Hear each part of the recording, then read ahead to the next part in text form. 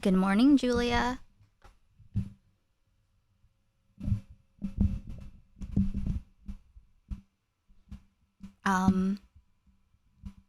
It's me, Joe. I just wanted to say hi. Wish you a great day.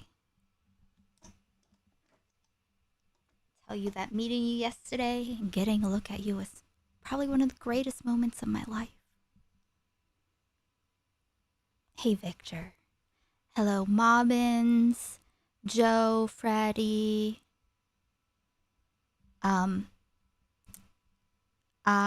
My sleep is all messed up.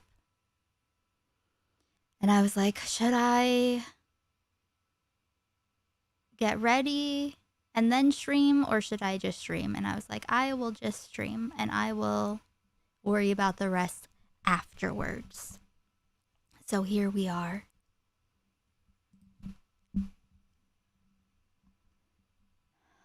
Let's see.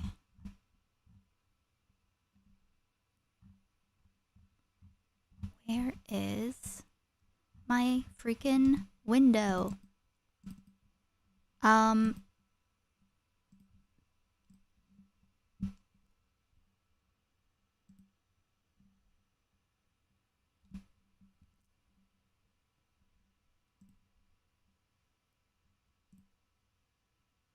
Let's just start off with my comfort song.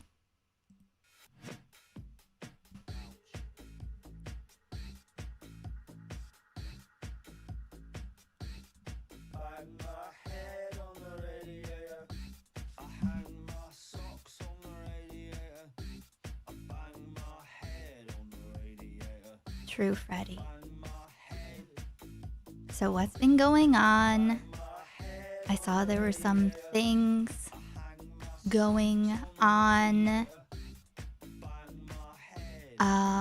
Let's see.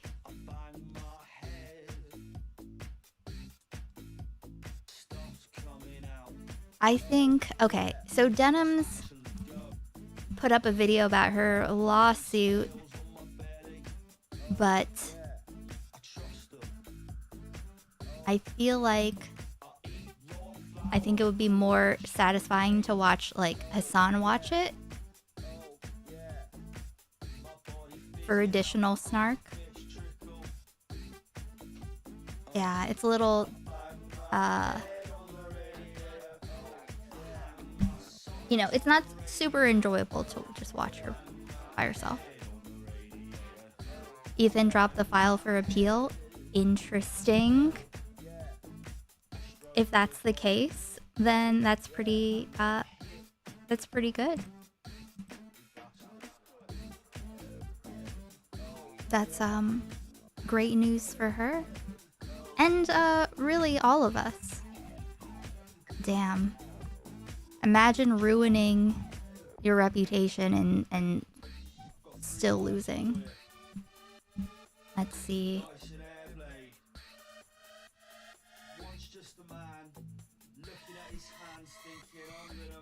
So fucking dry, you won't even believe it.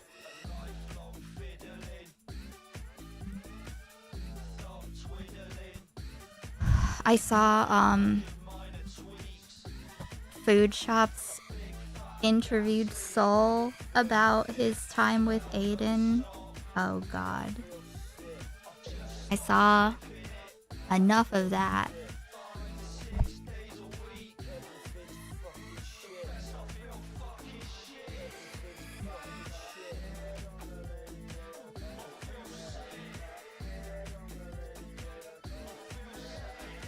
Well, I mean, I don't know. I'm sure Denims has a lot more resources than Rogan and Casey Tron. Way more successful of a streamer.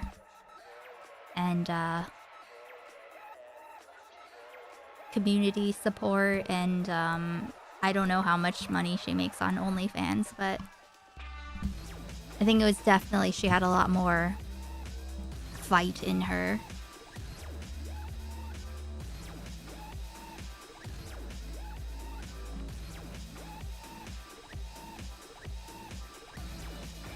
But honestly, like, who wants to deal with all of that? Well, hopefully, I don't know. He's not gonna stop. I don't think he's gonna stop. I think he's just gonna keep going. Try to find new people to sue. Well, he still has the lawsuit against Noah Samson, right?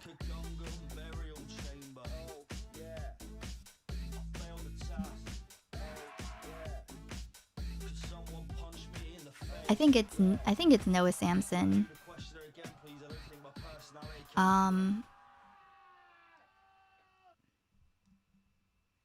Poor Aiden. Yeah. Poor Aiden. I mean, that sucks to have your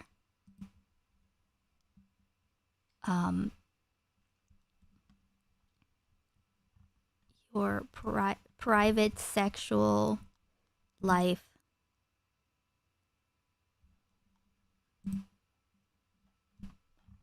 talked about on a fucking DGG live stream. Oh, how about Graham Plattner? I saw that that's a thing. I saw like a second of it, enough to be like, oh yeah, sounds like he raped. That's bad. Raping is bad.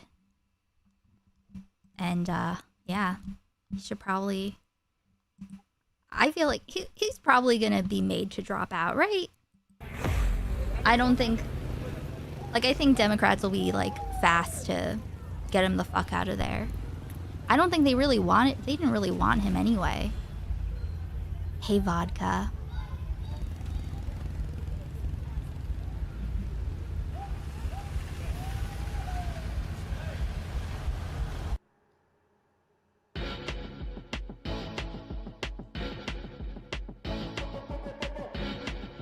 This is such a good song. Get back. I ain't got time for the tack. Bring on with a bird, I'm suck. Young brother sharp as a tax. Snatch a crown from a king, and I tell you why I slap. Grown man sipping for a rap. Bootlicker blues, you and lap. Time to start a ride. Where you at?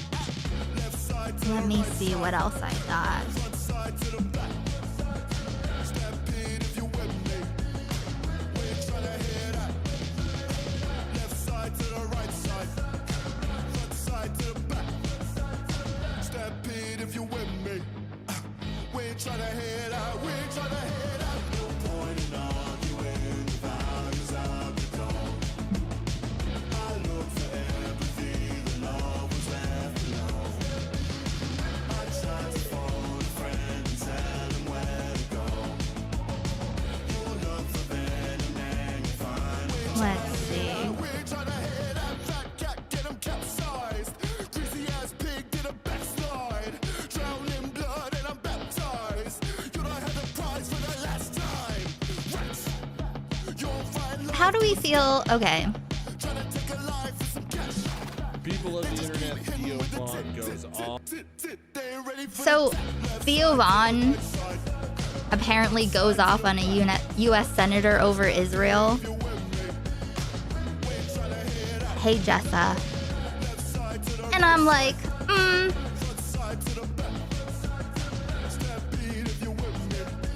I don't know. Maybe we'll take a look at that. Which is like, you know, it's always good for anybody to speak up against Israel, sure. But I mean, THEO Von, he's been a part of the machine as much as anyone. Hey Lucy, I managed not to get on. I'm very glad that you managed to not get bombed, Lucy. Be safe. I'm happy. I'm sorry to hear that, but also happy to hear that you're okay.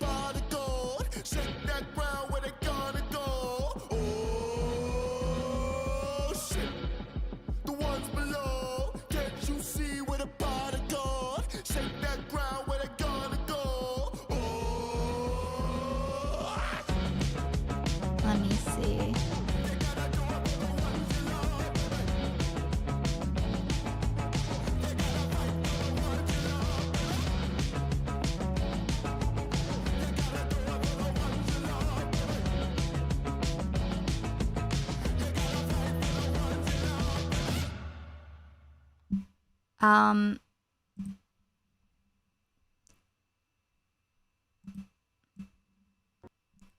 Also,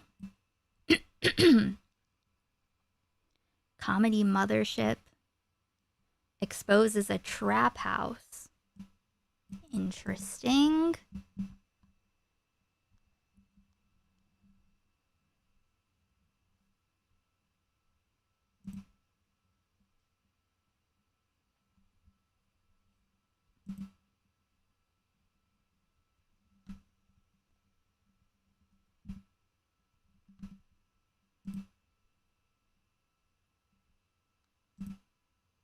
Come on.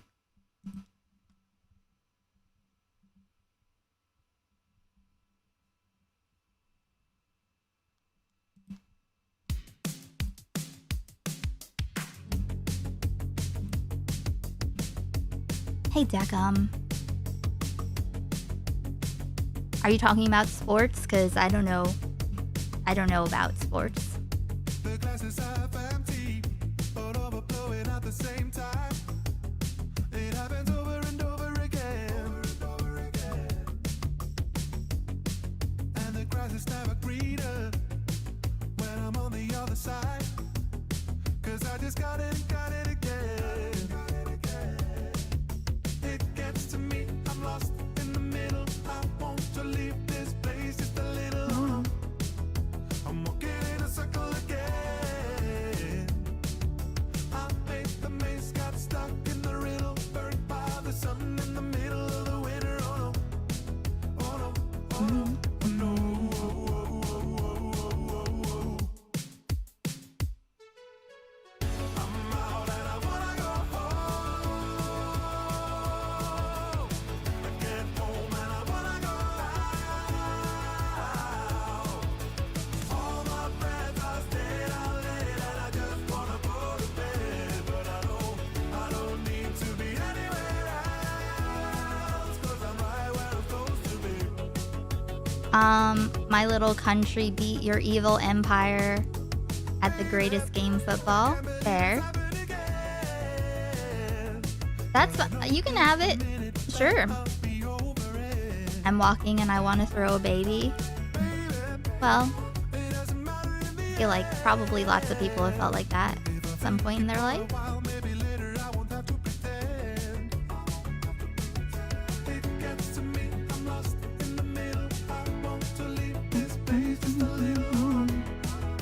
I'm walking in a circle again. I made the maze, got stuck in the riddle. You know, I mean, you also have waffles, right? I would love a waffle right now. I'm out and I wanna go home. Maybe I'll make pancakes after stream. I get home and I wanna go out.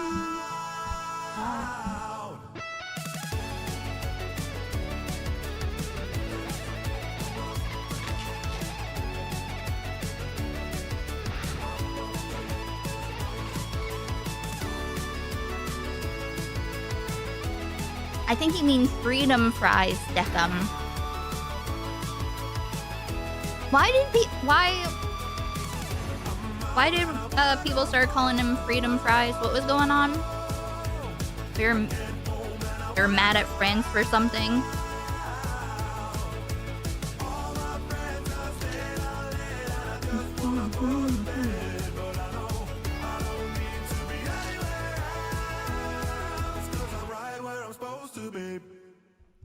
Oh, is that why? Because France wouldn't join in on Iraq?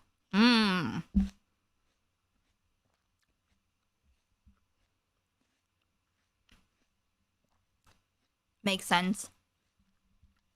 I have a vague memory of going to like the beach, you know, like the boardwalk where they have lots of food and stuff, and I remember a sign that said freedom fries. That's what I remember about freedom fries. I also have an apple.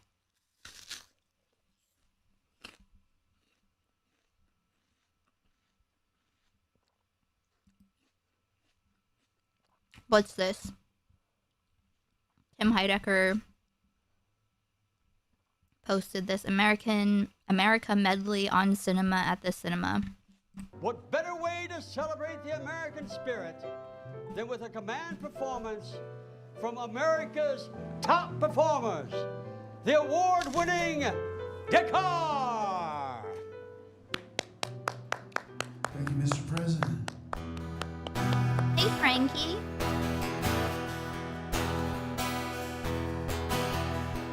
George Washington, Thomas Jefferson, and Johnny Appleseed, and so many more.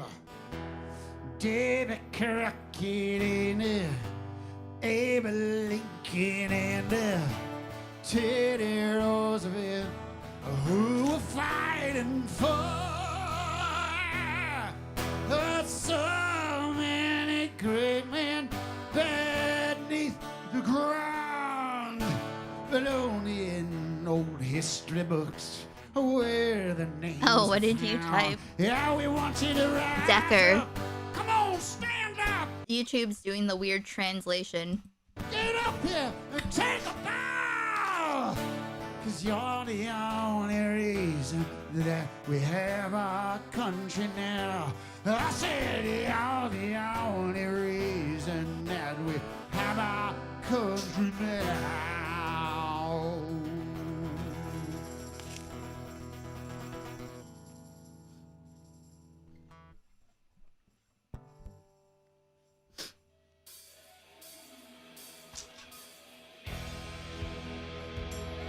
Let's rock and roll.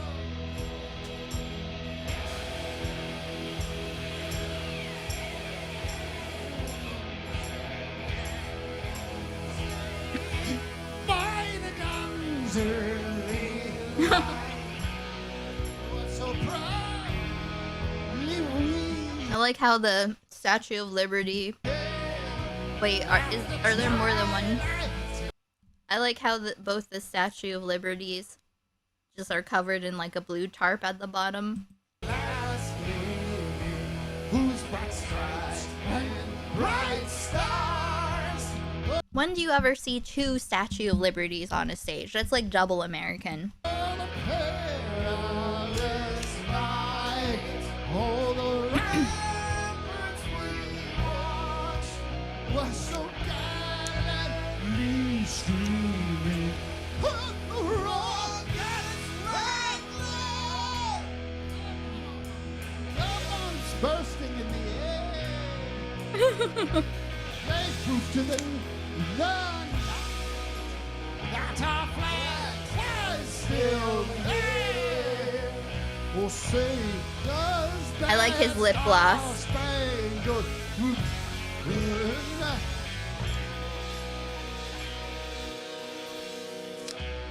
Land of the free. Hey, Marrier.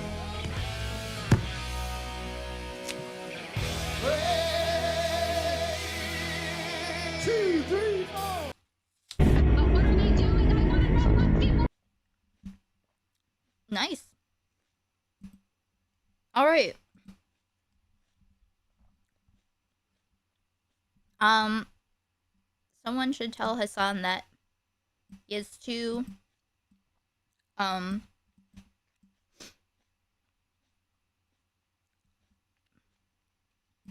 apostrophes in his title. All right.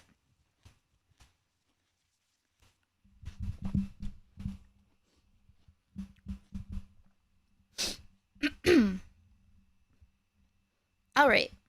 So, let's see. Hassan react to Denim's video. I feel like, you know, there's an extra layer of snark on top, you know, to have Hassan's reaction to it. Was anti-Semitic. The judge was in Discord chats clearly. Let's talk about the Denim's W. Denim's got a W. And I'll say the truth that no one else will say. The judge was a snarker. The judge was anti-Semitic. The judge was in Discord chats clearly. The judge was a Denim simp. The judge didn't know the law. The judge loves. Is Hassan doing all the samples?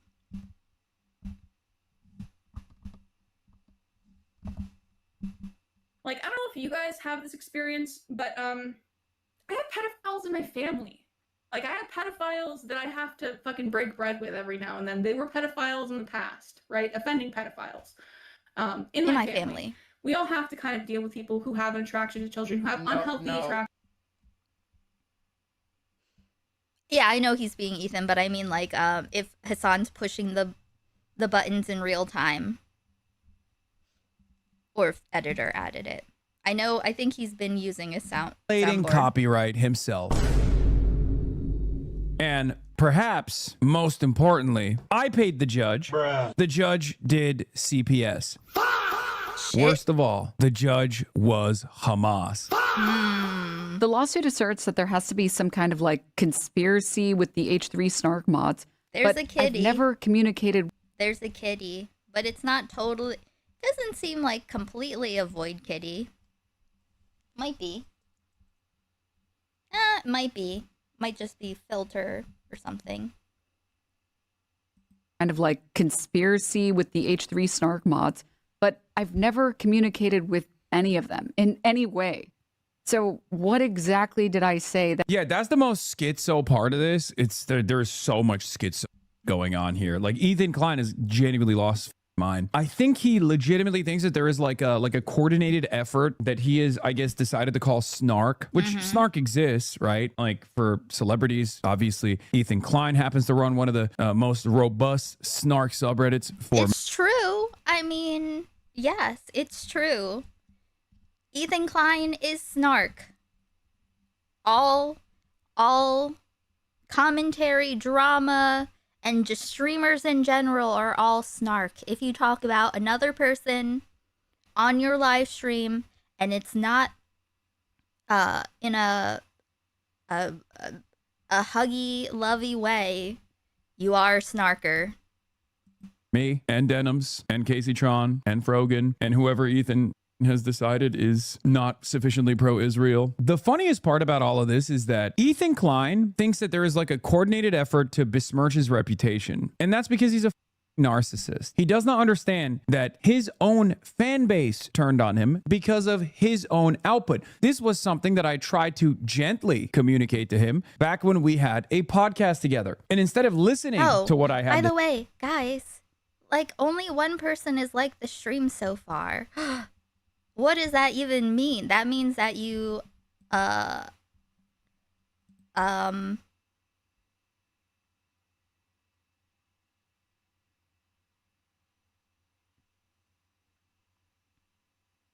means that you hate that Ethan Klein lost and you want Ethan Klein to win all of his lawsuits against everybody. But But yes, please like the stream, live not top chat. Hello, hello, welcome, welcome. Say to him as a friend and a Yes, co-host. it also means you're a Denims gooner and hater. You're one of the Denims haters that watches all her streams and furiously, angrily masturbates. At the time, he chose to unleash war upon me and virtually anyone else that had ever appeared on my stream or had shown support to my worldview. It was mind-boggling. It's like with Denims. I've had such little contact with Denims. I've seen her at TwitchCon. You know what I mean? Like we're not coordinating with one another. Since that fallout, by the way, Ethan Klein has burned so much goodwill. He has lost 500,000 subs. Like he is burning his channel. He's burning his reputation, and he's burning a good deal of money. H3 and Diddy G were in full QAnon mode when you reacted to the content nuke because you were wearing the Ron Burgundy coat and the leftover subreddit's avatar was you in that coat. Like you were signaling Lemao, bro. Wait, what? Amazing. The only thing that connects myself, Casey Tron, and numerous other people like Noah Samson that Ethan is still also, is being pro-Palestine. I think, trying to sue and iDubbbz, is that we have a shared perspective on Israel's genocide of the Palestinians. We know one another. We're friendly with one another. I appreciate their voice in this space, but that's it. Okay, that's it. Ethan thought that was enough to create a bizarre grand conspiracy where we're all coordinating with one another and coordinating with a bunch of fans in Discord circles. You know what that means? Know what that means? That means that's what Ethan is doing. And subreddits to besmirch his good reputation. It's like, of course they're doing it. I'm doing it. Of course they're doing it. And they're doing it worse. Where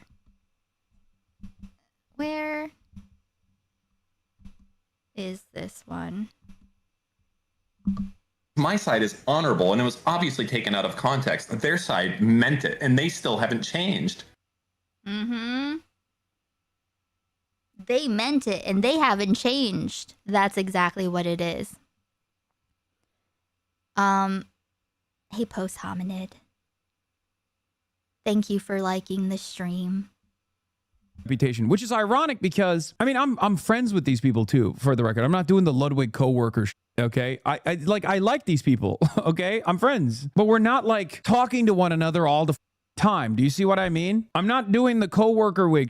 I'm just saying that we're not in constant contact with one another to like ruin Ethan Klein's life, and we're getting together and talking to fans and doing all this stuff. We're not like, we're not devising devilish plots against Ethan Klein in the way that he thinks is happening, okay? I would go to their few... And like, allegedly, I'm not there, but what it seems like, according to like the things that Dan Salman has said, seems like, there's a lot of that going around. And so, people who love feeling like they have power and like the ability to pull strings, they love it, and they're like, why wouldn't the other side do that too? I hope that I die before them, but like we all have our own goals. We all have our own thing. We align on a lot of issues politically. And I've, of course, defended them as well because they've done things worthy of defense. They were unjustly maligned, attacked endlessly, ruthlessly. And the irony is there was a coordinated effort. It just wasn't happening on our side. It was happening to us. Okay. The coordinated effort was pure projection from Ethan Klein because that's what he was doing. He was doing this with the internet's most ruthless sex pest cult leader, Sex Pestiny, whose podcast co-host is a sponsor of H3H3 podcast, redact.dev. You guys may have noticed we got a button sponsor. Look at it. Oh, wait, my glasses. Yep. Redact.dev, guys. They are our button sponsor. They were the ones who were actually trying to get institutions involved, organizations like the ADL involved deliberately in this conversation. That's what happened. It was always pure projection. His accusations were confessions. That proves this malicious intent and involvement in this conspiracy. Well, here are the clips from his video. We're relying on you to stay live so we don't give more views on the nuke. Yeah, I'm gonna stream it. Since he confirmed it's coming out today, we're gonna stream it. If you want to watch it with someone else who's already watching it, come enjoy the watch party somewhere else. If you enjoyed not giving any views to that terrible video, follow, subscribe, throw a prime if you like the content, if you enjoyed your time here. Compelling, right? Here's the thing. I don't The baby is so sleepy. Look at this sleepy little baby here. care how many views Ethan's video gets. Sex Pestiny literally the other day said he was going to launch a massive harassment campaign against me and other like-minded people to get me off the internet. Every accusation from them is a projection. But what's also really funny about that is he's been doing that for the past 7 years and it's failed. So I don't know what he's going to do further. You know what I mean? He's already been doing that. He's been doing that nonstop. Ethan Klein was just another victim, kind of, in this grand battle. Yeah, this is another thing. Don't go bother Hassan while he's in Japan having a good time. Don't bother him about this stupid garbage. Like, I think it's bad enough to like lose a friend, especially someone where you someone you really try to like make a better person. The last thing I would want while I'm vacationing in Japan is to be linked 100 times some video from a deranged ex of mine, right? If you want to watch it with someone else. That is basically what it is, right? Deranged ex. Who's already watching it, you know, come enjoy the watch party somewhere else. So she wasn't even saying, don't watch Ethan Klein's video, watch me instead. She was saying, don't bother Hassan with this nonsensical bullshit. He's in Japan, which, by the way, ironically enough, part of the reason why I didn't cover it in Japan was because Donald Trump had just gotten elected and I'm a 34-year-old adult who happens to be a political commentator. Oh my God. Not only that, but Israel's genocide was obviously continuing. And I brought both of those things up all the time whenever people were like, what are you, scared? You scared that Ethan is destroying your soul, destroying your career? Are you scared? And I'd be like, no, I have real news to cover. And they would be like, oh my God, he is so terrified. Lo and behold, it turns out Ethan already was scheming, apparently, by his own admission. He was scheming to try to trap people into legal battles, myself included. It obviously didn't work. He cried on camera, being like, why won't he watch my context nuke? You were clearly dodging the content nuke according to 3 mental illness subreddits. It's one of the funniest things that I've ever encountered in my professional career for the last 13 years. The idea that this like low IQ demon who has no concept, who has no conceptualization, no understanding, no historical context whatsoever of like the Israel-Palestinian conflict that has spanned far beyond October 7, of course, that I was worried about his mental prowess, his compilation of YouTube videos, his compilation of clips. I watched some of Chris Kunzler's video about Ethan and Ela and their hatred of Orthodox Jews in Israel. I watched like maybe half of it, but it was like kind of interesting. It was interesting context. All nefariously clipped over the course of the last 2 years at that point by my cyber stalkers. And I kept telling everybody, look, if you want to hear my response to the context nuke, I already delivered it to you a month ago before the context nuke came out. Why do I have a video out there that was already responding to all of these claims? Well, perhaps it's because I know exactly where these claims were coming from. It was coming from Epstein's community of serial doxers and cyber stalkers and mass harassers. But no one wanted to go and do the work. No one wanted to go and do the work, and they just decided to live in their weird, hallucinating alternative reality where they thought Ethan Klein had bested me intellectually. An intellectual giant had destroyed me. Ironic because, like, looking back at the context nuke now, especially as the public approval on Israel has obviously fallen into the gutter. Chris is so well educated, it's wild he's so young.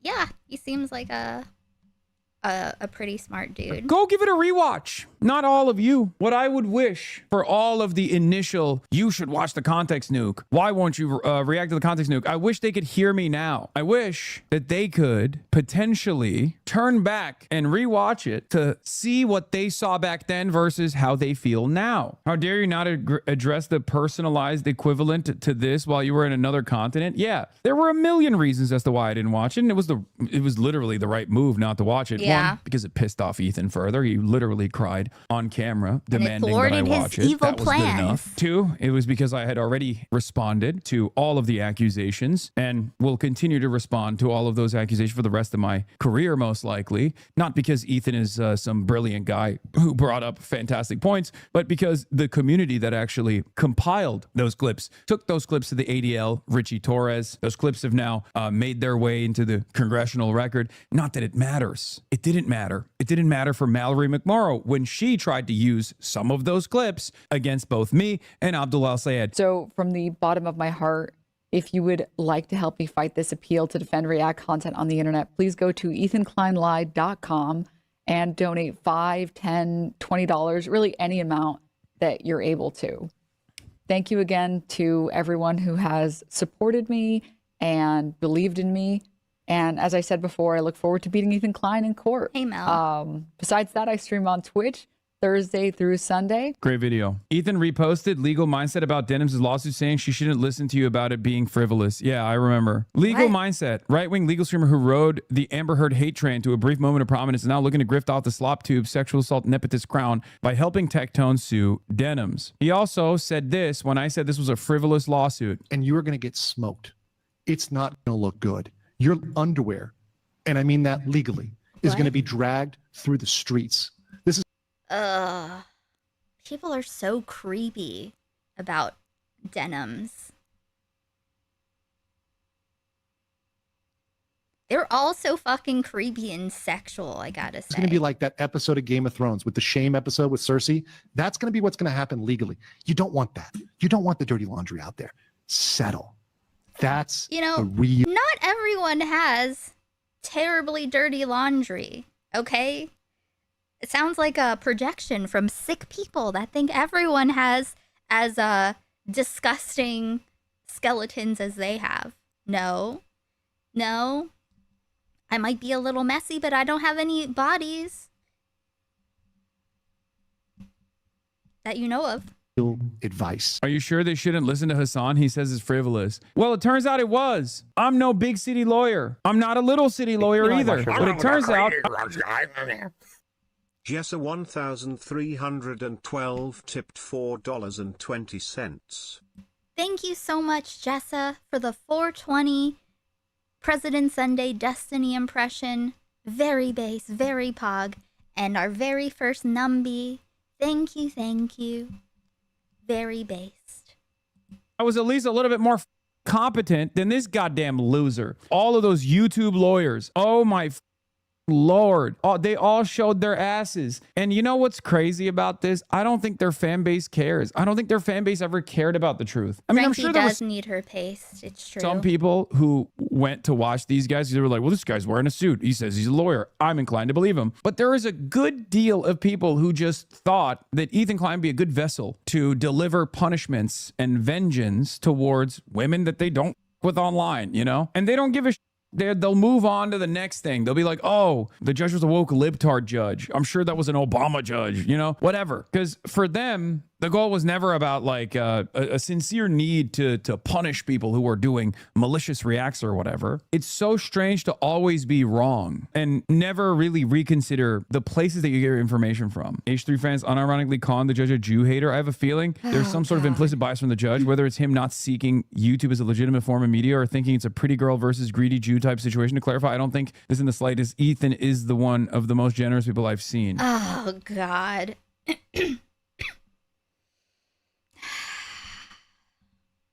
Yeah, generous to his West Bank lawyer who's literally shellacking him, okay?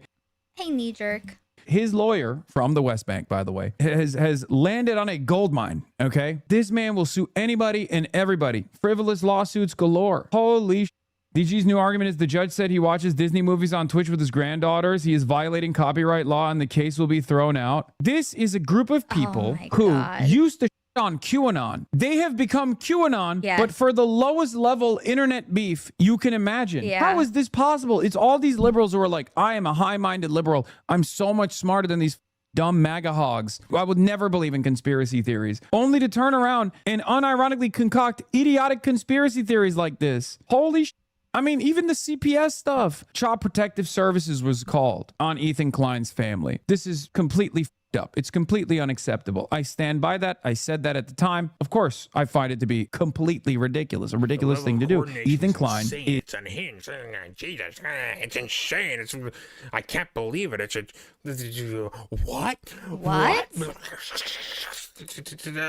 Oh, my wife's butt plug fell out. Unchained Mel tipped $4.20. Just of cash. Thank you so much, Mel, for the 420 President Sunday Destiny impression. I like that one. That's a good one. Thank you so much. Numby 2. Is a multi-millionaire, okay? You think his children are going to be better off in the system? No, of course not. Even if he was a bad parent, he would still be a far better parent than the foster care system, okay? And I'm not even still I haven't seen the FD signifier one in a minute, and that one's pretty deranged. saying he's a bad parent. I'm just literally telling you it's an insane concept. And there was never a moment, for example, that I was in support of it. There was never a moment where I said that it was good. I didn't even know about it while it happened. And then I was made aware of this situation because Ethan and all these other morons on the internet were claiming myself and Denims and all these other people had conspired against Ethan, and we had called CPS. Sex Pestini's community is completely out of control. They don't realize that they have been duped, that they're a part of a cult. It's mind-boggling. Everything that this man does, every piece of output he does is for self-interest. He has no real political goals. Why is Hassan beefing with Bad Empanada? Bad Empanada is probably beefing with Hassan. Bad Empanada likes to beef with Hassan and other people on the left. He is duping you into believing that he has like a broader political agenda that he's serving. It's a lie. He's only serving himself and his own base needs and desires. Half the time it's literally sticking his dick into anything and everything he can, okay, with questionable morals. And then the other half is just on the screen it says, what did Destiny do? Streamer accused of sending sexual texts to 17-year-old in viral screenshots. Advancing a barrage of hatred, just gamergating his own personal enemies. Enemies that he has designed in his mind, by the way. Enemies that he thinks need to be put down. Myself, Ludwig, Cutie Cinderella, all these other content creators on the internet that he claims have actually reduced his position that he deserves. Also, listen, I saw for a second, because I have been seeing here and there stuff about Taylor Swift's wedding, and I'm like, I think that it's completely reasonable to hate everyone that went to Taylor Swift's wedding, including her. I think that it's a sick display, a sick dystopian display of how like there's a different tier of being a person in the world, and it's yeah, like just photos of celebrities dressed up and headed over show up on my YouTube feed, and I'm like, fuck you, fuck you, fuck you in your fancy clothes, fuck you as well. And so I saw like a clip of Hassan and Cutie like FaceTiming or something where he's like, I guess she's a Swiftie.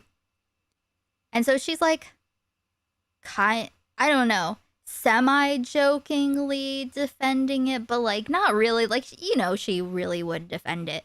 And I think that anyone that would defend that is also deranged.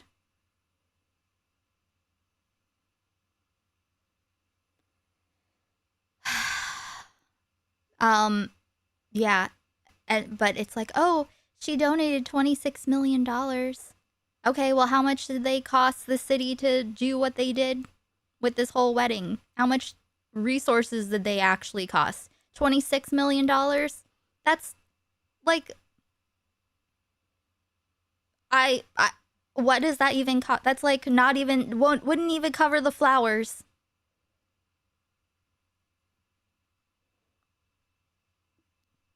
I think it's it's spitting in the face of I was gonna say New Yorkers, but like really the nation. People shouldn't be able to be that rich.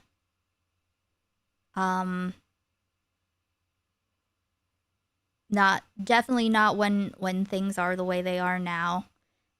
People have to like go to cooling centers because they will die because there isn't adequate temperature regulation where they live. They have to like go somewhere else. You know, making people take detours in July 4th weekend. Like from, as it's like right, Madison Square Garden is literally right next to Penn Station. It's disgusting. How dare you inconvenience our lives even more than you already do by existing. What was the thing with her? She had it at Madison Square Garden. But like everyone signed an NDA, so it's just like this secret rich people celebrity ritual that happened. That's what I'm calling it. Secret celebrity billionaire cult ritual.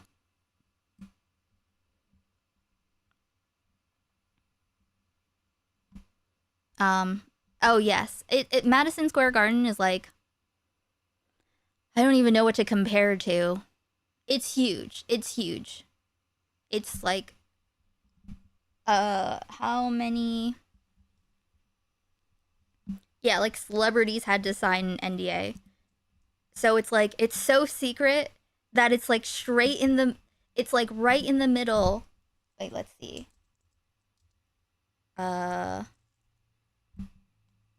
Madison Square Garden capacity. Seating capacity is almost 21,000 people. One of the largest and most iconic indoor arenas in the world.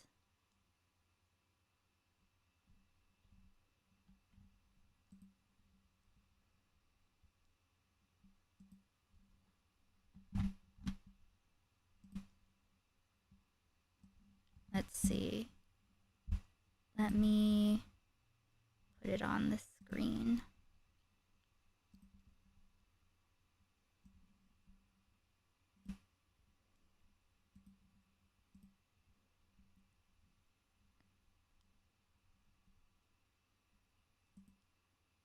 Like, can you see this? It's like right next to Penn Station. Like, really, you needed all this? You needed all this? Okay. Like, I think it's crazy, like, the amount of wealth that it takes, not just to have this, but to keep it private and secret and not have, like, photos leaked and stuff. Yes, it's in the middle of New York City. It's like,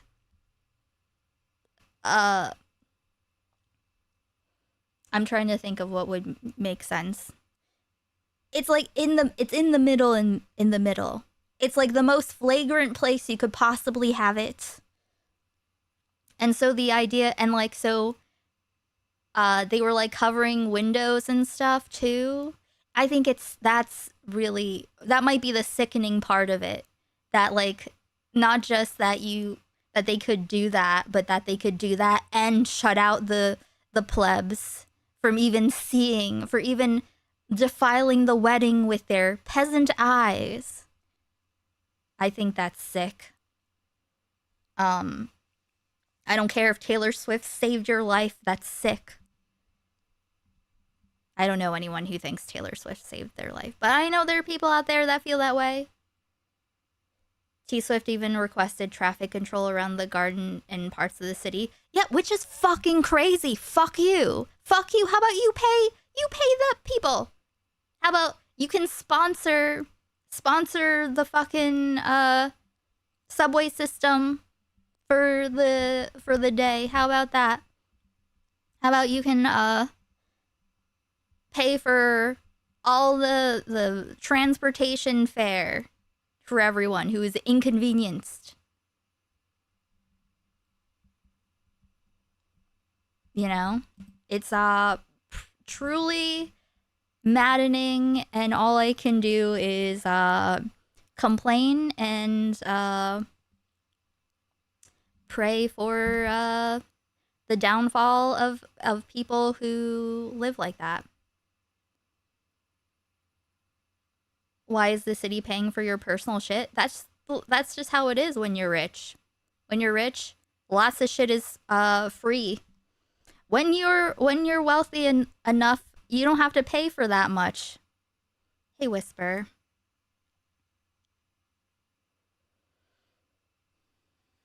But yeah, imagine going to work. It's fucking 4th of July weekend. You have to work. And then suddenly the train that's supposed to stop at 33rd Street. No, sorry, we're going to 125th Street. Just kidding. We're going express right now. And it's like 100 degrees. I would become violent. I would be violent. That's, yeah, absolutely. In my heart, not in reality. But yeah, that's pretty fucking sick. But yeah, so Cutie Cinderella, I gotta be honest, I really don't like her. She seems like she's also very out of touch.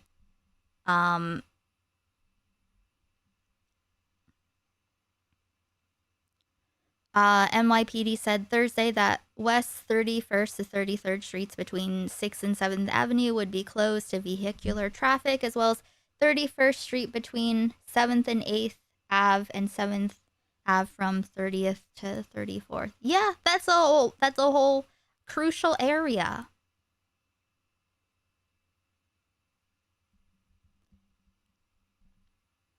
But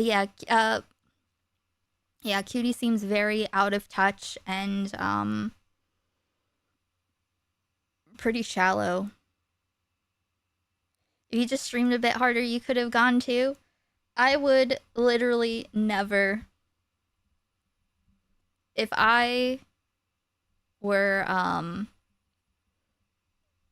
famous and had money and were invited, I would never, and I would talk shit and my social media would get shut down by Swifties, but I wouldn't care because fuck you. My sister got stuck in traffic for like an hour trying to get home because the Uber driver didn't know and got stuck trying to drive around. Yeah, it's fucking disgusting. It's dystopian and disgusting, and I don't appreciate it. I don't appreciate how much reality is reflecting, you know, during the years where I barricaded myself against external stimuli and just read sci-fi and fantasy and dystopian apocalyptic novels. I don't like how the world is literally just like the books that I was reading all the time. You know,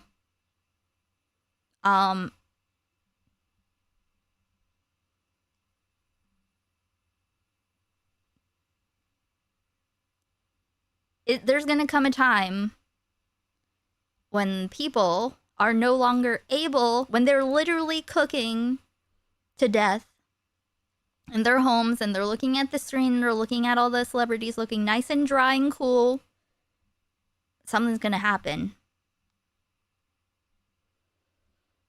Do we have a progressive replacement for Graham Plattner? I have no idea. I have no idea.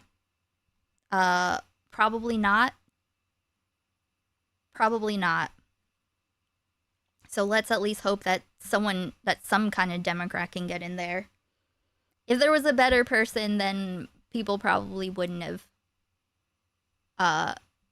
gotten so hooked on Plattner, I imagine. Who's Troy Jackson? Is that another main potential?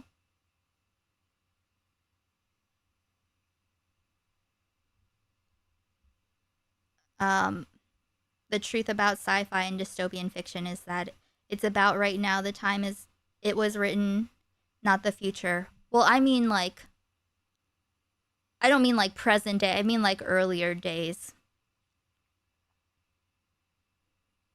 Like before, like AI stuff, before there was actually AI stuff. You know? And even if it's not reflective of what's physically happening, it's, you know, It is what it is. I don't know. Anyway, I don't like Cutie Cinderella.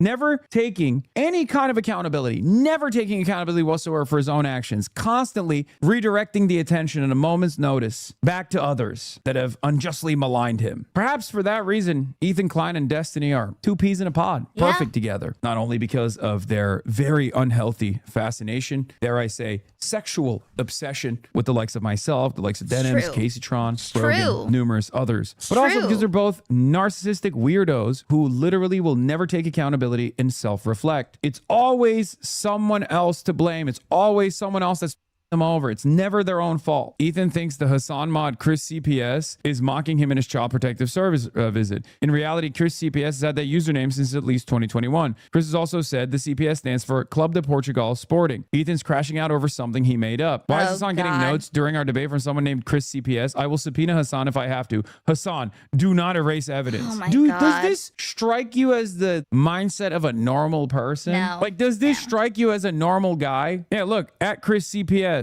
from 2021, from 2022, at Chris CPS. Chris CPS, wake up. Nerd Club is talking about Schneider in 2022. What's the acronym stand for again? Club de Portugal Sporting. This is the paranoid hallucinations of a madman. As we have found out, it doesn't matter if someone is absolutely insane. If they have a fan base of parasocial weirdos, they can advance whatever cause, no matter how mentally unwell that cause may be. Because people believe this and a million other things that Ethan has claimed about others. Yeah, meanwhile, there's a compilation of me out there telling my audience to leave Ethan alone for more than a year. And he still had the audacity to blame me for people not liking him. Take accountability. Stop these frivolous lawsuits. Just eat the L. Maybe go on a long retreat. Get some therapy. You have enough money. It'll be good for you. And then you can come back, revamp everything. I have combated right-wing misinformation my entire life. I feel like Ethan would find like a yes man therapist. That's just how I feel. Like, I feel like he would just, like any therapist that actually would try to really work with him, he'd probably be like, no, this therapist is a snarker. Okay, my entire career has been dedicated to fighting the forces of the far right, fighting the forces of right wing, and even sometimes trying to get liberals to be on board with a much better politics, right? I did not think that there would be an entire sphere of influence on the internet exclusively dedicated to A-logging me in the most ferocious manner possible, basically designing their entire worldview off of whatever the I'm supporting to be against whatever the I'm supporting. It's insane. Think of how much insanity you're taking for other people, though. You're a great tank. Sure, I'm a tank. I can handle it. But also, there's the other side of the story. For every community that exists out there that gains a new member that is aggressively pursuing these causes for unbelievably narcissistic cult leaders out there, that's a person who's lost in the sauce. That's a guy who could have had a healthy life, a girlfriend or a boyfriend, a themper. That's a person who is going down the right-wing rabbit hole. It's sad. I feel bad for these people. My whole life, I've tried to pull them out of this and have successfully done so. This is what used to be relegated the crazy guy on the sidewalk, but now they have millions of YouTube subscribers. I know. And also tens of millions of dollars. So they have unlimited bandwidth to go and pursue these frivolous lawsuits to bury others who have far less money than they do under costly litigation, under paperwork. Frogan is a great example of this. Casey Tron is another great example of this. I mean, this motherfucker made Casey Tron do a ISIS hostage style video, made her apologize to Asmongold. Ethan Klein, the great combatter of anti-Semitism, has been aligned with Asmongold for the last 3 years. The craziest part about it is Casey Tron literally only got added onto the lawsuit pile because of Destiny. Why was Casey Tron even brought up in the lawsuit? At least with Morgan, you can say, like, you know, she's my mod. She's been a target of anger and animosity by incels all over the internet. And I guess Casey Tron has always been a priority target for a lot of incels, but it blows my mind that she just straight up got caught up in this sphere of enmity because Destiny hates her. It's just ridiculous, man. It's fucking ridiculous. So yeah, I'm glad that Denim's won her lawsuit. Again, the tactic is anything goes because they are the enemy And they're evil. My side is honorable, and it was obviously taken out of context. Their side meant it, and they still haven't changed. You know? Dan Salman did put it very well. I don't think Hassan would... I don't think I have anything to interview Hassan about, but maybe someday that will make sense. I'd like to do more interviews with people in the future. Glad that copyright is protected on the internet, that Ethan wasn't able to go back and destroy his own precedent from his previous lawsuit. It's been an insane year, I won't lie. Insane couple of years, as a matter of fact. This issue makes people go crazy. I mean, look, Shannon Watts, New York Times best-selling author of Fired Up, one of the founders of Moms Demand Action, will never support any candidate who proudly campaigns with Hassan Piker ever. Like, that's an adult. So Hassan derangement syndrome has moved beyond this of online commentariat and has actually moved into, you know, best-selling authors, ride or die, Democratic Party loyalists, consultants. I don't know, man. It's insane. Yeah, it is. Because they will grasp on to whatever they think will suit their purposes, not because it's accurate, but because it is convenient. You know? Okay. I think maybe we will watch this Theo Vaughn goes off on U.S. Senator over Israel. But first, I am going to pee.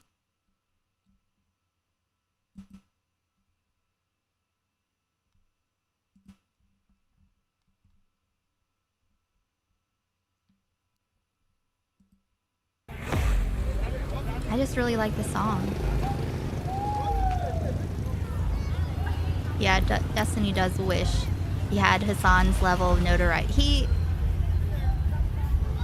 It's great to think about how ass mad I'm sure he is.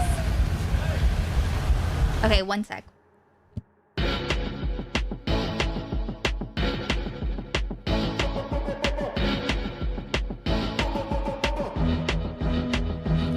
Get back. I ain't got time for the attack. Grinning with a bird, I'm sack. Young brother sharp as a tax. Snatch a crown from a king, and I tell you why I step. Grown man sipping for a rap. Boot like a blues, you a nap. Time to start a ride. Where you at? Where you at? Where you at? Where you at? Left side to the right side. Front side to the back. Stampede if you with me. We ain't tryna hear that. Left side to the right side. Front side to the back. Stampede if you with me. We ain't tryna hear that. We ain't tryna hear that. No point in arguing the values of the dawn. I look for empathy, the love was left alone. I tried to phone a friend and tell him where to go. You'll look for venom and you'll find we ain't tryna hear that, we ain't tryna hear that. Fat cat, get him capsized. Greasy ass pig, get a backslide. Drown in blood and I'm baptized. You don't have the prize for the last time. Rats, you won't find love through a step. Tryna take a life for some cash. They just keep hitting with the tit. They ain't ready for the tap. Left side to the right side. Front side to the back. Stampede if you're with me. We ain't tryna hear that. Left side to the right side. Front side to the back. Stampede if you're with me. We ain't tryna hear that. We ain't tryna hear that. Give him my reply with a bet. Find out oligarch, get him taxed. Running out of time. No point in arguing the values of the dawn. I look for empathy, the love was left alone. I tried to phone a friend and tell him where to go. You look for venom and you find a pot of gold. The ones below, can't you see where the pot of gold? Shake that ground where they gonna go.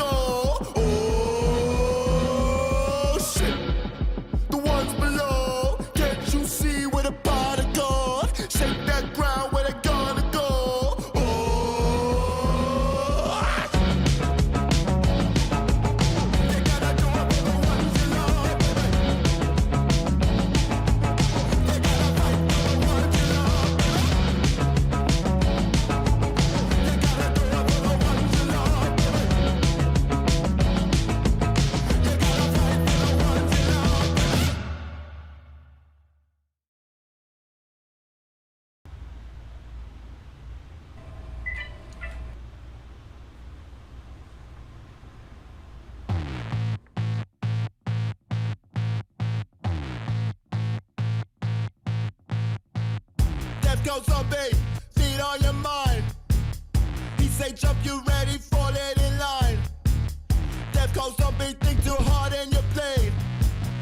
Come and get me, I won't live on my name. I live here, so are you following me? Mr. Master Race, but still no J. Burning in the sun and looking British in the tea. Big chopper, I got your little taste. Cheeky little boy, want him to put you in your place. Watch the world burn with a smile on your face. Fear in your flesh, you so scared to be replaced. Think you a future billionaire, but your future's been erased. Death goes on me, feed on your mind. He say jump, you ready, falling in line. Death goes on me, think too hard in your brain. Come and get me, I won't.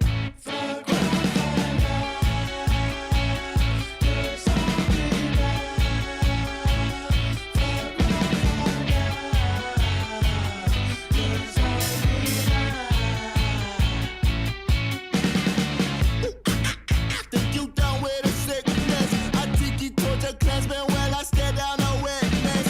And you take part while you working your fitness. Still can't figure out why you can't get any women. Me, I've been chillin', Uno card dealing. Could've turned out better if your dad showed you some feeling.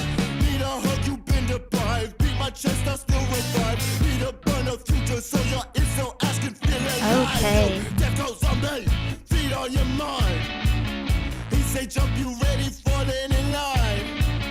Death goes on me, think too hard in your play. Come and get me, I won't live on my name. Death go, Hi, Frankie.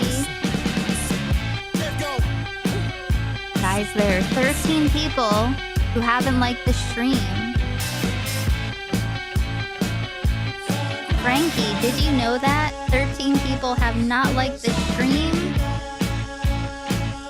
How does that make you feel?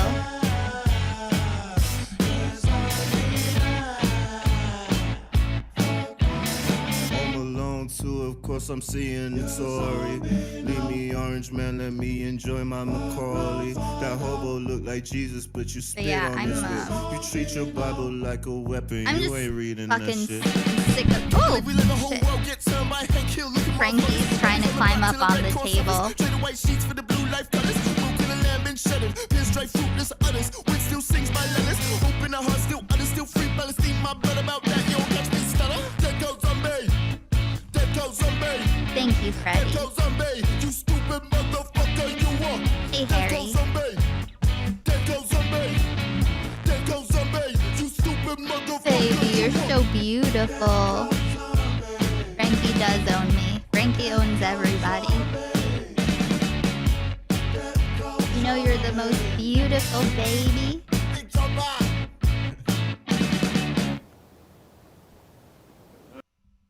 So cute. Okay, let's see. Theo Von goes off on U.S. Senator over Israel. So this is this channel we just discovered for the first time, I think, last stream. Lion Meows. We watched I think it was his video about Tony Hinchcliffe at the Kevin Hart roast. Okay, baby, I'll make room for you. If you want to come up here, I'll make room for you and inconvenience myself. But yeah, seems like a leftist kind of guy. And we'll see what he has to say about this as well. So, okay, I guess Theo Von confronted a U.S. Senator over Israel. Off on a U.S. Senator over Israel and what they're doing in the world. We're going to find out exactly what he has to say. All right, meow. I've been a consistent defender, he says, for 35 years of the Republican Party. I mean, very consistent defender, but there's no defending this, he said. So no, I'm out. What's your response to that? Well, I know Tucker. He is very, very smart. He's. What's your response to that? He said. So no. Okay, so this says they are making decisions on the basis of other criteria. What's best for this company? What's best for Israel? What's best for our donors? That's not just like they're off in the wrong direction. Like, that's unacceptable. That's treasonous. It's immoral. It can't continue. I've been a consistent defender for 35 years of the Republican Party. I mean, very consistent defender, but there's no defending this. So no, I'm out. And if I'm out, I think a lot of other people are out. Is that Tucker Carlson? Which do not get it twisted. Tucker Carlson still fascist. Exactly what he has to say. All right, meow. I've been She's a so consistent cute. defender, he says, for 35 years of the Republican Party. I mean, very consistent defender, but there's no defending this, he said. So no, I'm out. What's your response to Well, that? I know Tucker. He is very, very smart. He's very articulate. He has fallen out with President Trump and with those of us in the Senate who support Israel. He primarily fell out with President Trump. Oh, excuse me. Over the conflict in Iran. Now, I've been very supportive of the president on the conflict in Iran. I don't want America to be the world's policeman, but I don't want Xi Jinping in China or the Ayatollah in Iran or Vladimir Putin in Russia to be the world's policeman either. And these are hard men.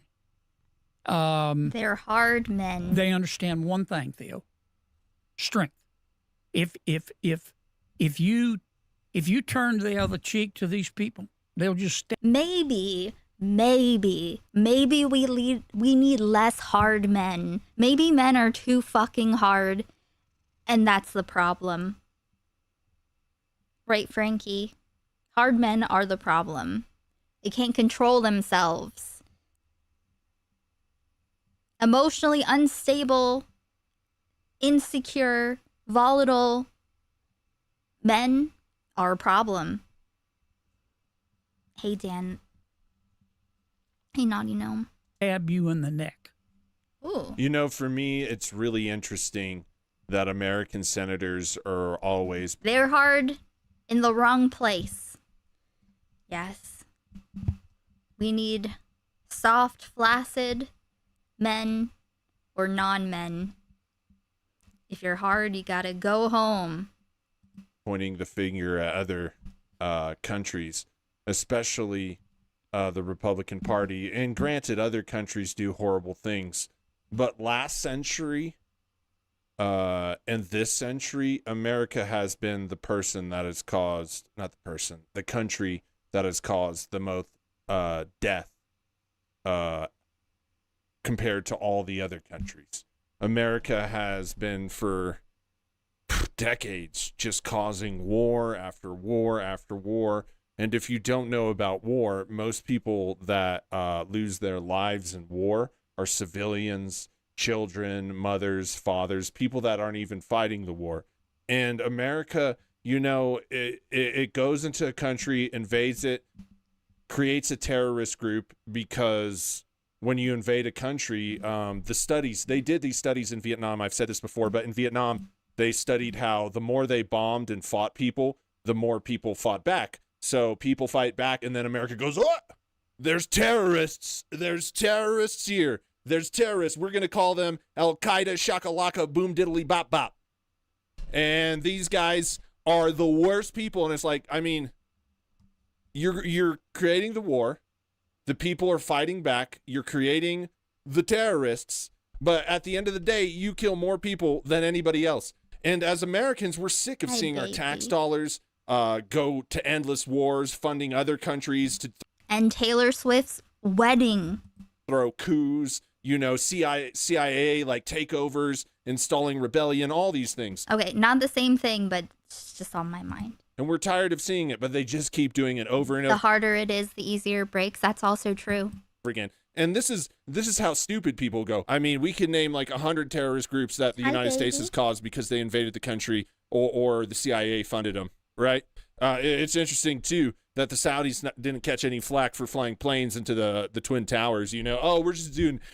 Masculine culture sucks ass. Most men are truly insecure and too afraid to express anything that doesn't match the typical manly status quo. yes, men are groomed into thinking they have to be a very specific thing, a standard that they will always fall short of, and will forever have to be fighting to prove their worth and that they are the thing that they're supposed to be.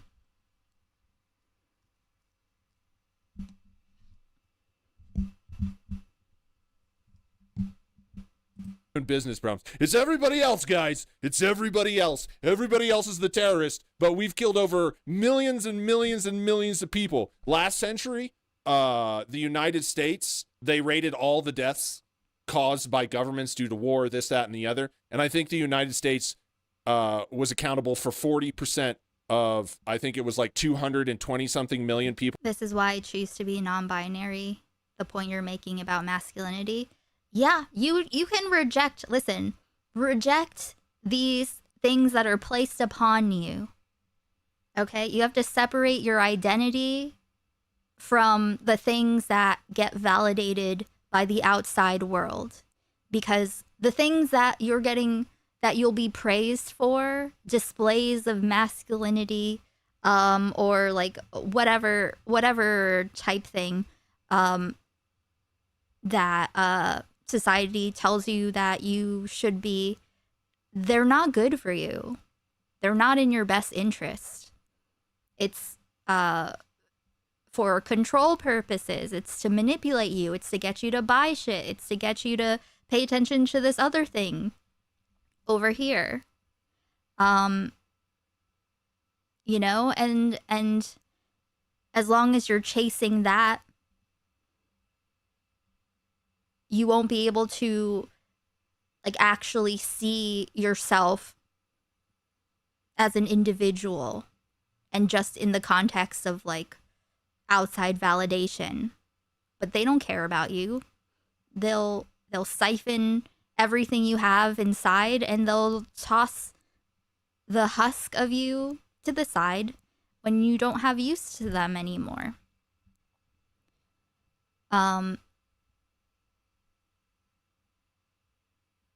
Yeah, no matter how manly you are, you will never be man enough for to fit the archetype. People that died last century due to countries' governments. Baby bottle nipple hat. I was thinking more like a condom with the reservoir tip.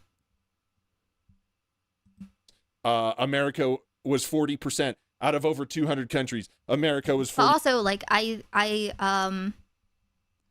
watching this one music video. I forget.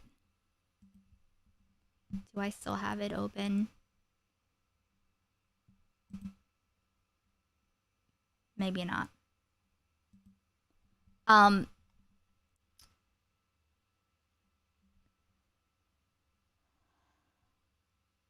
Who is this guy? Lion Meows. Here, I'll link. I think I just discovered this when I was looking for the Tony Hinchcliffe Kevin Hart thing last stream. I believe. But yeah, the way that children are socialized, you know, the toxic shit that gets put on young boys and then enforced by each other. Like it's understandable why all these men are so fucked up. Like it makes sense, but that's still like your problem. Hey, following. Masculinity is interesting because you would need to do more to be more of it, apparently, whereas our view of femininity is idealized based off of negation, how young and not sexual you are.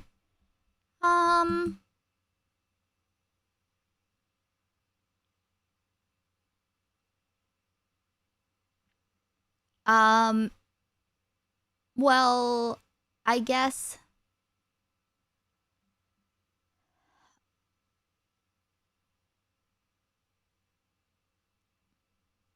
it's Well, the worst thing in the context of masculinity, the worst thing a man can do is be feminine. So, which is passive, not aggressive, not chasing to conquer. Like I remember kind of getting an idea from like just how it, I don't know, the way that like teenage boys like pressure each other.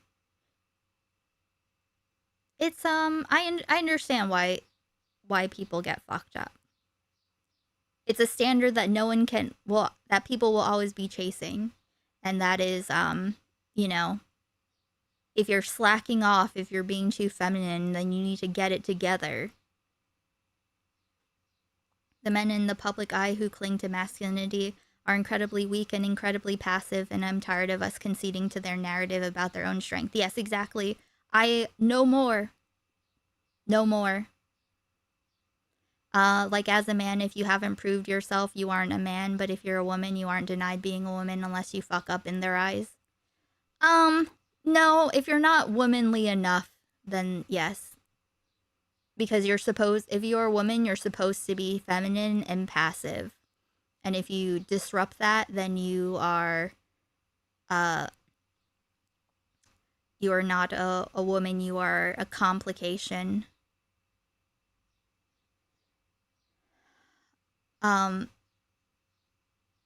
yeah, no more of this. Oh, like we have to shelter the feelings of strong men. No, they can get used to it. Absolutely not.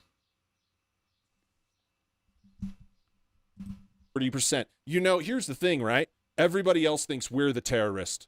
Every other country hates us. And this guy is still sitting up there, gosh, those terrorists in all those other countries. We had to bomb that girls' school.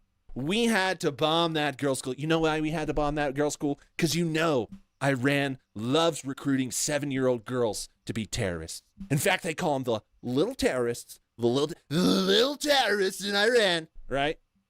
How stupid are people buying this shit? And these guys keep doing it. Meanwhile, the reason they do it is so they can go destroy a country, take control of their government, and then all their buddies can come rebuild the country, and they can make bajillions of dollars. You notice this? They destroy, and then why is it always America that's fixing it? That's because they make gajillions of dollars by destroying and rebuilding. And it's the same cycle. And this guy's up here. Look at it. This is his book.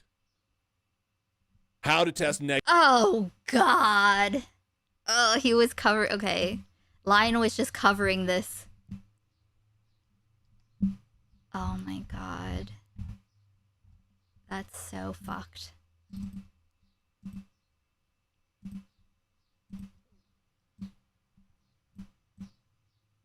How to test negative for stupid and why Washington never will. John Kennedy. Wow. How to test negative for stupid. Negative for stupid. First question is, why the fuck does Theo Von have this fucking loser on here in the first place? Sorry. I mean, Theo Von's had terrible people on, had wonderful conversations, wonderful, amiable podcasts with Tucker Carlson. Theo Von is absolutely a useful idiot oftentimes. And, but he's a little bit more comfortable being more emotional, vulnerable in that way. But he's a part of the machine. He's a part of the people who helped Trump get elected. So. Somebody told me I was too snarky. I'm working on it. No, snark is awesome. Theo Von just keeps snarking is morally neutral. Showing how stupid he is. He's having these people, he's promoting it. You should never have this man on your podcast. Yeah. He's a fucking warmonger. Anyways, I'm gonna calm down. I'm trying to be less snarky, okay? Now, What proof of that is there? You just look at their actions. That Iran is the world's foremost exporter of terrorism. Theo Von is like the fucking see, we allow people to have different opinions guy. Putin. It's funny because the rest of the world thinks it's us because all we do is war. My adult life started off with the Iraq War. That was right after I got out of high school. The Iraq War started. It's crazy. Oh, the terrorists are in Iraq. The terrorists are in Iran. The terrorists are in Afghanistan, Syria, Lebanon. Yet the only people consistently killing people right now, besides the war in Russia and Ukraine, we're just talking about America. Well, they're involved in that too, huh? Yeah, Theo has no shame. In my opinion, it unsettles me. I think Theo seems like a very self-absorbed person.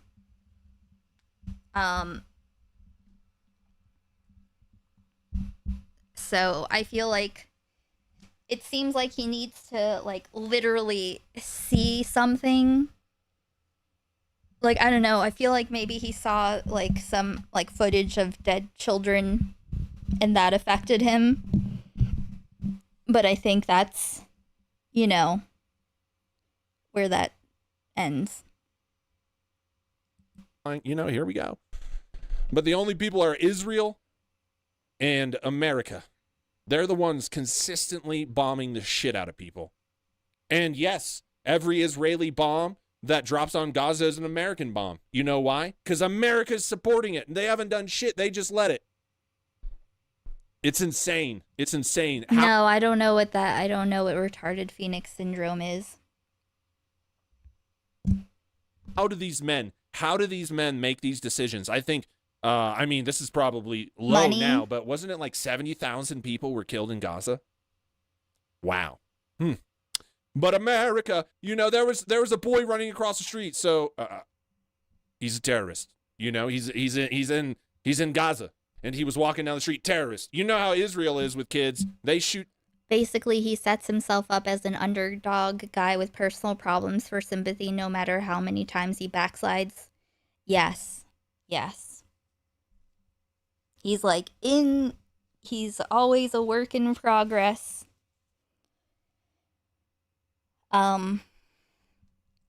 No, yeah, he absolutely has set himself up as the underdog. I'm gonna stop before YouTube. Point is Israel's okay, choose my words. Israel is a horrible country, and it will go down. Their government, their country will be known as Nazis in the future in history books. And that's just how it is. You can't sit there and do that to people. And you're doing it to Lebanon. You're doing it to all the countries in the Middle East. Yeah, he's just a little guy. It's not his own fault. He's just a little sweet boy. The Israel and its religion are fucking insane and crazy for power. And they're going to be remembered for all the horrible shit they've done. It's literally insane. I can't understand it. Who now, of course, runs Russia. It wants to dominate Eastern and Central Europe. Wait, let me. They're insane in the Middle East. The Israel and its religion are fucking insane and crazy for power. And they're going to be remembered for all the horrible shit they've done. It's literally insane. I can't understand it. Who now, of course, runs Russia. It wants to dominate Eastern and Central Europe, which is President Trump has gotten Europe to start spending more money on defense, but we've always had to defend them. I can tell you what President Xi, I've met with President Xi. He is very clear. He thinks that China is ascending. He thinks. From what I've seen, he uses a former addiction to justify his behavior instead of genuinely growing. Yeah. It seems like that. And I guess what I would say is to clarify,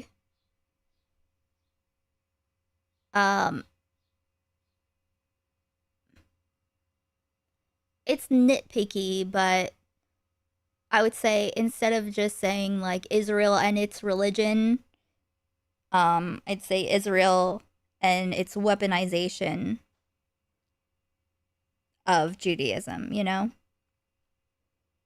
So ultimately, you know, I don't like religion. I have a lot of religious trauma. But I think it's important to clarify that it's like always, it's people taking these things, people using them as weapons, you know, for their own means. And it's not just like the random people here. Obviously, we all know this, but I feel like I don't know this guy at all. So I'm just throwing it out there. I'm not assuming anything I'm not assuming he meant anything in particular. But I just am throwing a nitpick out there. America's in decline. It's true. He thinks while they're building ships and nuclear weapons, he thinks all we do in America is sit around and debate whether a man can breastfeed. Damn, China's got us dialed in because they look, you know, all this complaining about trans sports, like their defining issue was shutting down trans people in sports. And they did it last week in the Supreme Court, upheld Trump's decision or executive order, whatever, something. Go look it up. And they ain't said shit. They ain't said shit about it. And here we are. These guys, they don't have no fucking clue. They're con men. All these men in Trump's government and government in general, they're con men. And they're just trying to make as much money and strike up as many deals for their buddies and for their companies before they get out. They have no principles. They're scum. They're usually... Dogma is built into religion. However, these religions aren't designed to strictly be worshipped in your private home like the founding fathers imagined possible. Well, yeah, I mean...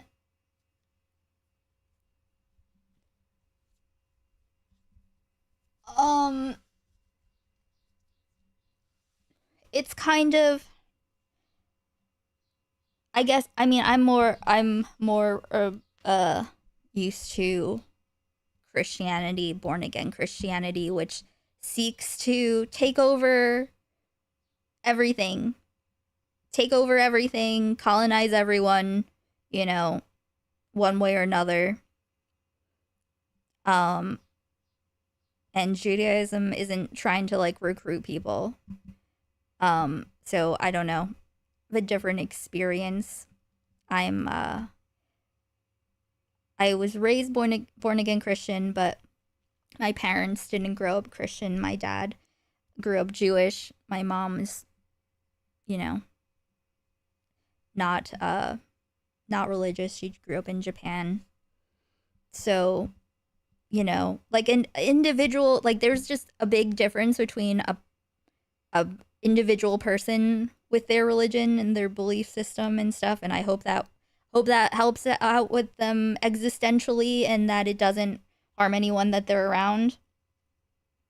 But it's again, it's the weaponization of religion. It's like individuals practicing their own religion don't have like the systemic power to go enforce it upon other people. Yeah.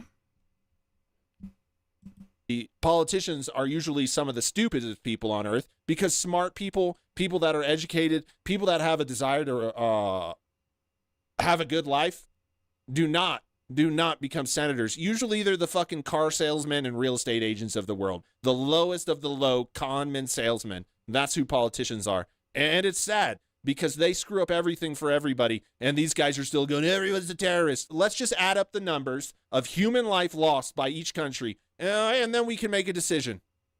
And he and Putin. But basically all I'm saying is that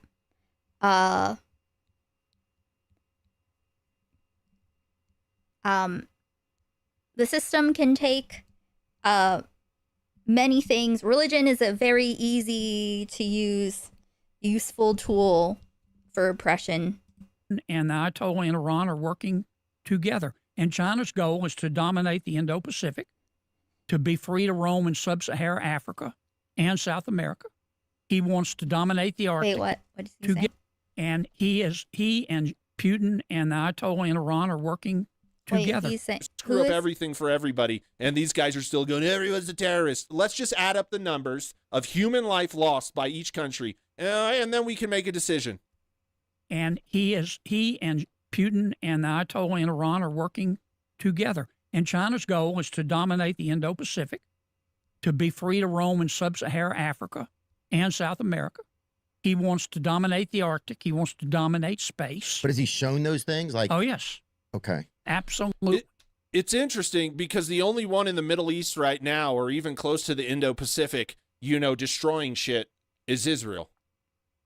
Isn't that interesting? But it's everybody else. Doesn't this sound like a narcissistic gaslighting bullshit? That's what it sounds like to me. Oh, it wasn't me. It was that guy over there. But you got this like a hangar over here, and it has a jet, and there's like a lot of bombs in there. And that jet, the engine's still warm. Well, no. We got to turn the engine on 4 times a day. Make up some kind of bullshit excuse. I don't even know, man. It's so strange to me that war is still a thing in 2026. War is still a thing. This is still how we're trying to solve things. Even though we got a whole history, from the caveman on up.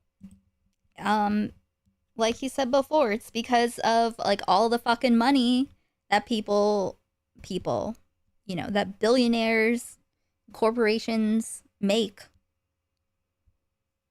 And, and the little, like, we're banning trans people from things is like a little, just like a little peace offering to right-wingers that they give. They're like, look, we're making changes. Of just all these wars. Hey, that guy. And it's still a thing. I just don't know what to say about that.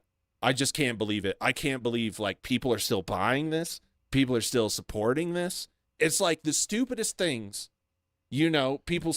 I think it's important for people to talk and just refuse to be gaslit anymore. No more. We gave people who are full of shit all the opportunities to prove that they're not full of shit, but they are. Let's just say what it is. Okay? No more. Support, right? War and religion. And they're still going. And this is a religious war. It's about agenda to conquer the whole fucking Middle East. Do you notice that most of our wars are religious? It's interesting to the two stupidest things, war and religion, and they just go together. Like, yeah, it's a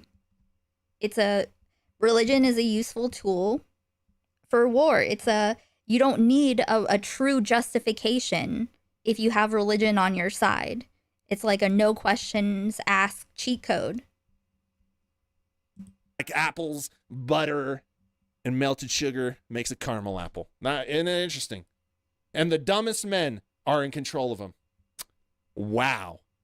I mean, China is supporting Iran right now.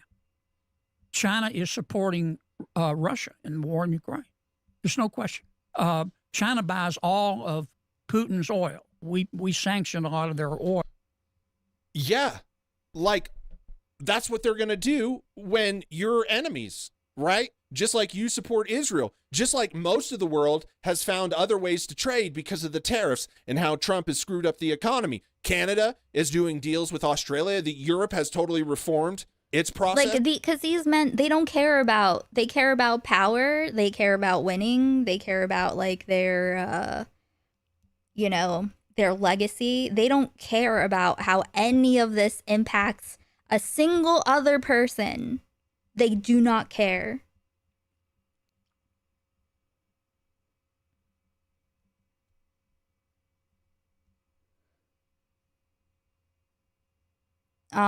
There's no reason for it to stop until, it becomes impossible for it to continue. Who wants to deal with our crazy warmongering country? Other countries do things that are bad, but a lot of the things happening in America is because dumb men have been greedy for power, that they've literally burned all the bridges. Trump has burned all the bridges. But they still want to point out the other finger. This sounds, I'm not even going to go there. Not today, folks. Not today. when Putin invaded Ukraine. Hey, Stalio. So he can't sell it because oil is traded in dollars. The U.S. will be shamed in history for what's happening right now. Well,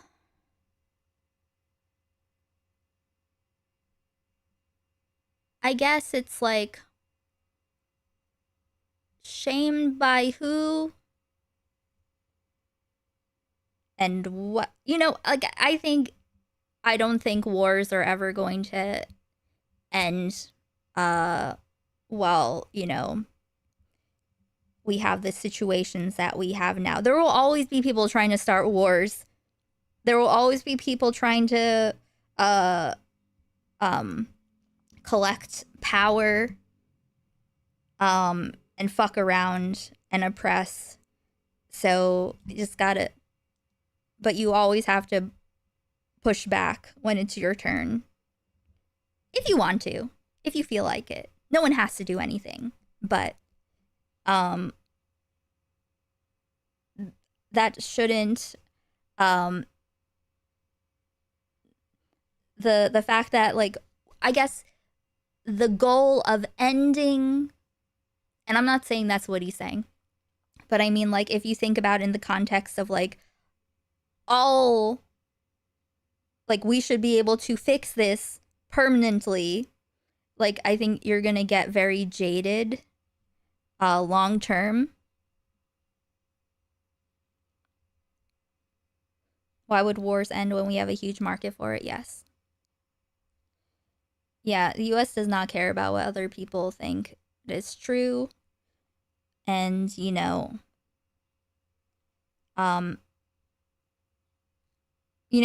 as the US has control over what our own history books say, I don't know what books are like today, but I remember that they painted a very different picture when I was a kid than what turned out to be reality. So, Ozymandias, the title is familiar. I don't know if I've read it. It's about the transience of power. You always gotta keep an eye on the pot, You can't expect to get the perfect temperature that will keep the pot simmering but not boiling over. You always gotta keep an eye. China. Look, I don't hate anybody, and the Chinese people, to the extent that the Communist Party in China will let you interact with them, are lovely people, but they are determined. They hate America, and deep down, the Iranians. The whole world hates America because our politicians have been acting like assholes for decades and basically ending the lives of millions of people. In Iraq, over 1 million people gone. You think they're going to be, oh, yeah, I mean, shit. America has enemies all the time over less things than what we've done to countries. In fact, America's always got to have an enemy so that they can all make money off of causing more war. Or worse, but deep down, they want to kill us and hurt us the entire time we're dying.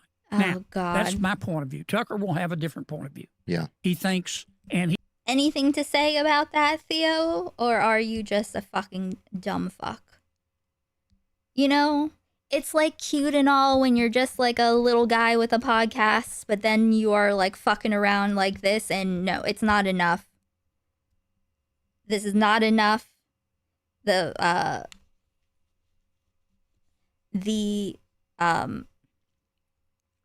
garb of empathy that you're presently wearing is not doing anything for anyone. He thinks that we're too close to Israel. I think a lot of people, from people that I see all the time, that's the number one thing that people say. They think we're too close to a country that's created a genocide against Palestine, and then is like in conflict with these other people around them. That it's Okay, wait, what's Theo saying? Close to Israel. I think a lot of people from people that I see all the time, that's the number one thing that people say. They think we're this too is Theo Vaughn. close to a country that's created a genocide against Palestine, and then is like in conflict with these other people around them. That it seems like they're just like kind of the bullies of the area. You know, it's like it feels like they're the terrorist organization. That's what it seems like to a lot of people. A lot of people believe that. A lot of people believe that, but you know, America, I wonder why. you know, Hamas, you know, all the terrorists, there's terrorists everywhere. In fact, Elon, you're a terrorist. Everybody's a terrorist. You get a terrorist. You get a terrorist. Look under your seat. Terrorist! Ah! War! War! Fuck all this shit, man. Tired of it. And all these pussy-ass senators, they're not the ones that join up and fight this shit. Their kids aren't the ones that fight this shit. Fuck all of them. I'm sick of this. This is just bullshit. Theo Vaughn, why'd you have this idiot on? This guy trying to sell Israel as our friend. We have greedy, corrupt men leading greedy, corrupt countries into war after war after war. They don't give a fuck about you. They don't give a fuck about me. They don't give a fuck about children. They don't give a fuck about their parents. They don't give a fuck. They will drop and destroy everything. God. Why? Why are we doing this? Has nobody read a fucking history book? Well, where'd you get it?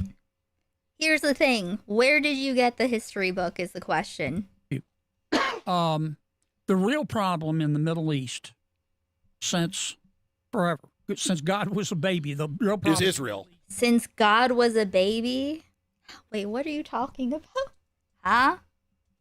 Another point of view. The real problem in the Middle East since forever, since God was a baby, the real problem is Israel. Is Iran. And Iran wants to die. I mean, well, what about since God was a baby? What are you talking about? The stuff Israel's been doing since after World War II. Are we not? I mean, they blew up one of our own boats.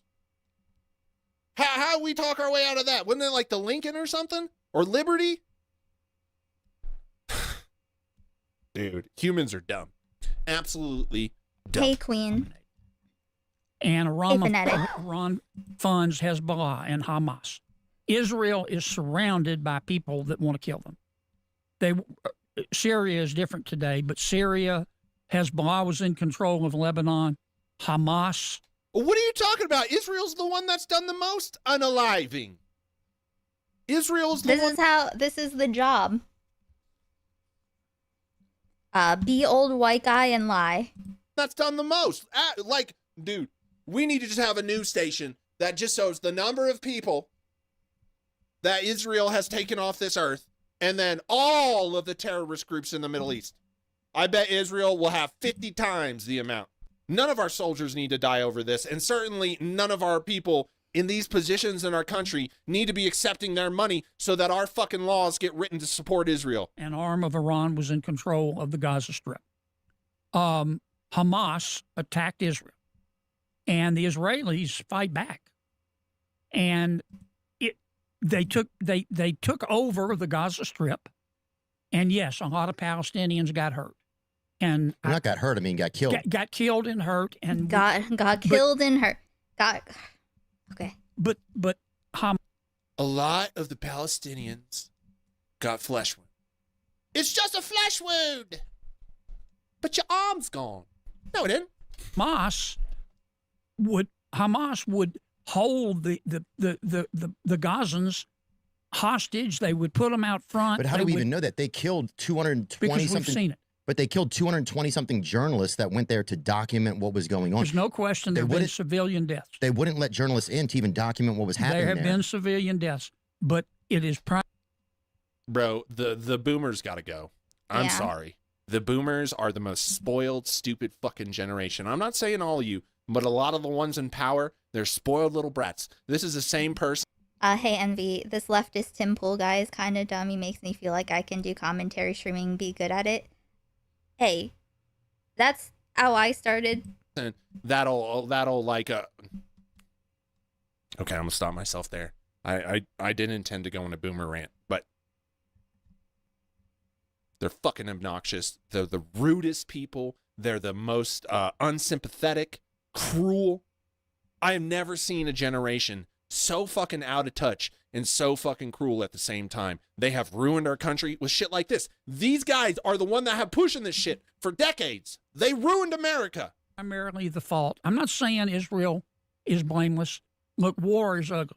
Yeah, but is this war? But it is war. You think it's war? It is war. They just had an article yesterday that came out from the UN. If you could find that, it was about, they'd done like a deep dive on. Oh, wait. Don't listen to the UN. Don't listen to the UN. That's what watch. This is from the Trump play. His takes are good, but he doesn't seem to know much about what he's talking about. Yeah.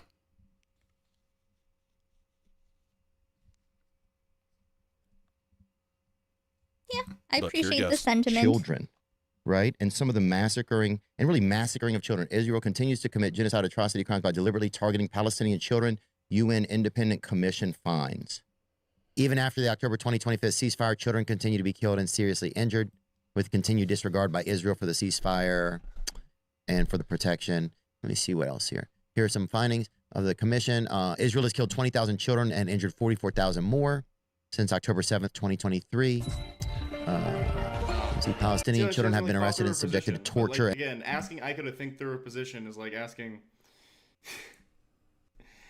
like most four-legged animals to have four legs. So low bar, and she still misses it every fucking time. Commodore Chomp tipped $15. Thank you so much, Commodore, for the $15 Hans four-legged animal roast of me. Very based, very pog. Thank you. That is our third numby. I will do a small shill. Guys, you like the stream. You want more streams to happen. Consider becoming a member, gifting a membership. If you have a Twitch Prime you're not going to use anywhere else, you could use it here. If we get to $69 minus YouTube's 30% for super chats, then after this we will go continue to watch Interview with a Vampire on Kick after this. You can catch up if you haven't here on my Patreon. And while I appreciate all my paid patrons, all of my content on Patreon is at free tier. There's so much stuff, shows, films, music video reviews, lots of stuff. So check it out. Oh, and 7 numbies away from numby time for Frankie. If you can, if you feel like it. If you cannot or do not feel like it, thank you for being here. Please like the stream. Live Not Top Chat and Twitch and Kick. Hello. There are 14 people who have not liked the stream, and I can only imagine that they love John Kennedy or whoever the fuck this old guy is. Did you watch some Vamp After Music stream? Yes, we did, and I uploaded it. To the Patreon, so that is there.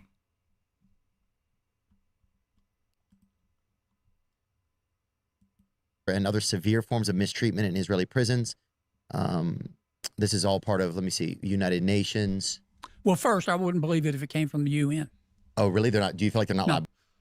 There it is. Of course. Oh, I wouldn't believe it. You know, a group made of a ton of countries all coming together and decide something that we helped make. Oh, I wouldn't believe that. Yeah, okay. Yeah, okay.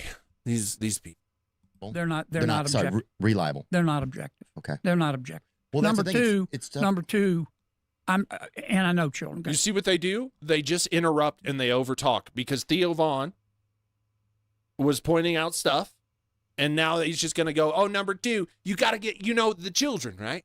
You know what they say about terrorists? Kill them when they're young. And we got to get the children before they grow up and be big terrorists. Everyone's a terrorist. You get a terrorist. You get a terrorist. I'm so sick of this stuff. Can we have peace? You can't do Oprah twice in the same video. I say with love. Can we focus on ourselves? The funny thing is that this guy is the junior senator for Louisiana. Why is he here? He's just here to promote his book. Imagine all the money we spent on war. Every fucking U.S. citizen could be a millionaire. We spent trillions. And it breaks your heart. Hamas kills children too. So does Hezbollah. So does Iran. Do you think everybody kills children? What do you mean? You think we're the only one that kill kids? Or you think we're the only kid killers? You think the Ayatollah doesn't care about the Iranian people? The Persians are some of the most talented people in history. Well, Wow. Trump has Cool. been caught in corruption, and he doesn't care about the American people.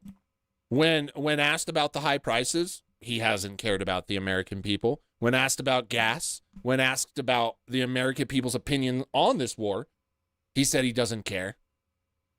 So Trump doesn't care about the American people, and neither the fuck do you. It just seems to be like everyone in power doesn't care about the people that voted him into office. Isn't that interesting? What the fuck is the point of a politician? They just gotta tap dance for us? You know, say shit that sounds good, and then what? Just do whatever the fuck they want? That's what it seems like a politician. Lip service, lip service, lip service. All right, I'm in office. Fuck all of y'all. That's the only thing I've seen from a politician in my lifetime. When they disagree with the Ayatollah, they hang them. They just hang them. And I think, I don't speak for Mr. Carlson, but he says it's not our business. I mean, January 6ers wanted to hang Mike Pence, so. And I guess to some extent he's right, but I'll tell you what is our business. It's letting No nuclear weapons! Because if they get a nuclear weapon, these people are like Charlie Manson. They're crazy. They're like Charlie Manson. I mean, there's... It's interesting. The thing I always bring up is America is so set on nobody else having a nuclear weapon, but they're the only country that use one. Isn't that funny? The most guilty person is the one trying to stop everybody from what they did. Nuclear. I don't give a fuck. Let them have nuclear weapons. Who cares? Who cares? We're so worried when people are in the streets. Families can't afford to fucking pay the rent. Families can't afford to buy food, raise their children. Families can't afford to pay the gas to drive to work. And we're over here worrying, oh, they get a nuclear weapon. Y'all the only motherfuckers that drop one. This country and most countries, their leaders are hypocrites. And I don't see why would Theo Vaughn even have this man on? Because he has all these fucking guys. He has worse guys. Nobody cares about this man. It's obvious. Look at the fucking... He's at Trump. Look at this fucking shirt he's wearing, man. Boy, he probably fucking picked that shit up at a Bass Pro or some shit. Really crazy is rare. These people, though, are with the Iranian leadership, it's commonplace. If they get a nuclear weapon, they will use it. Not just on Israel, but on Europe and on us. And even if they don't, once they get a nuclear weapon, you will have other countries, Japan, South Korea. Bro, Theo Vaughn needs to go, grab his balls, and realize he's a man. And all of this stuff is easily disproven. All of this stuff. Obama got them to agree. And Theo Vaughn just like, okay, we'll just agree to disagree. Have war, and the Strait wasn't controlled by Iran. It was freely open. These guys have gone fucked up. This is what they want. They never cared about the Strait. They never cared because oil companies are making record profits. They don't want that Strait open. And meanwhile, our oil reserves are about to be donezoed. We have a food supply emergency. We have an electrical grid emergency, but they're like, they might have nuclear weapons. They might have nuclear weapons. So we got to stop all this living in progress and go after them. Interesting. It just, it's all fear-mongering. No facts, all fear-mongering. Countries, Saudi Arabia, get nuclear weapons. It's like, they're just crazy. It doesn't make any sense. Don't look into it. as well, and the more people that have Like, nuclear no, there are no reliable sources. This is like, we are the only reliable source. weapons, more likely you are to have war. Yeah. But Tucker would probably have another point of view. But I really like Tucker. I think he's really. I'm just a cocksucker, and Trump's dick is in my mouth. And I'm just going to just repeat all this fucking propaganda because you know, I was a fucking car salesman. I didn't have fucking much going on. You know, the bonuses weren't coming in. So I decided to be a politician because you know what? I wanted to make money and fuck everything up. Oh yeah, I think Tucker's a neat guy. I mean, from what I know about him, he seems like I believe that he's earnest, like in his search. You know, I believe that he, I don't know. Yeah, my interactions with him have always been good. You know. Yeah, your interactions. Look in a fucking mirror, buddy. Your interactions. Just that when they kill the reporters who are trying to get honest information, they're killing reporters. You know, they had I don't American. think it was intentional, but They had one that they shot directly in the See face, that? and then at her funeral. You see that? You know. It's just a thing, the thing, not a big deal, go on, stop paying attention. We've got more war to do. They attacked the people who were carrying her. Can you find her name? We just talked about her last night. Sorry to go into all this. No, it's I didn't okay. but they at her funeral they even attacked the people who were giving her funeral. Shireen Abu Akleh was a prominent Palestinian-American journalist who worked as a reporter for 25 years for Al Jazeera before she was killed by Israeli forces while wearing a blue press vest and covering a raid in the Jenin refugee obviously camp. that's terrible. Yeah. Yeah, you couldn't find a way. You couldn't find a cool way to like cover that up. I'm gonna stop because if we continue and go watch Theo Von, go support his channel. Okay. I just don't get what Theo Von is doing with this hot mess on his thing. He also. Anyways, it's not out of character. Theo Von is absolutely a useful idiot. And I gave him a lot of benefit of the doubt for a long time, but then he was just so clearly fucking absorbed into the machine. And it's like, this is it's gonna take more than this. That's a really good point Theo is bringing up, though. Yes, the reporter. Yeah. But you look at this guy and he's like, he does not care. Like this man here, he does not give a fuck. Found his channel to comment. He has something on his chin. Who? Theo Von? This channel is Lion Meows. Here.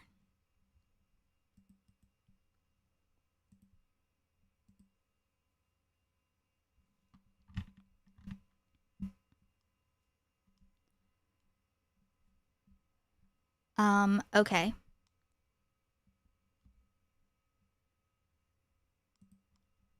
I think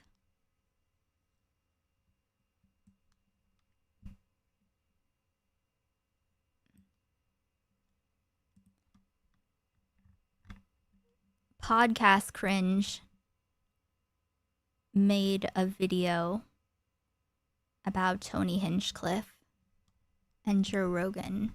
Perhaps we could do that. We could also do Sleepy made a video. Is Hassan allowed to joke about Charlie Kirk? Also a good question. I'm gonna get some more water real quick though, so give me a moment.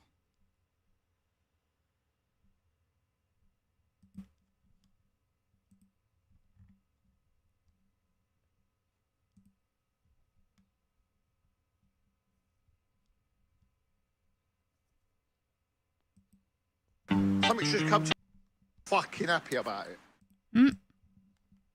I didn't mean to do that. Something's just come to my attention. Hey, I'm not happy cats. about it. I'm not fucking happy about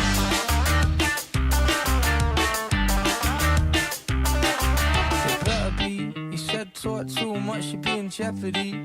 Every Friday night I can see it's gonna be another tale in this sweet old town. I stopped there, fuck all, cause it ain't my rhyme. Basically, I took the teddy, pick a flow, crushed it up and then I sniffed it with some D&B. Something's just come to my attention. It's a lovely drop. Watch this place burn down, the place blow up, and the crowd get fucked. Off my nut when I smoke that line, man, I feel so free, like I'm back at 03, man, off my nut.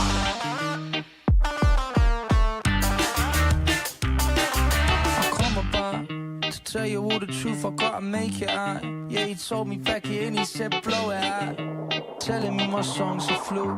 Fuck off cause I only drop bombs and news. What's so clever me? I bring the rhythm and the blues. I play the cost to be the boss you shoes. Something's just come to my attention. It's a lovely drop. Watch this place burn down, the place blow up, and the crowd get fucked. Off my nut when I smoke that line, and I feel so free, like I'm back at 03, and I'm off my nut. It's a lovely drop.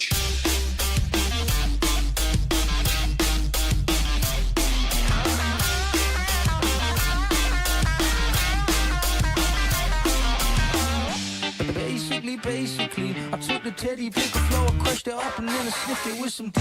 Something's just come to my attention. It's a lovely drop. Watch this place burn down, the place blow up, and the crowd get fucked. Off my nut when I smoke that line, man, I feel so free, like I'm back at 03, man, I'm off my nut.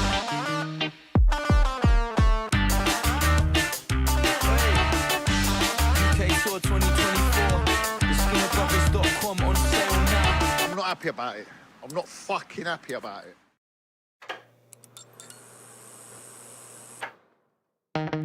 It's all show, they don't even know. I was really out here on London City Gold. I was in the trenches, running from the cold. I was in the trenches, mixing up the night 6 in the morning. Bent Capricorn, come kick my door in. Standard issue pepper spray got me fooling. Swallowed 2 fat boys, now I'm all in. I don't want no trouble. Let's just wait and see. If your search concludes nothing, then you've got to set me free. You got nothing on me. Hands up! Step out of the car! Look at me! Down on your knees! On your stomach! Hands out in front of you now! This a joke, I don't even know how the fuck they find out. There must have been a grass. I was making waves, now I'm laying on my eyes. I was making waves, selling raps in a park. This the way that we function. Way of life is the scene to the junction. Dangerous it be when you make the assumption. Riot shields, red roses and truncheons. I don't want no trouble. Let's just wait and see. If your search concludes nothing, then you've got to set me free. You got nothing on me. Got nothing on me. Got nothing on me. People may have it in bad shape. With me, it's a full-time job. Now behave yourself. Running down the alley, melodrama. Got a pink handle, gun and a Jeffrey Dahmer. Fire quicker than a bullet from a gun. My sentence is doubling every step that I run. I hear that. Woo-hoo, okay. Roll the dice, then play.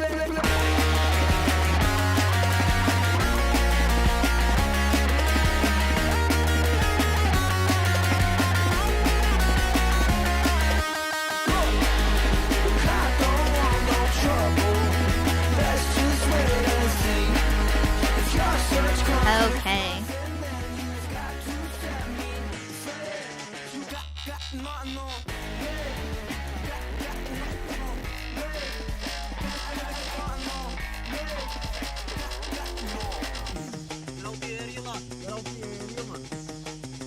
I got another apple too.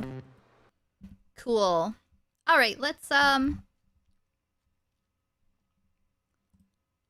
see this podcast cringe, most delusional podcast in history. So I think we watched some of I think that we watched a video about this from Lion Meows, but it was like kind of showing parts of the roast.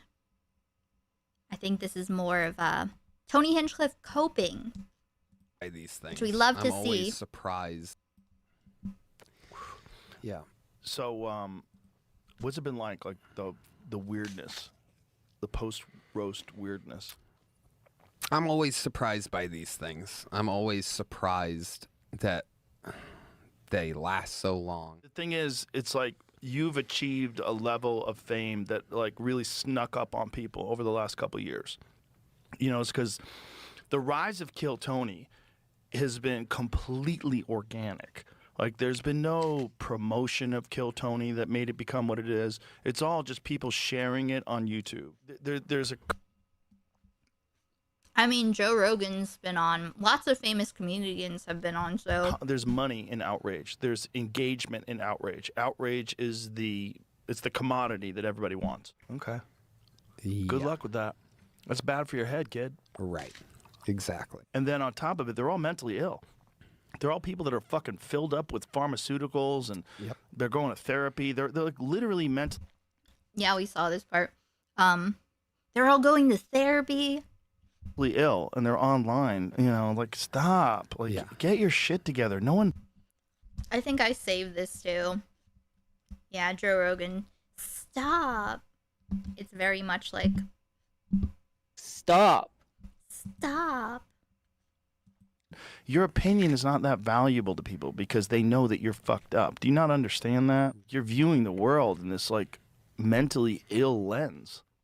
Tall, funny, and mentally strong scientist Joe Rogan had heterosexual professional wrestler Tony Hinchcliffe on JRE this week, and the one thing they didn't talk about was just how badly Tony's latest comedy special bombed on Netflix.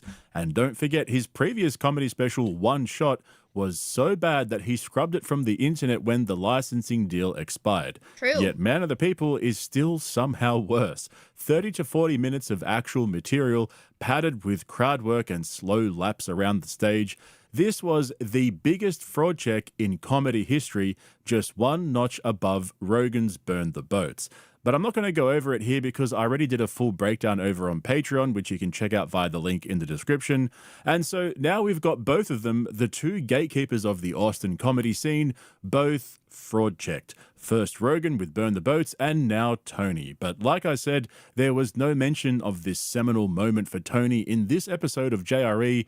We've all been waiting for the king of comedy who literally sits on a throne to drop his best hour on Netflix, yet they couldn't even talk about it on the podcast. Instead, they played the victim. That's what they're good at. They're the persecuted class because they're comedians fighting for free speech. Two of the biggest hypocrites in comedy history complaining about the exact same things that they are guilty of. Like I always say, every accusation is a confession with these guys. Nobody on the planet personifies that sentence more than Joe Rogan and Tony Hinchcliffe. I am sat there giving so much grace to the libtard lefty side. Mm-hmm. Yeah. So, what's it been like the weirdness, the post-roast weirdness? I'm always surprised by these things. I'm always surprised that they... Tony looks like the kind of guy who does duck lips in the bathroom mirror. Yeah, absolutely. last so long. He does that. He probably does that in every mirror before he leaves a room. I was surprised And he checks himself out. with the Pang Dang thing. I was surprised at the Trump thing. And this one is really surprising because with other ones, they're like, there's a time and a place for jokes like that or this or that or whatever. And this is the time and the place for it, is like the roast of Kevin Hart. If you just watch that clip on my dismount, it's a crazy clip. But if you watch the entire flow of the roast set, it's just one last departing joke, which... Uh-huh. As he was being, violently raped the whole time, it seemed, by many people. I should try to schedule the Tony Hinchcliffe watch party on Kick with Brooks and Sunday and Kid if they want to join. Should figure that out. Hey, King Jones. A few months back, I was hanging out with a friend and he said, "You ever heard of Kill Tony?" And I hung my head in shame. Listen. There was a time... I swear there used to be a time where it was fun, I think. I think that these places were entertaining at some point, I think. That's my thing, man. It's my I hope. have something that's supposed to offend everybody. Like, I don't want you to like 100% of any of my jokes. I'm not that guy. Don't worry. No one likes any of your jokes. So don't you worry about 100%. I'm heelish. I'm a bad guy You're a pro wrestling wrestling fan. heel. Yeah. Exactly. For people to nitpick that joke and be offended, and it's funny because it was a lot of comedians, a lot of black comedians were like, "I'm upset about this." You know, they made their videos, which is just hilarious. Okay. Tony Hinchcliffe has modeled his... I'm heelish. No, yes. No, he is just a piece of shit. Is what even true? I think he's probably talking about YouTubers. entire comedy identity around being a WWE wrestling heel. The guy looks like a fucking sunburnt toothpick, yet he's been trying to make... I'm sure that people have been like talking about how much he sucks. I feel like I don't know who he's referring to, but you know, he probably means like people on Twitter or YouTubers or something. this comparison stick for years, calling himself heelish. Mate, you're a professional rage baiter.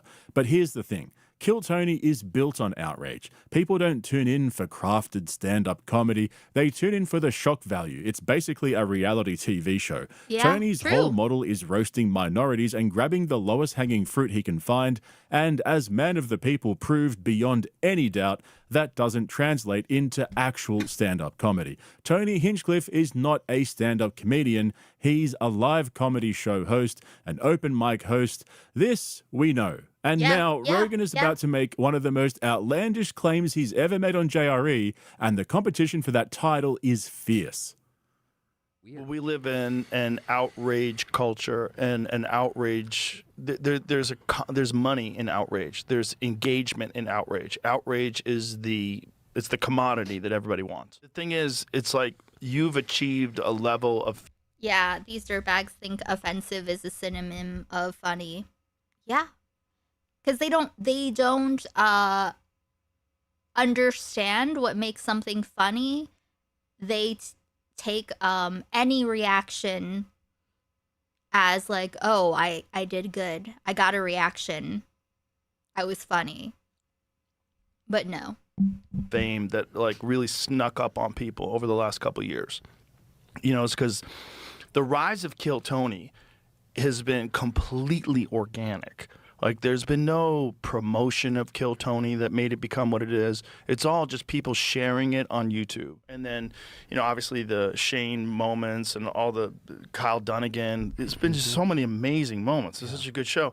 It came... Yeah, because of the celebrity comedians that they have on to, like, fuck around.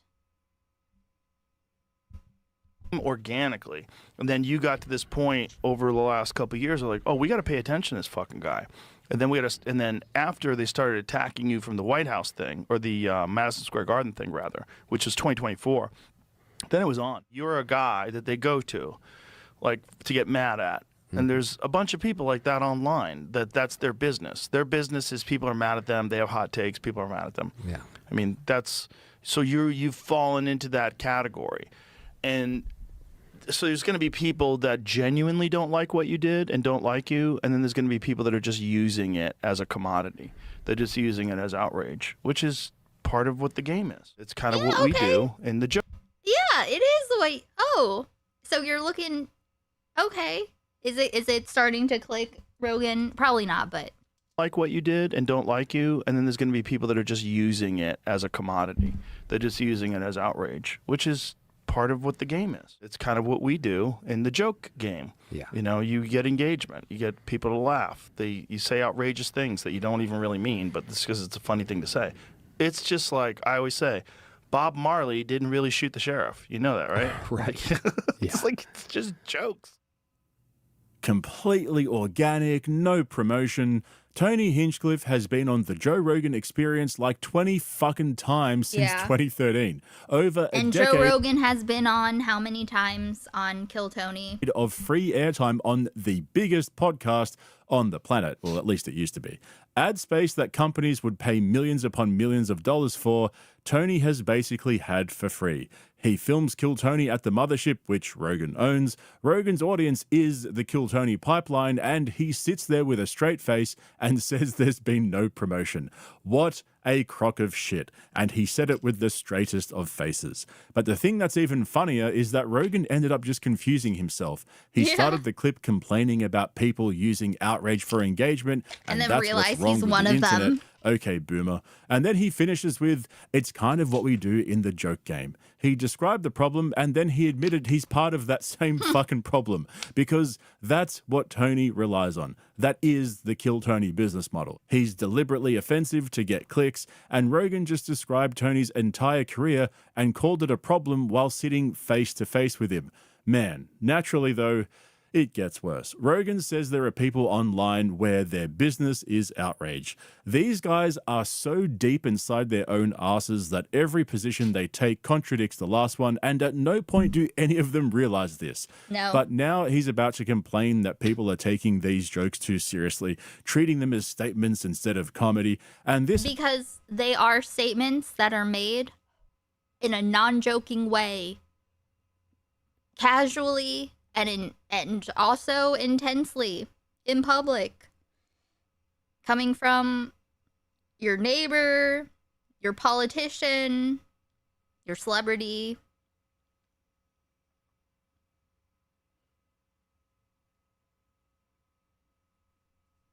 It's not my fault. I'm just a little sweet boy. It's not his own fault. He's just a little sweet boy. has always been Rogan's problem. He just wants to be a comedian when it suits him, and then a serious commentator for the rest of the time. Bro thinks he's smart because he hangs out with Eric Weinstein. But when someone jokes about Tony based on something inaccurate, suddenly facts do matter. All of a sudden, comedy needs to be honest, even though Rogan is the most prolific misinformation peddler in podcasting history. The guy just cannot stop tripping over himself. People are starting to take these things as statements rather than as comedy material. Mm-hmm. And they started trying to pretend that the person really means Then fucking say something comedic. I don't want to be criticized for what I say, but I deserve to be paid for it. Yeah. this. Like, that's where it got crazy.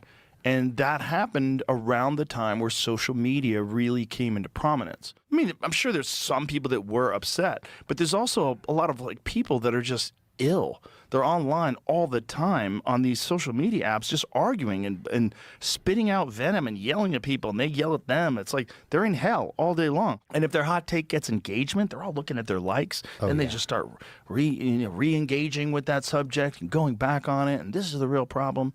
Okay. Good luck with that. That's bad for your head, kid. Right.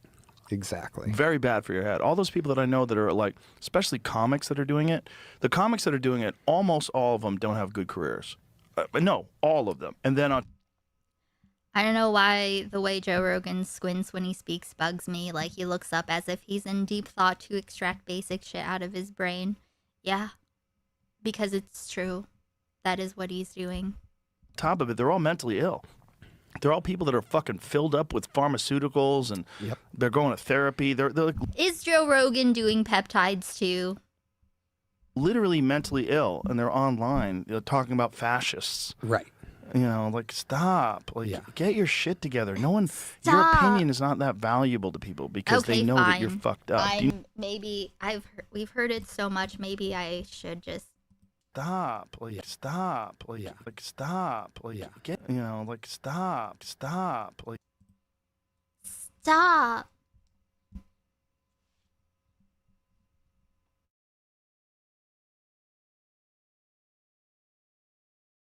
not understand that? Like, your viewing is not that valuable to people because they know that you're fucked up. Do you not understand that? Like, you're viewing the world in this, like, mentally ill lens. Online, talking about fascists. Right. You know, like, stop. Like, get your shit together. No one, your opinion.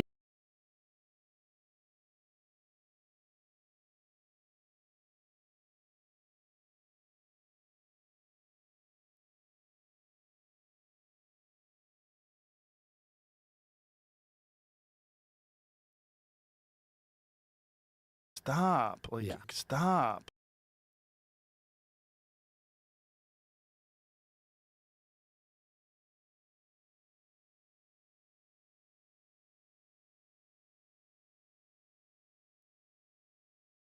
Now fully fucking transitioned. So it was one of those where it's like, oh, I'm just putting on this dress to pretend to be a woman to trick people on Omegle. Oh, damn, these panties feel kind of nice. Oh, that feels good. Oh, this skirt. Oh, don't mind a bit of that. Oh, I'm going to stick a bra on just as a laugh. Mm-hmm. Is not that valuable to people because they know that you're fucked up. Do you not understand that? Like, you're viewing the world in this, like, mentally ill lens. You're also opening the door. If you do become popular, you have to understand that if you've been spitting hate at people for a decade and then you become popular, boy, that hate's coming your way. Oh, yeah. Uh-huh. You mean like Tony? Stop. It's coming your way, you know, and I mean, this is one of the things that I said after the Mencia stuff. I said, even though I think it was the right thing to do, I wouldn't do it again. Because it's just What, because you steal jokes too? it's too much. Yeah. It's just too much. You create all, you just feel the darkness of it all. The negative, it's all negative. It's all negative. It showed me how completely absent of morals and ethics the business is. Completely absent. Right. They knew what he was doing and they did not care. They didn't care because they were profiting from it. You're choosing to align with someone who in any other industry, that person would be in jail. Right. If that person was, and also if this was in literature or if this was in music, they would be sued into high heaven. Like songs, like people get inspired by certain songs and then they write a song that sounds close enough that there's a rhythm to it that people get upset. Well, there's only so many notes and so many chords. And Oh my God.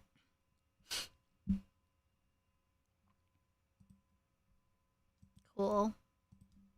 And it's often the same thing with comedy. Like, there's some crossovers in a writer's room, which I've been in so many of. So many people writing on the same subject will have the same joke. Same shit, different day. Rogan will never engage with the actual criticism. He won't address what people are saying. He just goes straight for the person. They are mentally ill. They've had failed careers. They're on pharmaceuticals. Man, like he can talk. He sounds a lot like Trump, actually. Don't address the argument. Attack the person making it. Rinse and repeat. And then Rogan starts talking about how the comedy business is completely absent of morals and ethics. Joe Rogan is now talking about morals and ethics. The guy who stole a fucking joke from Brendan Schaub's Gringo Puppy for Burn the Boats. You know the whole, wouldn't it be cool if your friends were gay? Joe, your friends are gay. But the Rogan circle jerk are notorious for this, right? I pointed this out on Patreon, how Tony almost word for word repeated jokes from a 20-year-old movie and also from SNL. And Tony knows it. Did you notice at the end there how he was backpedaling, trying to soften it by saying, sometimes you arrive at the same joke? So he obviously knows the accusations are out there. The thing is, for me, it's not necessarily that they're stealing. It's that they're so fucking untalented and uncreative and so unoriginal that they keep landing on the same jokes that other people already told. They don't actually have the capacity to come up with anything original. That's what separates them from guys like like Louis C.K., Bill Burr, and Dave Chappelle, those guys create their own premises. These guys never graduated from their middle school cafeteria, always reaching for the same obvious punchlines as everyone else. And honestly, that's worse He is than so stealing. tiny. The only thing worse than a comedian who steals jokes is a comedian who isn't funny. But then Tony starts talking about how he realized that the Kevin... You know, like, stop. Like,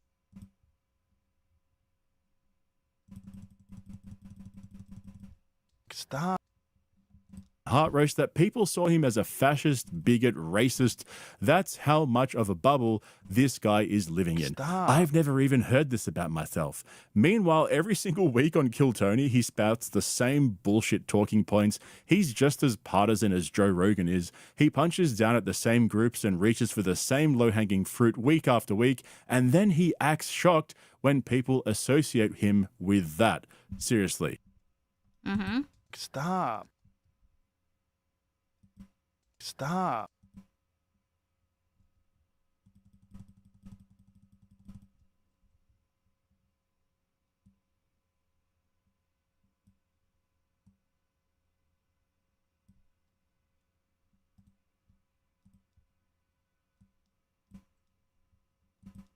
Stop. Watching these two cope over their public personas is funnier than anything either of them has ever said on stage. Here in Austin, I'm known as, a skinny little I went to LA and it turns out I'm a racist Nazi. They were doing jokes on me. Okay. Yeah. Yeah, and? What would you do to Joe to make him say stop repeatedly?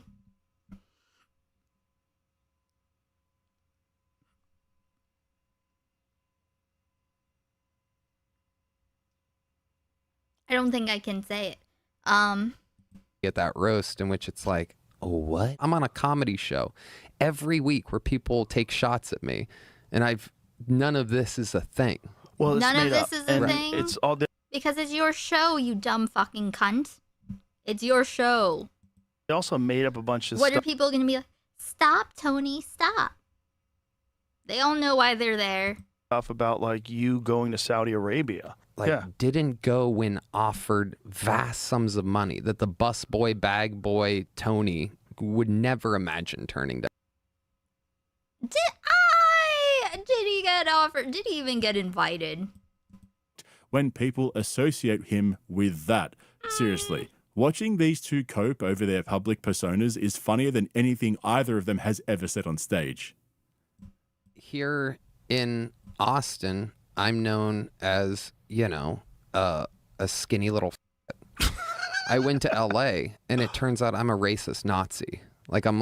They were doing jokes on me at that roast in which it's like, oh, what? I'm on a comedy show every week where people take shots at me, and none of this is a thing. Well, it's made up, and they also made up a bunch of stuff about like you going to Saudi Arabia.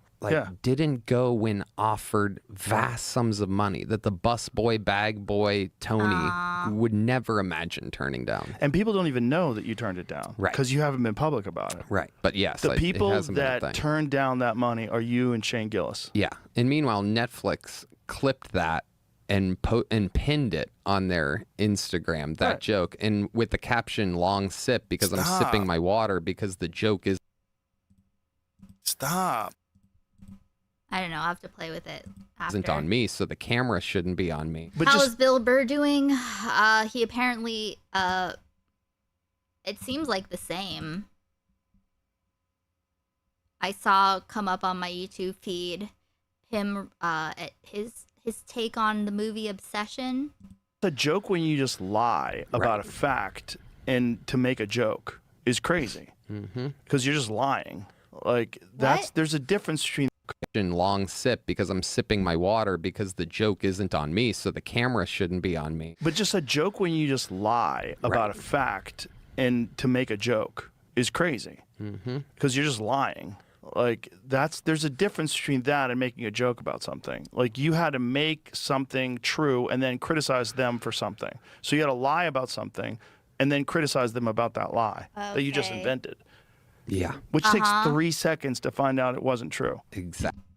I don't know what he's talking about. Tony Hinchcliffe not being racist, because, I mean, he is. What is Tony Hinchcliffe if not racist? What is he? What is his comedy?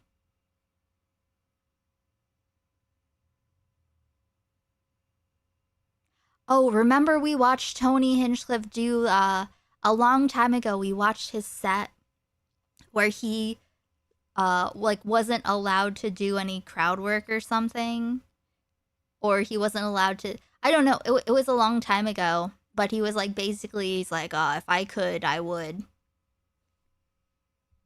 Yeah, Joe has the comedy abacus working hard. Yep.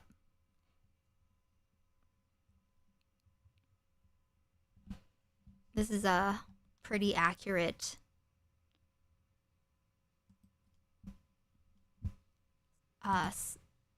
shot. I'll just screenshot it. Why not? It takes a really quick search. Like, oh, he didn't go. Chelsea was complimenting during that set, basically. Kevin Hart and Pete Davidson did take the money and went to Saudi Arabia. Also, you don't think Chelsea Handler would have taken that money if they offered her to go to Saudi Arabia? She went to dinner at Epstein's house. Exactly. What the fuck are we talking about? But it's all right because Woody Allen was there. Yeah. And apparently she gave him the what have you. She told him. That's what they said. She told him. She was very upset with him. The whole thing is so stupid. Okay. Like, if you want to make Listen, fun I'm not counting on her being a good person either. of someone for anything, for, you looking gay, or you're down with that. But when you invent a fact that's not true, you say it's not true, and then you criticize someone for that. Like, that's stupid. That's a stupid way to do comedy. Okay. So, for the record, Rogan is right about the Chelsea Handler thing. I personally defended Shane Gillis and Tony Hinchcliffe at the time. The Saudi accusations were wrong. Those guys didn't go. But hang on, let's not lose perspective here. This was a roast show on Netflix, not a congressional fucking hearing.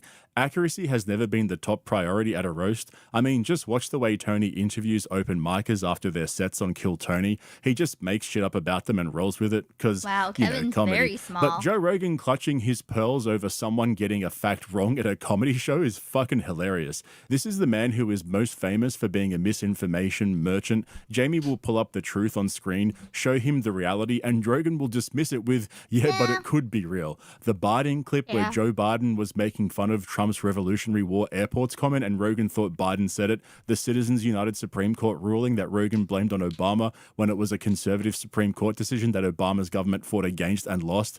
Nobody bothered to look that up, by the way. Those are serious social and political matters, and Rogan gets them wrong constantly and gives zero fucks about the consequences. But he's sitting here losing his mind because somebody at a roast show falsely confused two dudes of going to Saudi Arabia.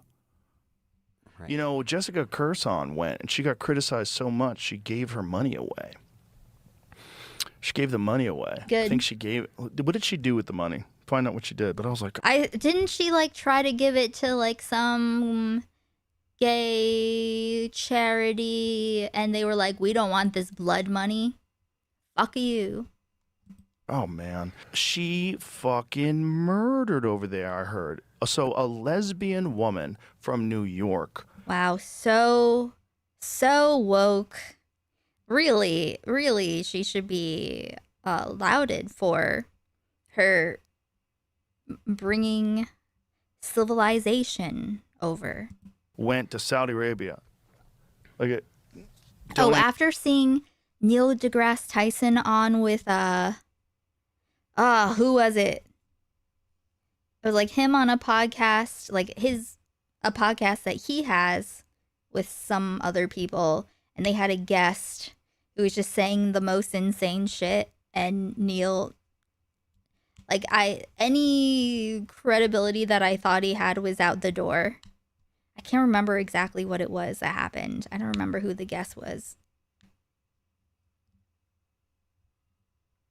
I can't remember. Donates Riyadh Comedy Festival fee to Arabia. Donates Riyadh Comedy Festival fee to Human Rights Campaign. Well, wow. all that money's going to someone's payroll. Yeah, it's going to. You know what I mean? That's what they do. Tom Segura went and put a photo of a Ferrari and said, "Thanks, Saudi Arabia." Yeah. But everybody was very upset. But my perspective is the people that are in that audience. If you're upset at the people that are paying and organizing, okay. The people that are in that audience, though, that they're performing to, they don't get a chance to see American stand-up comedy. Like music, like literature, changes people's minds. It changes all art where you see someone, a different person than you, with a totally different perspective that lives on another side of the world that says something that you think is hilarious and you love. Like you can change the world a little bit. Yeah, they are changing hearts and minds by going and performing for Saudi royalty and the elite. Cool. People to say, hey, we all have a lot of shared interests. Like those people in the audience in Saudi Arabia were just Saudi Arabian citizens. They're just a bunch of people that lived there. They came out to see comedy. That's not true. That's not true at all. Like performing in front of them. I mean, that's not true. What is wrong with that? Okay, I'll explain to you what's wrong with that. Those were not ordinary Saudi citizens in the audience. Most of them were elites with ties to the royal family. We're talking wealthy individuals here. This wasn't the common Saudi citizen off the streets. There's a serious poverty issue in Saudi Arabia. It's not a developed economy. And the criticism of gay and lesbian comedians performing there was never about whether they should be allowed to go. It's that being LGBT is illegal in Saudi Arabia. Those comedians, if they were Saudi citizens, would be arrested for their sexual orientation. Can someone just explain that to Joe?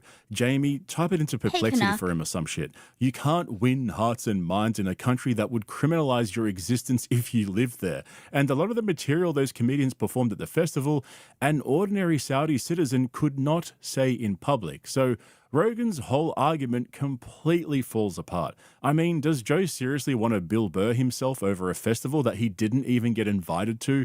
These comedians were paid hundreds of thousands, some of them millions of dollars for a couple of days, and it wasn't just for their comedy, it was propaganda, right? It was a fucking tourism. I am going to guess, I don't think Tony was invited. I think that he is too messy and they probably didn't want any of that. From the Saudi government, and the comedians completely misunderstood the assignment while executing it perfectly. See, they weren't just being paid to perform, they were being paid to come back and do exactly what Rogan is doing right now, spread the bullshit about Saudi being progressive to the rest of the Western world. That's what they were paid to do. They just don't realize it. And wait for it, this is the best part. Oh, Joe no. and Tony are doing it for them for free. Yeah, they didn't even get a paycheck and they're out here glazing the Saudi government.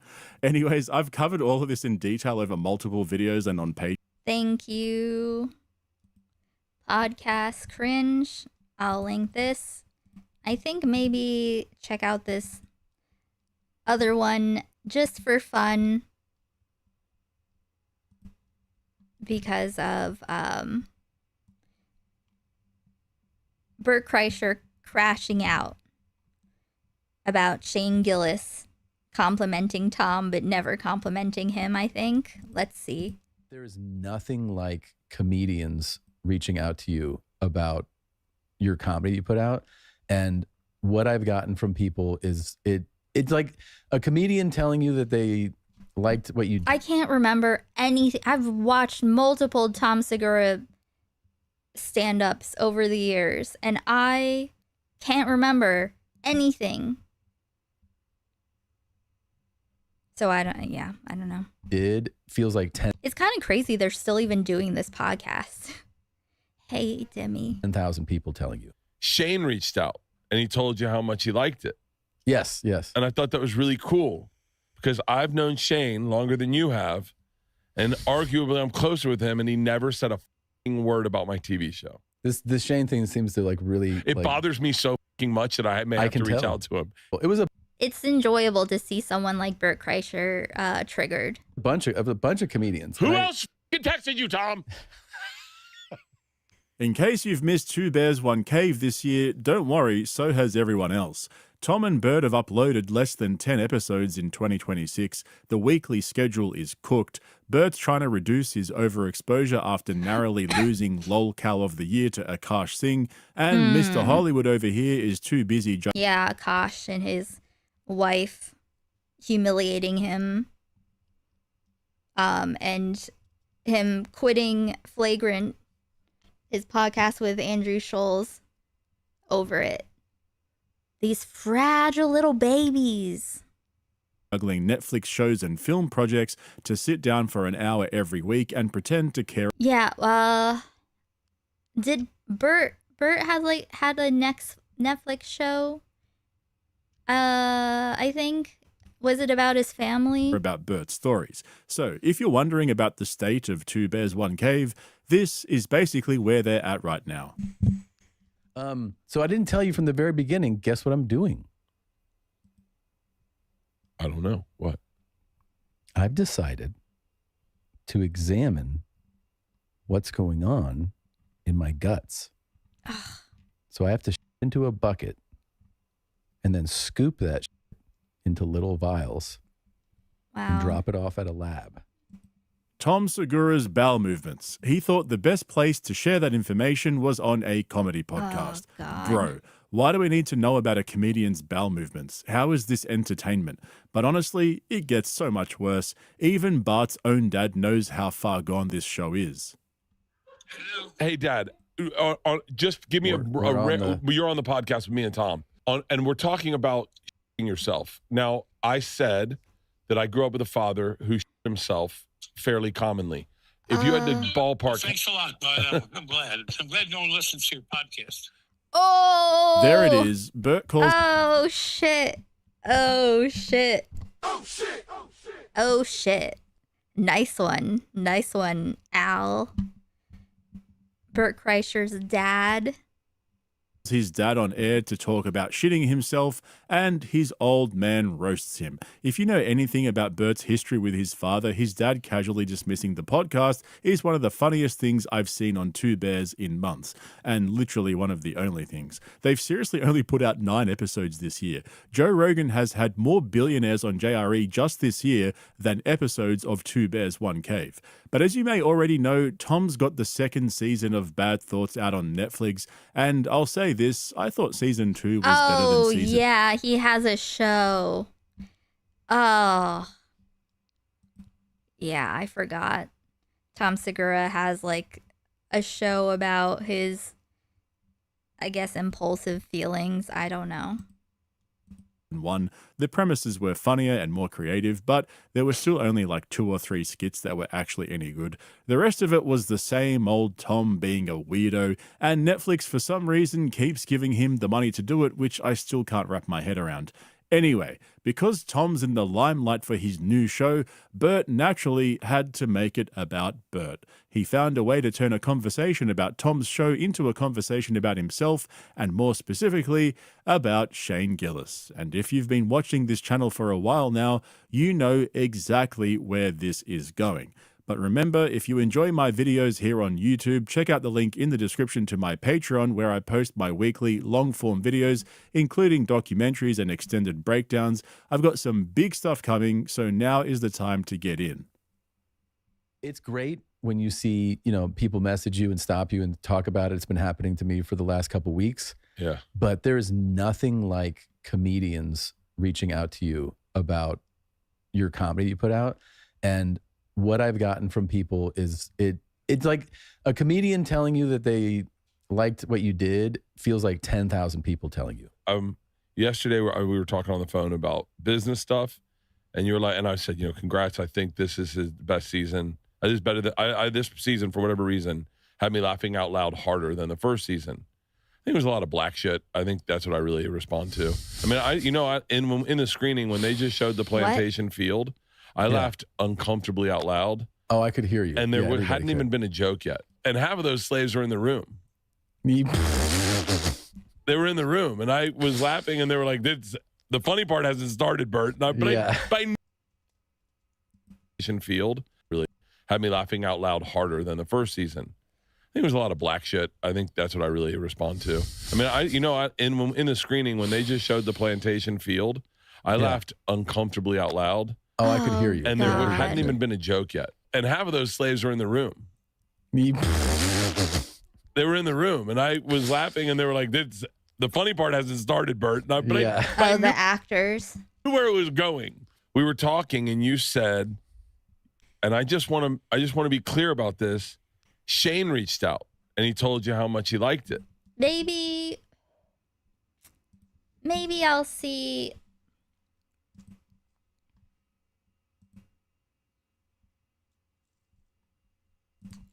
Tom Segura show trailer. All right, let's see.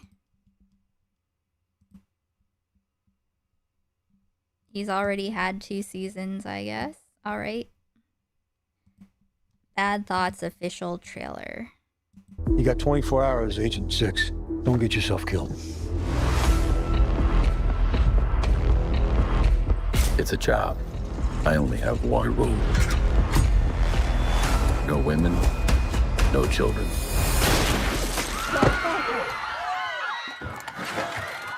Oh my God. Well, I think I'm going out of my head. Yes, I think I'm going out of my head. I'm a global country superstar who's lost his mojo. So he decided to kidnap his fans, force them to live in a poor people town, make them share their deepest, darkest traumas so I could put it in the hit songs. My mother died in 9/11. Ooh, I like that. Get this starving bitch a shrimp. Large iced coffee and just a splash of whole milk. Next. Could you just remake this with less milk? Less milk? I'm a professional barista. I know what a fucking splash is. Think of this as a conversation. God. I get. Of course, Tom would have a fantasy about smashing a smug barista's or barista that's just annoyed at you because you're annoying, smashing his face into the table. Jesus. To get to the truth. Mount me, big boy. Want to get to the real stuff. He's clearly using that headset for virtual reality porn. I have severe carpal tunnel. Slick stuff. You're a terrible person. Raw stuff. Welcome to the party. There's no better feeling than killing the enemy. You know we have to transfer schools, right? Of course.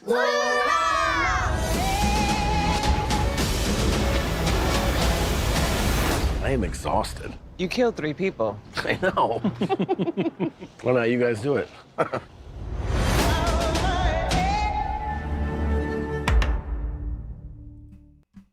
Let's look at the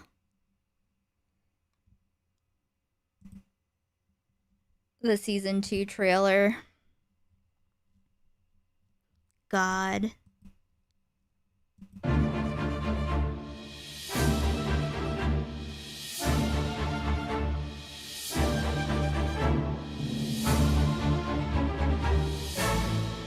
You are my daddy. I love my daddy. You are my baby. I mean, goddamn.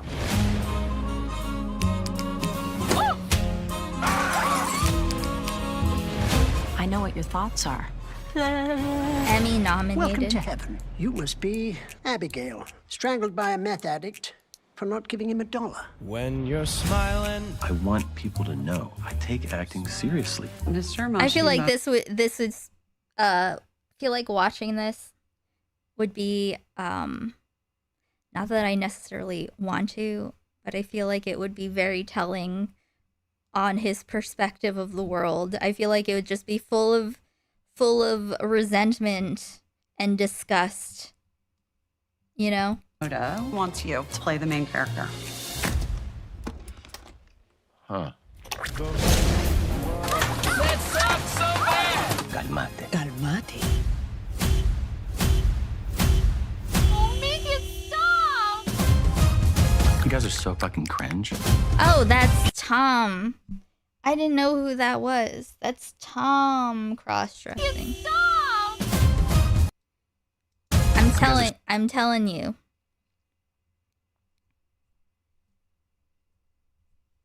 There's something about conservative guys that love cross-dressing. So fucking cringe. I need you to look at my asshole. I can't. I want to know what it looks like. This is a symphony.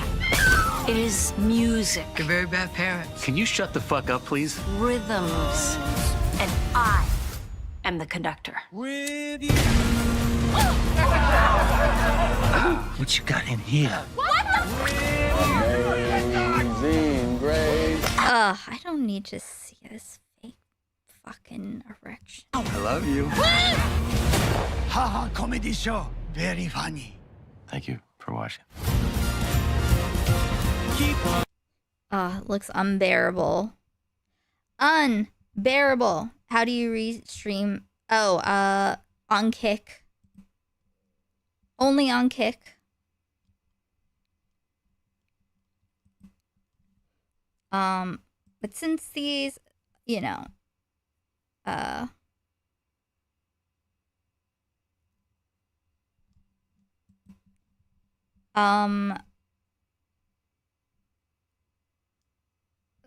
was I saying? Oh yeah, I watch all those things on Kick and then I upload them to Patreon, which is here.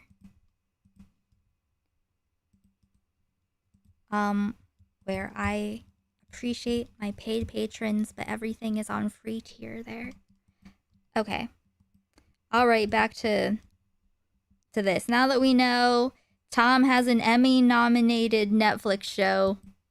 Yes. And I thought that was really cool because I've known Shane, and I just want to be clear about this. Shane reached out and he told you how much he liked it. Oh, when I tried it on your computer. So there's something, I think it's like a hardware acceleration. It might be in like your browser or it might be on your computer. I feel like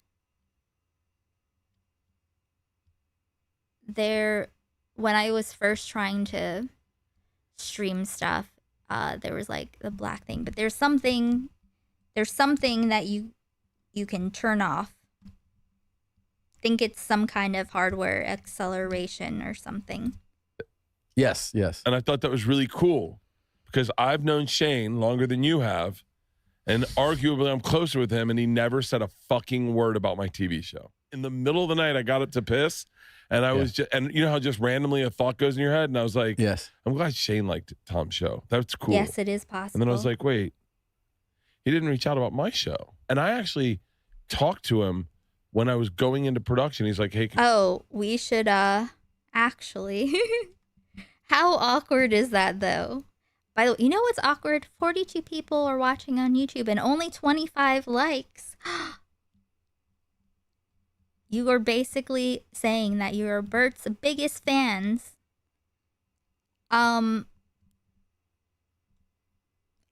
We should see what Bert Kreischer's show is.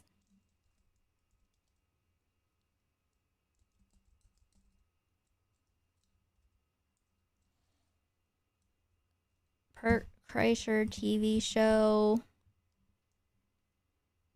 Free Bert 6 months ago. Okay. This whole shirtless thing, where does it come from? It's a show about him. We do not need more fucking shows, bits, anything about Bert and his shirt taking off, okay? And the fake Russian story never happened. Never, not a moment of that story happened. It just all happened in his head. Like a whole fucking train of Russian mafia just cheering him on. Like he's the coolest kid ever. Absolutely not. Just full. Bert Kreischer is a sad man full of lies.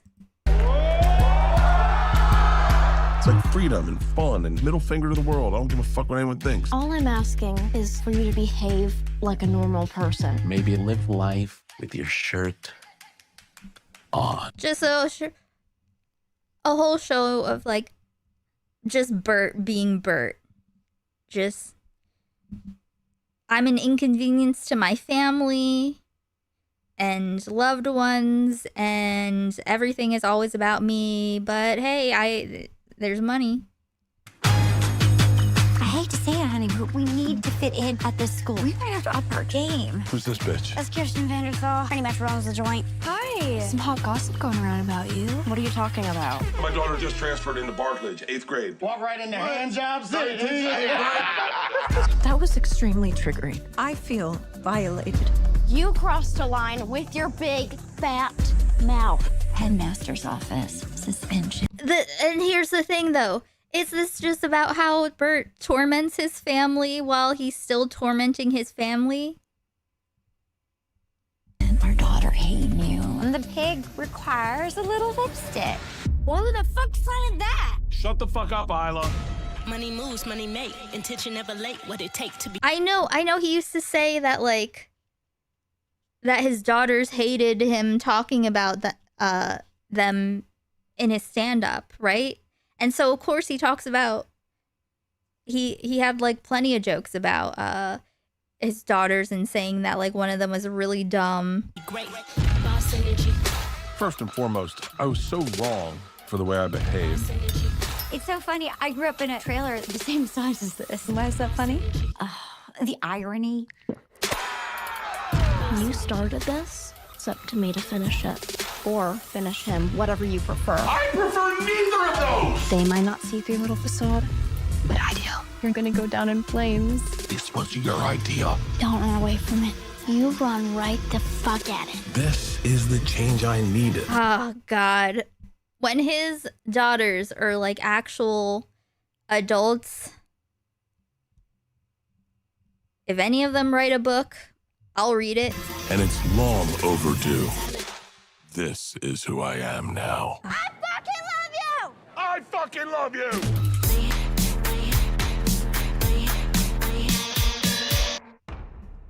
I'm shocked. I'm shocked Shane Gillis didn't hit Bert up to be like, wow, amazing show, guy. Amazing show.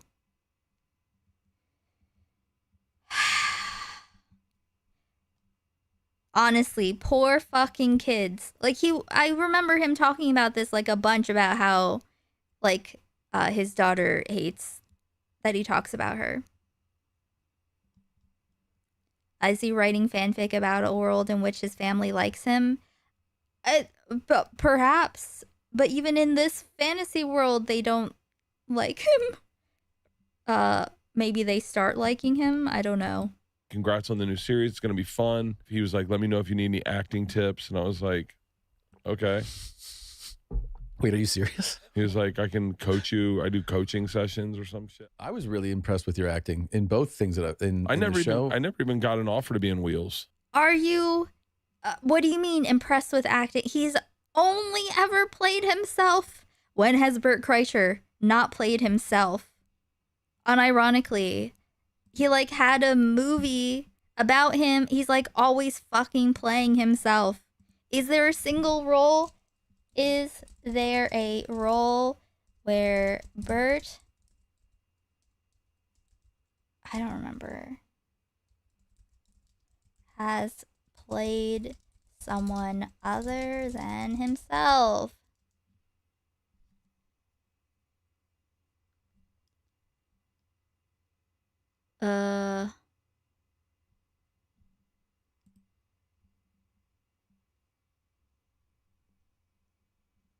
Roy the Guard.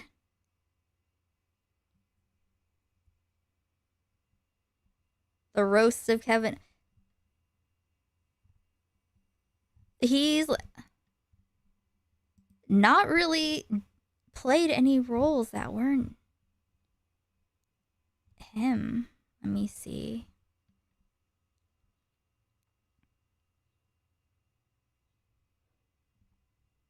Let's see. Free Bert, kill Tony.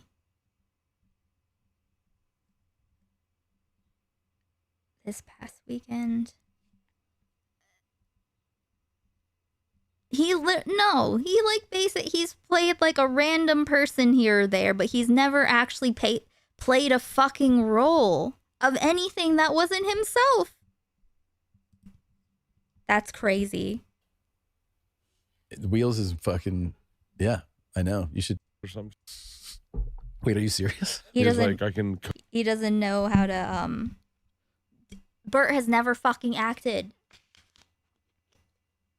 Coach you. I do coaching sessions or some shit. I was really impressed with your acting in both things that I never the show. I never even got an offer to be in Wheels.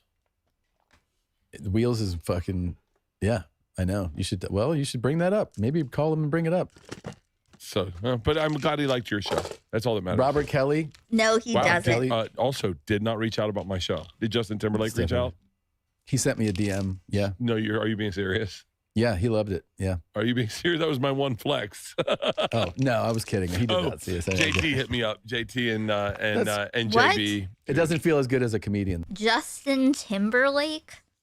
What? That sounds extremely random. Med check, everybody. Fucking Justin Timberlake loved Bert. Cool. No, it feels better. No. I mean, Shane just got into the business. JT's been in Mickey Mouse Club. I mean, Shane really kind of barely knows what he's doing. JT is JT.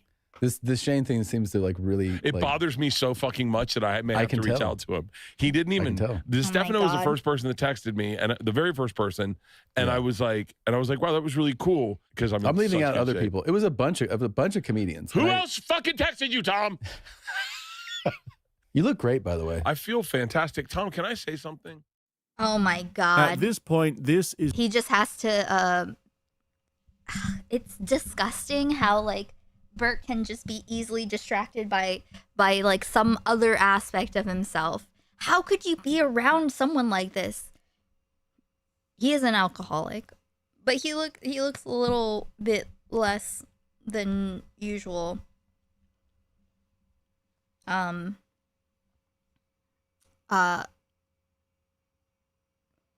He's literally every single thing. He'll just interrupt anyone and start talking about himself again. So formulaic that I could write a script for Bert before he even opens his mouth. Every single time Bert brings up Shane Gillis, it follows the same pattern. He'll compliment Shane, then he immediately pivots to how he knew Shane before anyone else did, how Shane was his opener, or how Shane looked up to him, or how he basically discovered Shane before the rest of the world. This is such a miserable way to live. Did, and by the end of the story, Bert is somehow the main character in Shane Gillis's origin story. I've said this before, it's the exact same thing with Brendan Schaub and Theo Von. And the reason Bert is so obsessed with Shane is because Shane represents the ultimate success story of the Rogan bunch. He's the one who used the Rogan bump, by his own admission, to forge a career for himself independently. The guy has built something that none of these other internet comedians can ever touch. Shane gives that entire Austin Circle credibility just by still showing up to do Protect Our Parks and doing sets at the mothership. Without him, it's just a bunch of middle-aged millionaires congratulating each other. And that's what eats away at Bert. Guys like Rogan, Tony Hinchcliffe, Bert, and Andrew Schultz, they're obsessed with legacy. They are obsessed with their status and their... Yes, they are. Know what a legacy is? It's a narrative that they want you... They are obsessed with not just building a story in their minds about who they are and who they chose to be in this life. They need to craft the narrative and force it upon all of us. I'm still gesticulating a lot, even though you can't see me. I gesticulate to the camera the entire time, despite it not being on. I'll wash my hair later and I'll have a camera next time. I can see Bert's V-taper. Oh, God, why did you say that? But yes. These aging, insecure, artless men are obsessed with their legacy. But no, we do not have to hold on. We do not have to hold up their facade Position within the for comedy them. hierarchy. They love the limelight. They need to be front and center, and they need everyone to know how important they are. Schultz has gone full political commentator, doing that New York Times bullshit, inserting himself into every major news cycle. These guys just cannot help themselves. Compare that to Tom and Shane. Those two just want the bag and to be left alone. They do the bare minimum public-facing work they need to do to sustain their career, and then they disappear. Tom doesn't give a shit about being liked. Shane doesn't give a shit about anything, really. They clock in, do the work, and go home. The difference is that Shane is not an unfunny asshole like Tom. Just saying. But Bert can't operate like I can't remember Shane really being funny, though, either. I know people say that about him, but I can't remember anything that he's ever said. Other than speaking up against bullying, against someone with Down syndrome that they pulled up on Flagrant to laugh at. that. He needs that validation. Also, hashtag never forget, okay? I'm shaking my finger at you. Hashtag never forget that Shane Gillis told that lame joke about Kevin Hart at the roast, where he said that he said that Kevin Hart would have to get lynched in a bonsai tree. And then he was like, I've been debating for 3 weeks whether or not I should say that. Dude, you look pathetic and weak. You look pathetic for even going along with that. And also weak because you feel like you need to make an excuse right after. Pathetic. Which is why he's sitting there calling tires wheels, just like he used to say protect your parks instead of protect our parks when Ari was on Two Bears, One Cave, because he was bitter about Rogan cancelling Sober October. Like, Bird is so fucking petty. It's pure cope. And then there's all the backhanded compliments. Did you watch how he compared Shane to industry?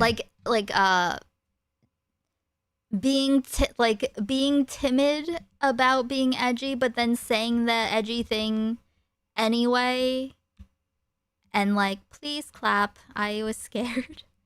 I'm being so brave right now. Please tell me it's okay. Please accept me.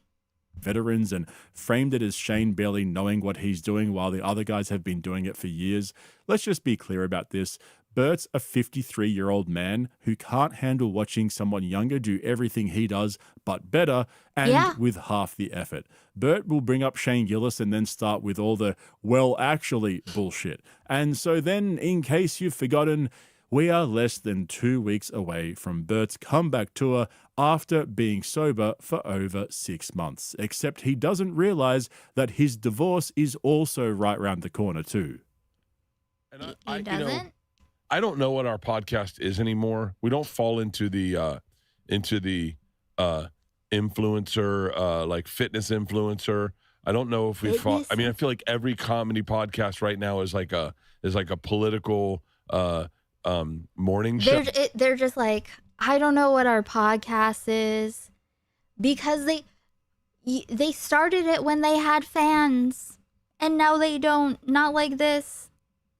They don't have podcast fans anymore. Hey, Shiny, what's the context of this video?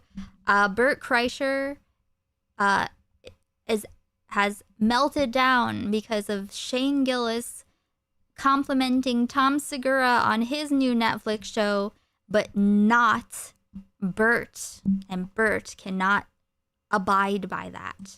Oh, you know, a lot of quotes you just did. So many air quotes. I don't know why I'm doing this. I want to tell you about an experience I had this weekend where I felt very proud, and I'm putting this out there for anyone listening. when you're in your 30s and you hang out with parents, the only thing you can judge each other by status-wise is job and money and how they're doing that way. And then when you get in your 50s, you see how it is, like, just the normalization of the idea of you need to be judging everyone and putting yourself in, like, figuring out where you are in the totem pole, in the, the hierarchy. You need to know your place in the hierarchy and use your judgment real quick to figure that out. That's unnecessary.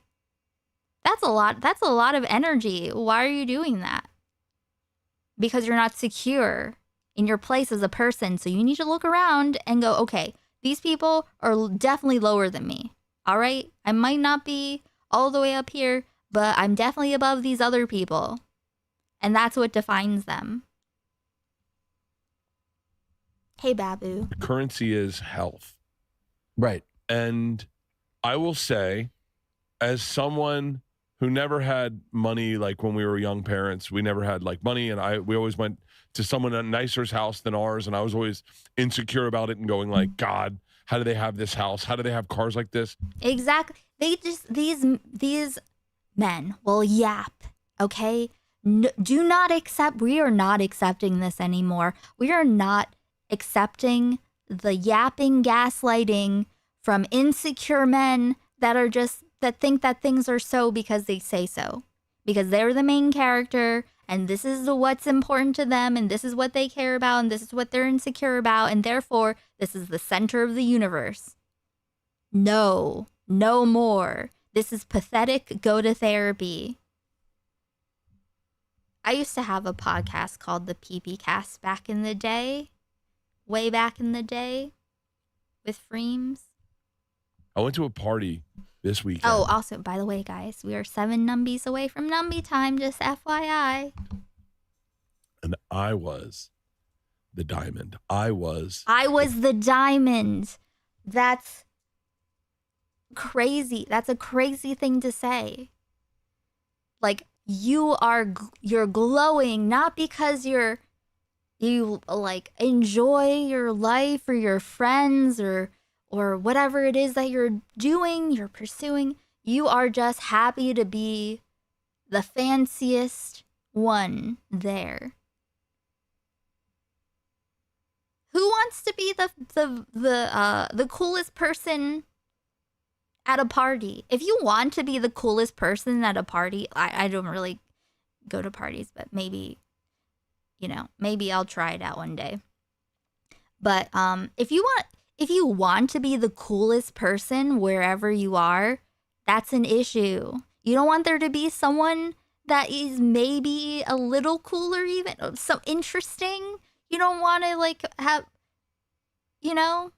you're too insecure to be next to someone who's might be a little cooler than you. That reminds me of this is not really relevant, but I'm stoned now, and I thought of it. There was this many years ago. There was this girl, and she was beautiful, but she was so insecure that she didn't want to sit next to me on the subway because she didn't want people to see her next to me because it would make her look uglier in comparison. I'm like, that's insane.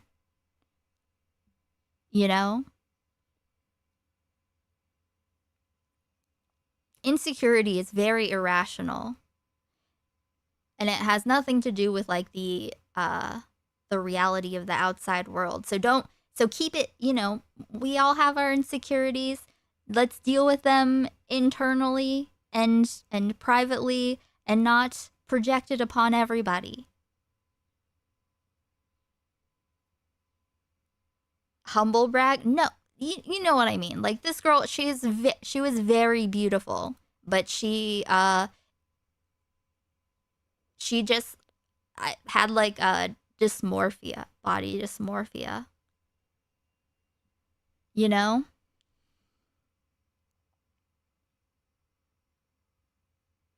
But yeah, sometimes when I think of insecurity, sometimes I think of that. God, how do they have this house? How do they have cars like this? I went to a party this weekend and I was the diamond. I was the princess bride. I was the debutante because at 53, I was in the best shape, Tom. There were dudes getting hip replacements, guys get with stints in, guys that all were like chasing. That's what it is? Oh, he's the belle of the ball because he's healthier? Dude.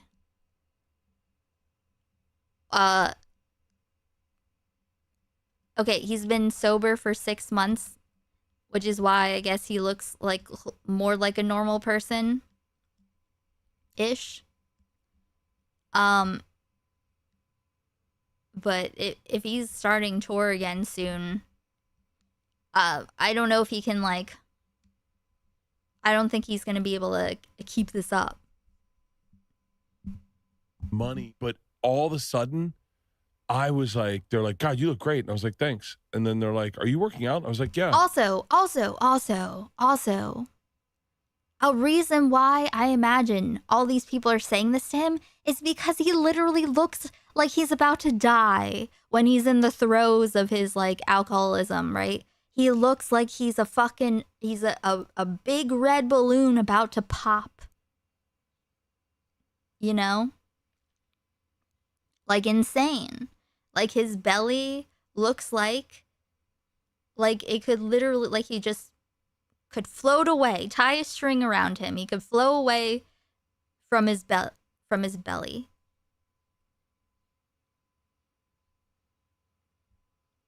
And his face is just big and round and red constantly. You know? So he looks like when Bert is drinking, he looks like he's about to die any moment. So I imagine everyone's like, oh, Bert doesn't look like he's in the process of about to explode. He doesn't look like he's going to blow up like cartoon dynamite. People do say that when they hear you're on the sober track. Yeah, that's true. But in Bert's mind, he's not making that connection. He's just thinking, oh, I'm awesome. Look at all these people. They're broken and I'm awesome. Also, how many 53-year-olds are getting hip replacements? I don't know. I mean, whatever. Yes, he's slightly less turgid. Remember when Alex Jones exploded? Well, yes. Has he finished exploding? And it's so crazy. And then I looked at my wife and I went, God, she really got a penny stock and shined it. Yeah. I mean, wait, she could be married. And they're like, God, you look great. And I was like, thanks. And then they're like, are you working out? And I was like, yeah. And it's so crazy. And then I looked at my wife and I went, God, she really got a penny stock and shined it. Oh my God.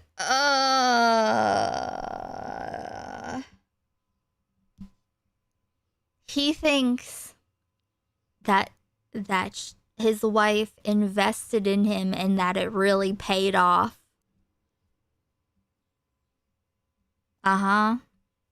Wait, he exploded like a balloon spontaneously in his... Oh, yeah, true. I totally forgot about that for a second. Yes, that is true. He did explode. Hey, Callie. Yeah. I mean, she could be married to the guy with the hip replacement, or could be married to the guy that has to watch his... But instead, has to watch his... What? This beast of a savage that still brings it into the bedroom. A beast of a savage that still brings it to the bedroom? Who is going to tell this man? Nobody is. He would not be able to hear it. The information would just go straight through his head because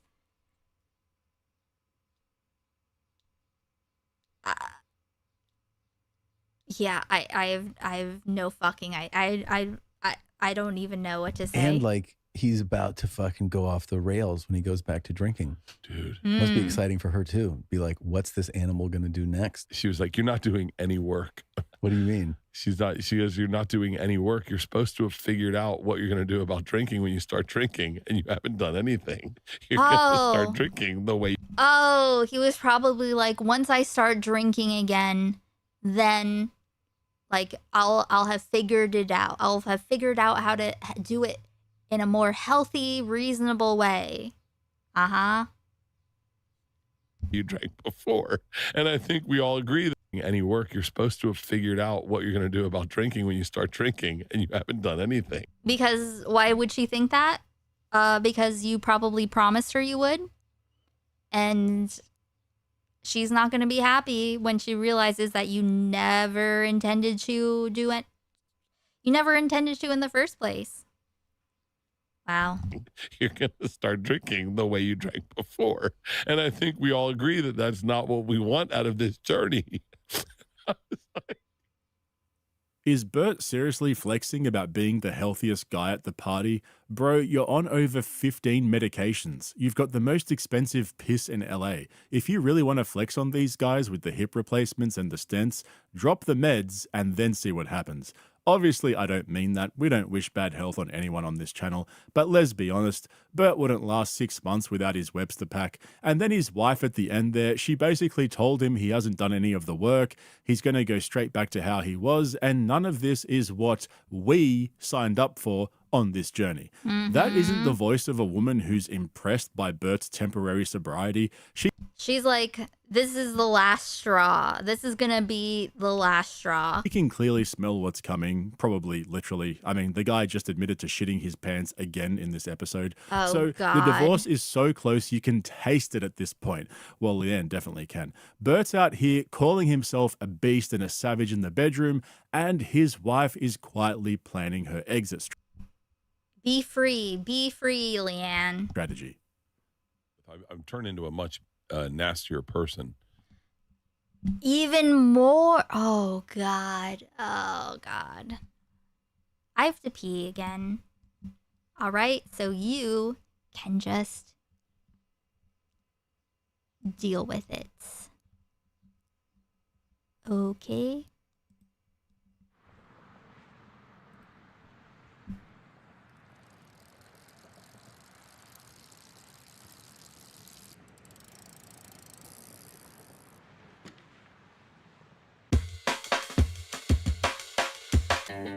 I said, know your fucking place from me. I'm a lion in a sheepskin, see. Up the hell and back, you know that's bad, that's bad, that's bad, that's bad, that's whoa. I've been lower than a man should go. Been higher than a Grateful Dead. I'm a chill guy, but don't test me. Yeah, I'm a chill guy until you get whoa. When we come around, don't suffer fools gladly, I don't do clients. They say we sound like London time. Double with that rude boy, it's on my way. Higher mash, push on my lighter. Everyday soldier, I'm not any fighter. Pull it back and got the big boy sniper. It's a way of life, something that we didn't decide. I go with some more.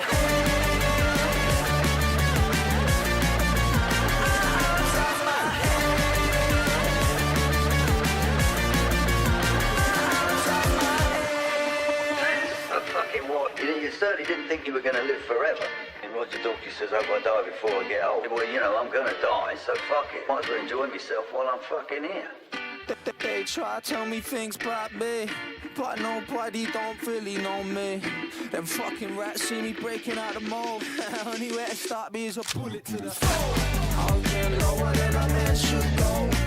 Been higher than a Grateful Dead. Yeah, we put about 800 hits of acid in that frosty. When we come around, don't suffer fools gladly, I don't do clients. They say we sound like London time. Double with that rude boy, it's on my way. Higher mash, push on my lighter. Everyday soldier, I'm not any fighter. Pull it back and got the big boy sniper. It's a way of life, something that we didn't decide. I go with some more.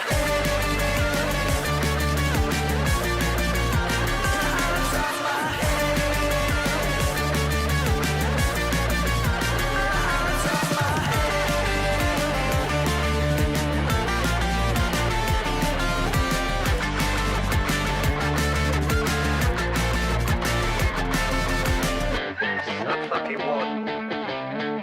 You certainly didn't think you were going to live forever. Okay. You certainly didn't think you were going to live forever. When we come around, don't suffer fools gladly, I don't do clients. They say we sound like London time. Double with that rude boy, it's on my way. Higher mash, push up my lighter. Everyday soldier, man, not any fighter. Pull it back and the big boy sniper. It's a way of life, something that we didn't decide. I go where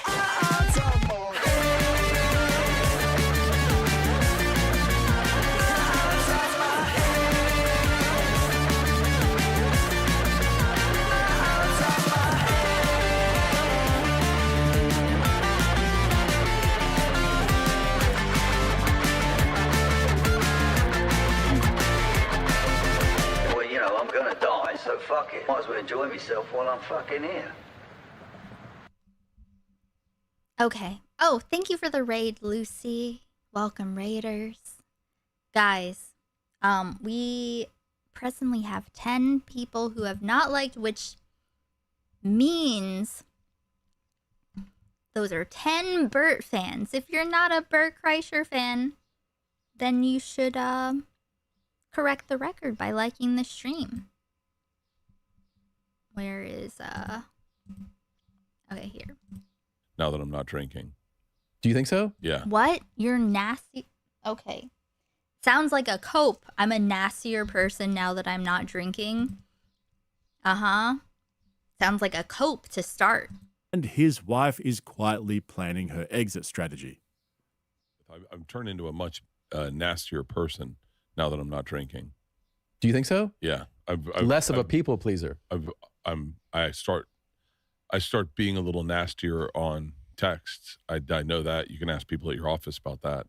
Yeah, no, I've heard. Yeah. I feel like when I was drinking. Are you serious? Do you apologize? Bert's been so nasty to people at Tom's office that, like, they've actually, it's gone around. People looked at me and they were like, "Oh, just don't worry about Bert. He'll do it. He's fine. Just get him a drink." You know, that kind of like. That's bad. That's not good. That's not good. That's like your fucking pacifier. You're an adult man with a fucking beer-filled pacifier or vodka, whatever. Like, just give him a binky and he'll be fine. Yeah, like, didn't take me serious. And then when I've been sober, I've noticed that energy still permeates. Like, they pat me on the head and I was like, hold on. Yeah, yes, because you are a fucking baby. There's no patting me on the head. Well, do you have to be nasty or just be like, I feel like what it is, Tom, is pent up years of me realizing this is the way they've always talked to me. Yes, but you've needed it because you are a drunk bitch. Yeah. And now I'm like, oh, no. Like, no one talks to you like that. No one talks to you sideways ever. Because Tom isn't making a spectacle of himself in the same way that you are.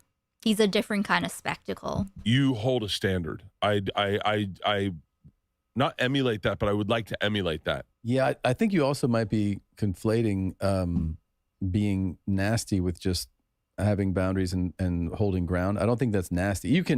People can be nasty, and you don't have to be harsh. I don't consider that to be bad behavior. I think you're on the right. Yeah, but Tom is also a fucking asshole.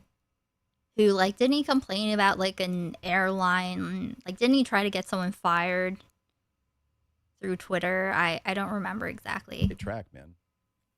So Bert's finally growing a spine. Going sober has done something to him that the testosterone, the Mounjaro, the peptides, the 15-plus meds, and the vitamin IVs never could. He's standing up to people, setting boundaries, refusing to be the pushover everyone has treated him as for years. Who knew that just not poisoning yourself every day could do all of that? Just be careful though, Bert, because the path you're on leads directly to Tom Segura, and nobody wants that. Tom's the guy who runs YMH Studios like a corporate machine, despises the pause, treats his fans like an inconvenience, and has all of the warmth of an empty fridge. Sober Bert is slowly morphing into his co-host, and the funniest part is that Tom is sitting there telling him he's on the right track.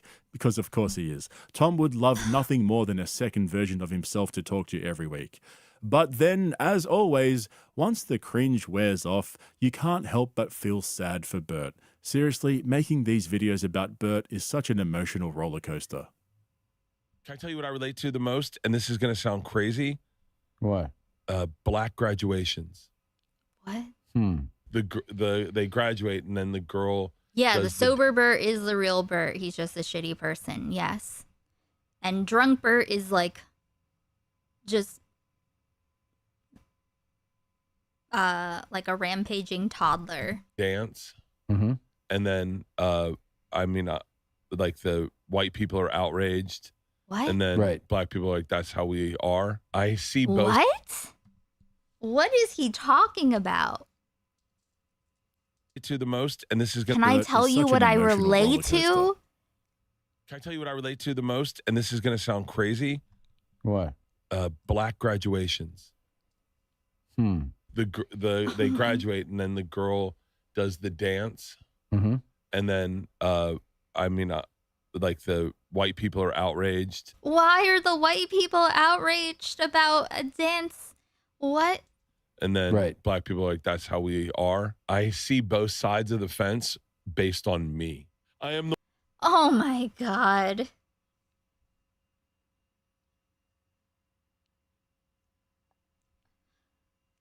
You understand why white people would be outraged at a black girl dancing? Is that you see both sides? Cool, Bert. Very cool. Awesome. The one dancing, and then I'm the one whose kid is next, who you didn't hear their name because this one's dancing. You know what's crazy about you is that in these last several months, all of your insights and self-reflection in sobriety are all so fucking incredible, and you still are like, and no one will tell me not to drink. Like every marker that is possible in your life to observe and note is 1,000 times better, and you're just like, what? I'm fucking drinking. I'm sprinting back to the old me. I know, you're so funny, dude. That's so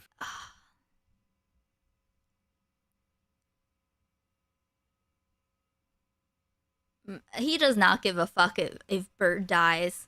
He does not care about Bert at all.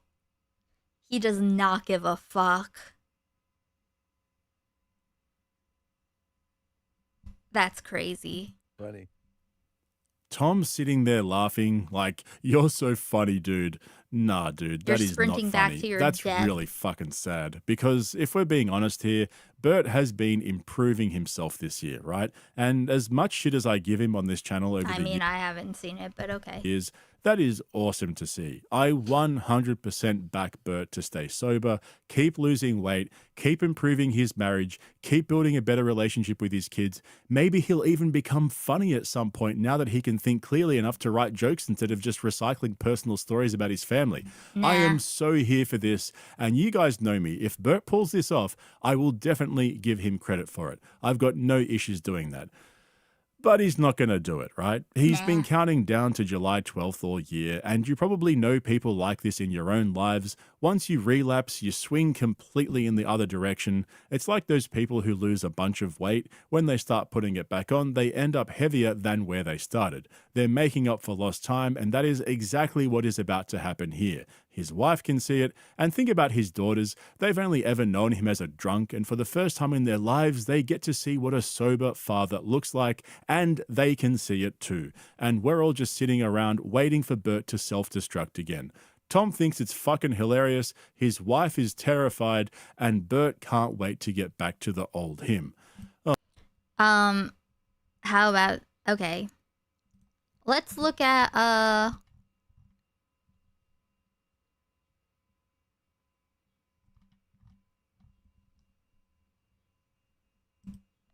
I want to see him talking about, I want to see Bert Kreischer talking about his daughters.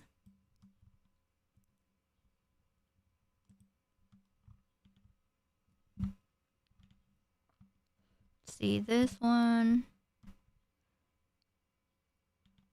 I don't know if this will get claimed, but let's see. It's our Just for laughs. I don't know how long ago this was, but it was probably a long time ago. Okay, guys. Thank you for being here. Please like the stream. Twitch and Kick, hello. And we are 7 numbies away from Numby time. I don't have any real plans for stream today. I'm just going where my eyes take me. My eyes and my heart. My heart rejects, but my eyes are getting drawn in. Okay. My daughter's a lunatic. Last night of partying, everybody. Well, not you. You live here, but I gotta go. Bert looks much younger. Not better, but younger. I'm gonna be a dad tomorrow. Yeah, everyone got the stomach flu, and I gotta show up and be daddy on duty. And I've been partying for 2 days, and I'm not ready for it. I'm not a good dad to begin with. I'm the kind of dad, like, okay, yeah. The other day, I farted in a McDonald's cup. Oh, God. And I put my hand on it. And I walked it over to my daughters. I was like, girls, you're never gonna believe this, but I just caught a fairy. Now, there's a part of me that was like, is that the right thing to do? But I got them. You know, as a guy, when you fucking got them, they're like, oh my God, because they believe. And I'm like, take a look, and they're like, I don't see it. And they start crying, but that's your job as a parent, really. Oh my God. Ugh. I believe this too.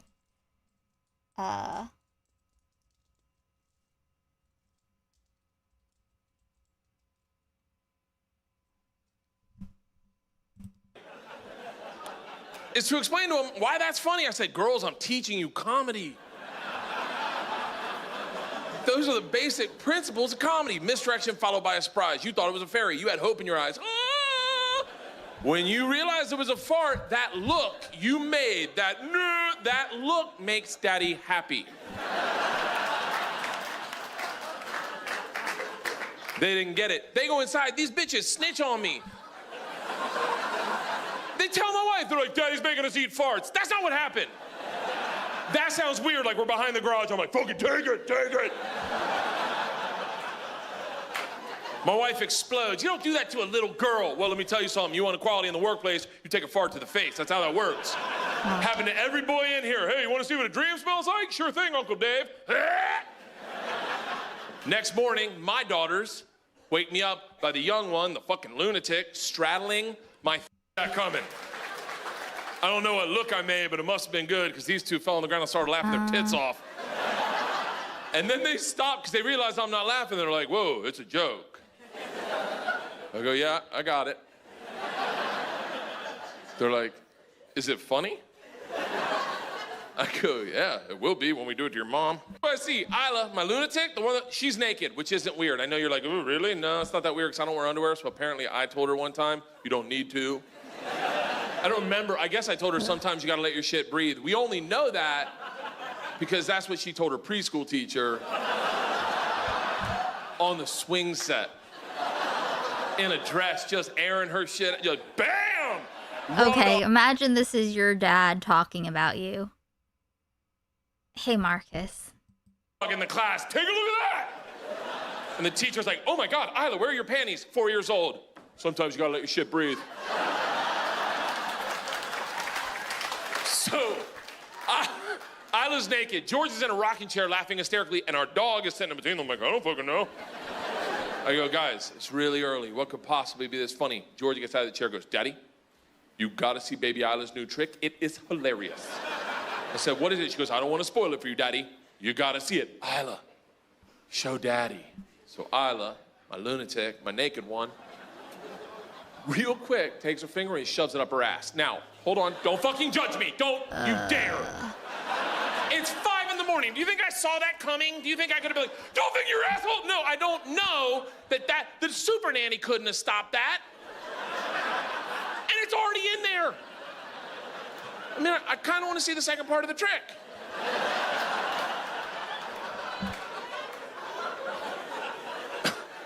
She takes it out and puts it in the dog's mouth. Now, hey, I wasn't a fan either.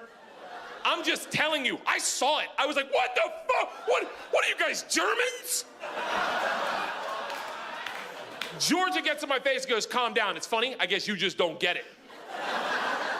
I'm like, I'm a freaking comedian. What part of that trick's funny, Georgia? Without even breaking a smile, she goes, we've been doing it all morning. And Mona's never figured out its poop.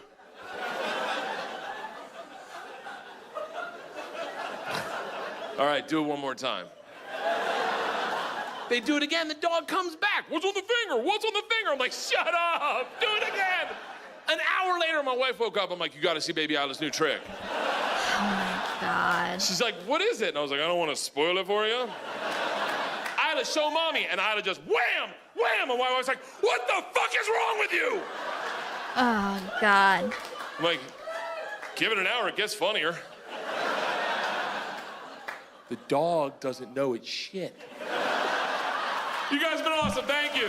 Oh God. Oh, that was terrible. Okay. Let's all right, let's have a couple more things that I wanted to see him say about his daughters. Are you going to tell your daughters about your record? Do you have like a plaque at home saying the world's best partier? My daughters are so stupid. I don't have to worry about them reading anything. They follow after their dad. Oh, you got it. Okay. Let's see. You should know something's wrong because you have children. Fuck that. Dude, I did not sign up for this responsibility to be a grown-up. I don't know if you guys feel the way I do, but just like growing up sucks dick. Kids, I got two kids. I got Georgia is 11, blonde hair, blue eyes, real smart, and I got another one.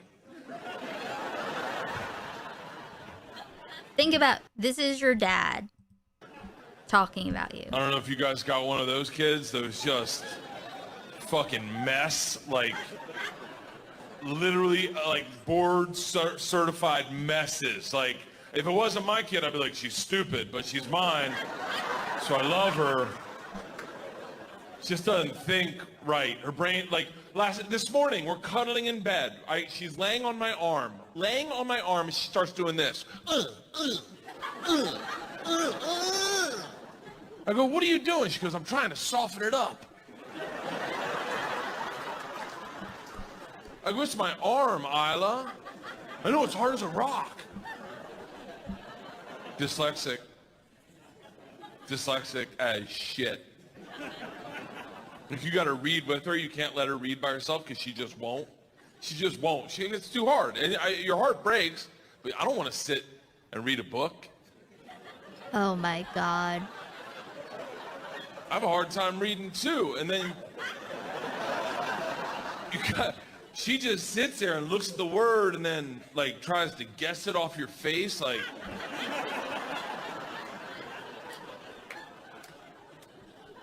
pterodactyl? No, it's the Isla. Very few books you're gonna read in your life are gonna start off with pterodactyl.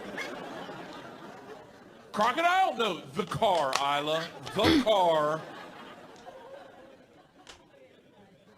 She's smart, just not like a useful to society smart. Like you'll never reap the benefits of her intelligence, I promise you that, unless you got a dead body at your trunk at 2 a.m. There was an attempted kidnapping in a school adjacent to ours, and the teacher sat the kids down, told them they need a safe word. Isla comes home locked in. Dad, we need a safe word. I'm like, okay, how about Agnes? That's the street we live on. She goes, too easy. How is that a fucking safe word if it's the street you live on? What? Too easy? Yeah, too easy. I go, why is that? She goes, Dad, they could guess that. I go, hey, Isla, if someone's guessing at our safe word, don't get in their fucking car.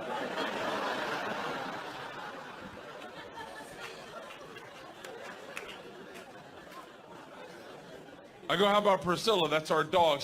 You know what this fucking tells me too? That his daughter has anxiety when it comes to like feeling secure. You know? You know what I mean? She doesn't seem to feel safe. And like there's something like solid that she can like count on. He goes, are you even thinking? I go, what do you think it should be? Shouldn't even miss a beat. She goes, how about motherfucker?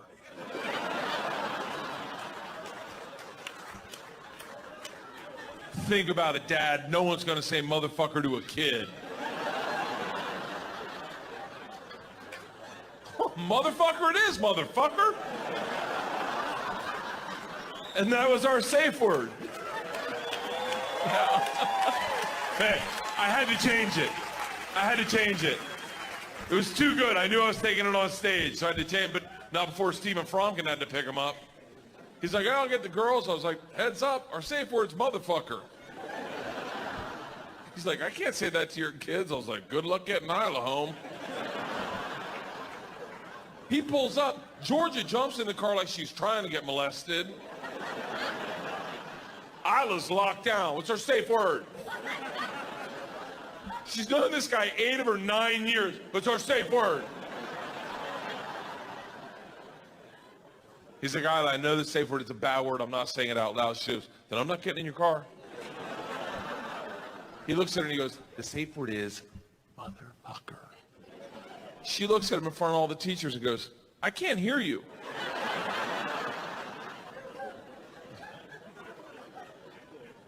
My daughters woke up at 5 in the morning. Okay, now he says the fingering the dog or fingering and feeding it to the dog. I don't know. Ugh.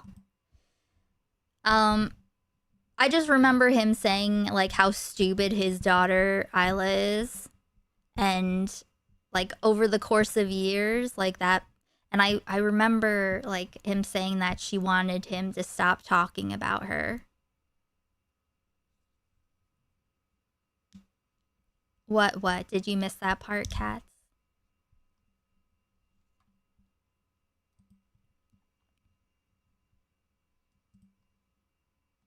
Okay, let's see.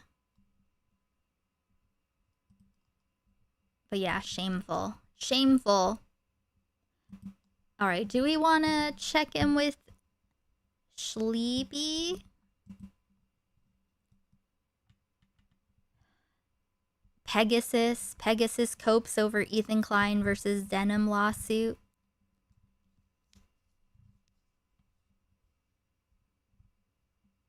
That could be a possibility. The fingering part? Oh, apparently his daughter was putting her finger in her ass and then feeding it to the dog. That's what he said. There's this, or moment. Frankie, where did you go, baby?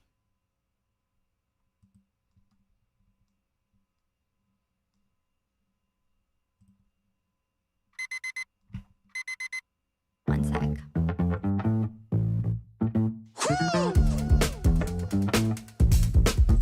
I say slow down, preacher man, the love won't start. When the beat is tough, they're gonna lose their part. They told me 1,000 times, they said, soul boy, start. I pull my middle finger and say, fuck you, watch.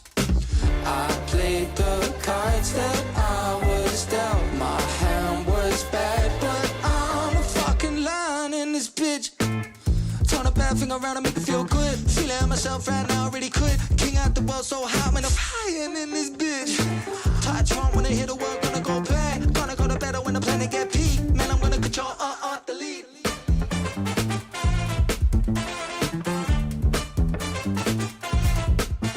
I said slow down, stop and breathe, relax and inhale. Lost myself inside the spaces between heaven and hell. You see, we gentrify the fibers of the human condition. Excavate the soul, replace it with materialism. Hold up, watch it. Watch the kid, I'm in the cockpit. Baseline riff, it hits right in the pocket. Drop it, sick, the sick boy spit droplets. Rain on the rhythm, precision, it's hypnotic soccer. Music for the gutter, on me, motherfucker. The G not butter, I'm a certified nutter. Who the force of typhoon, a music tycoon, I'm Steezy, my brother. I played the cards that I was dealt. My hand was bad, but I'm a fucking lion in this bitch. Turn a bad thing around and make it feel great. Pick it up, the pressurize the pressure deflate. Pour a little gasoline and make a bonfire in this bitch. Kick drum with the 808, damn it's so bad. Think I wanna turn it in, I feel a little beat. Man, I wanna control, delete.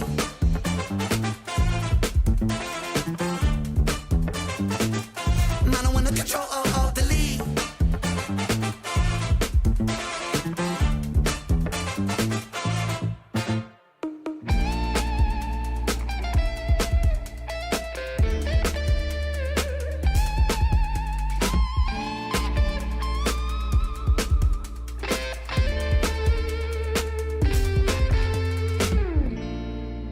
And so my story goes. Girl meets boy, let's go. Are the things they love and the things they do together. And then so my story goes. Girl meets boy, let's go. Are the things they love and the things they do together. And then so my story goes. Girl meets boy, let's go. Are the things they love and the things they do forever.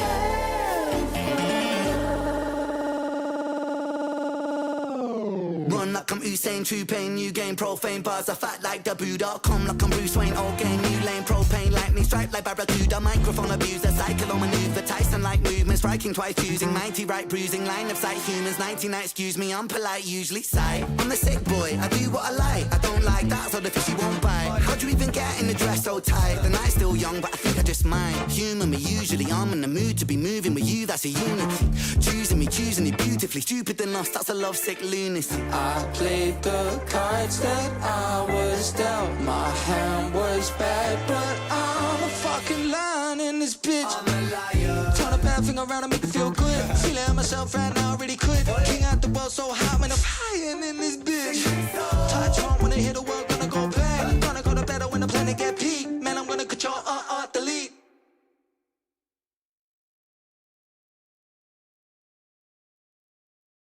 I got some chocolate chips.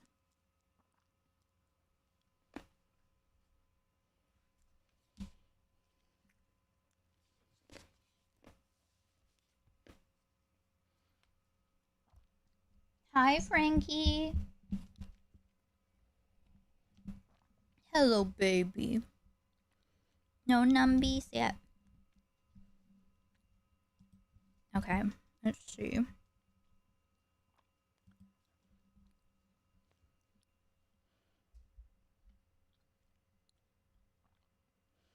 Do I want to watch this?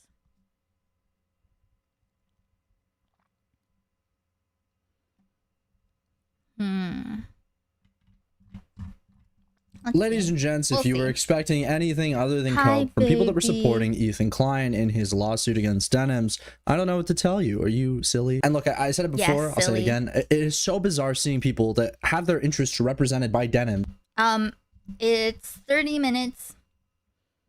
If however long it takes, if we get to 69 minus YouTube's 30% for super chats, then we will go to Kick and watch Interview with a Vampire. And we are 7 numbies away from numbie time.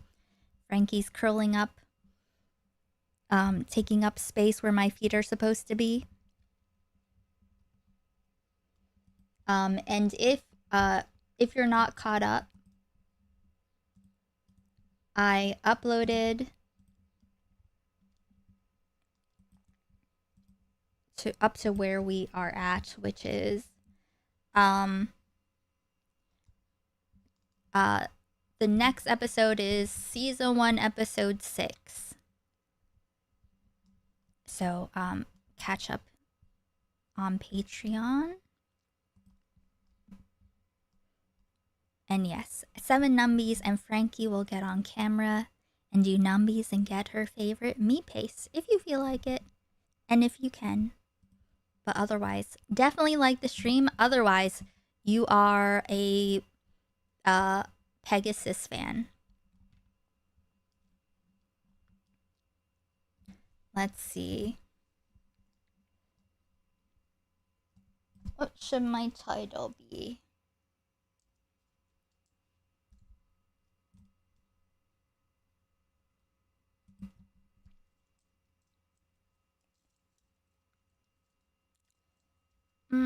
I don't know. Go against Denims, specifically be expecting anything other than cope from people that were supporting Ethan Klein in his lawsuit against Denims. I don't know what to tell you. Are you silly? And look, I said it before, I'll say it again. It is so bizarre seeing people that have their interests represented by Denims go against Denims, specifically because I guess their content algorithm has pushed them into a position where they have to support Ethan. In this case in particular, we've got Pegasus releasing a video called They Finally Got What They Deserved. Actually, looking at his channel, he's A/B testing, so it kind of depends on what thumbnail you get. But regardless of the title and thumbnail, the main focus of the first several minutes of this video are on Casey Tron and her ban from Twitch. But eventually, 19 minutes into the video, we finally get to the topic at hand, the topic that Pegasus has been talking about for months, but now seemingly does not want to have as the headline topic. Right, so female Hassan, aka Denims, is back, and she is obnoxiously celebrating her lawsuit win against... Obnoxiously? Do we think Ethan would have been any different? It's also very funny to hear Pegasus... I would not be surprised if Ethan broke out a crown if he had won. Call anyone obnoxious. Ethan, keep in mind the appeal... I thought Brett Cooper was female Hassan. I thought Brett Cooper is female Ben Shapiro. Is not over, so if this gets... Guys, he might win on appeal. Guys, appeal. Guys, wait. First they were coping there was a tentative ruling. Now they're coping about the appeal. Listen, sure, it's entirely possible that he wins on appeal. Who does that benefit?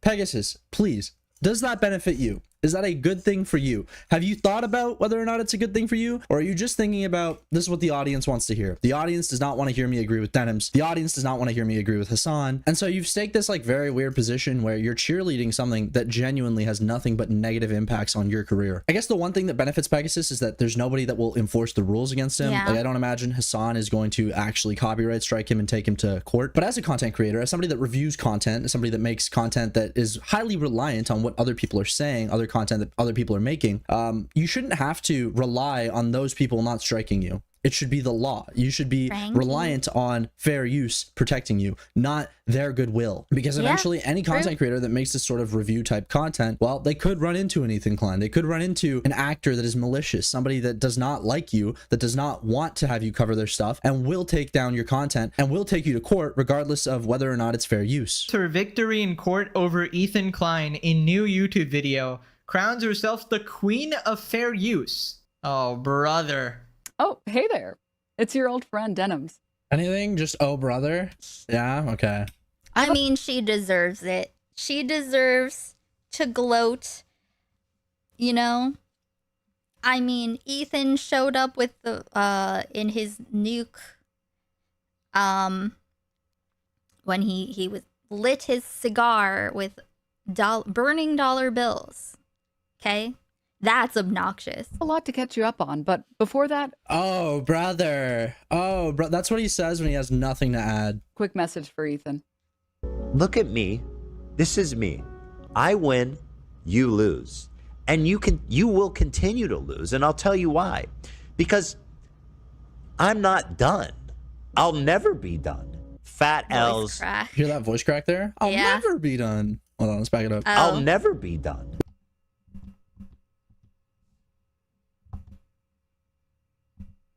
I win. You lose.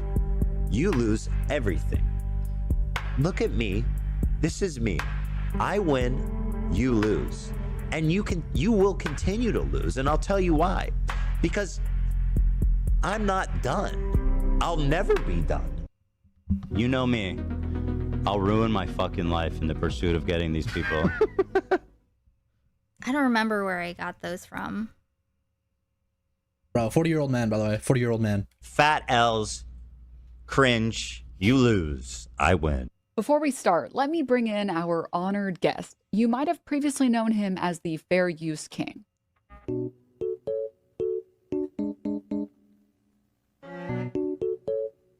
And let me just... Oh, okay.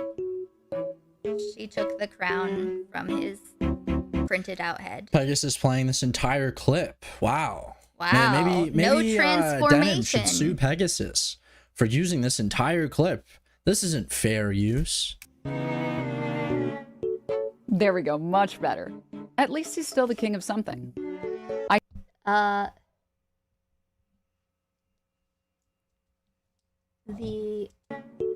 There we go. Much better. I can't read that. At least he's still the king of something. I have won my lawsuit against Ethan Klein and saved React content on the internet for everyone.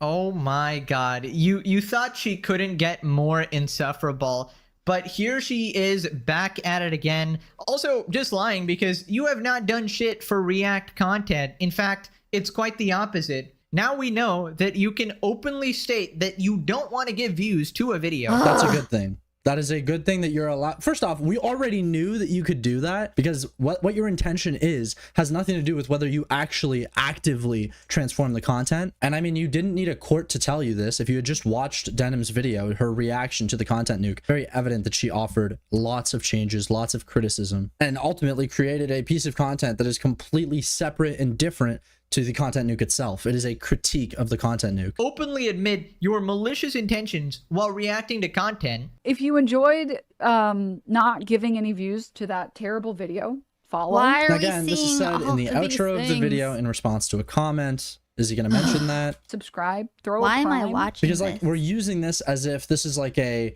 oh, everybody come watch. We want to maliciously steal. I mean, just judging from, you know, scrubbing through the timeline here, it doesn't seem like he's going to show Denim's actually explaining away this part. Are lots of different versions of this claim, like that I told people to not watch his stream or to watch my stream instead of his, or that I advertised my stream as like a place to watch the nuke, or that I told anyone else to do any of those things. But none of that happened. And yet a bunch of people became convinced that I would lose my lawsuit because of this. Like, a lot. Now here's Denim's clarification on what was actually said. Here are the clips from his video. We're relying on you to stay live so we don't give more views on the nuke. Yeah, I'm gonna stream it. Since he confirmed it's coming out today, we're gonna stream it. If you want to watch it with someone else who's already watching it, you know, come enjoy the watch party somewhere else. If you enjoyed not giving any views to that terrible video, follow, subscribe, throw a prime. If you like the content, if you enjoyed your time here. Compelling, right? Here's the thing. I don't care how many views Ethan's video gets. It's just not something that's ever crossed my mind. So in that first clip, when I read that chat message, I answer their question and move on. I hope you guys don't mind me not lambasting that chatter. The second clip is so plainly out of context that I don't really know what to think of it, especially considering that they also tried to use it in the filing. Let me play the full thing for you. Yeah, this is another thing. Don't go bother Hassan while he's in fucking Japan having a good time. Don't bother him about this stupid garbage. Like, I think it's bad enough to like lose a friend, especially someone where someone you really try to like make a better person. The last thing I would want while I'm vacationing in Japan is to be fucking linked. I'm looking for something else to watch. 100 times some video from a deranged ex of mine, right? If you want to watch it with someone else who's already watching it, you know, come enjoy the watch party somewhere else. I don't think that needs any further explanation. Yeah, it's clearly saying, don't bother Hassan with this. Come watch my content. The last clip is going to gain more insight into what goes on at the comedy mothership, and we're going to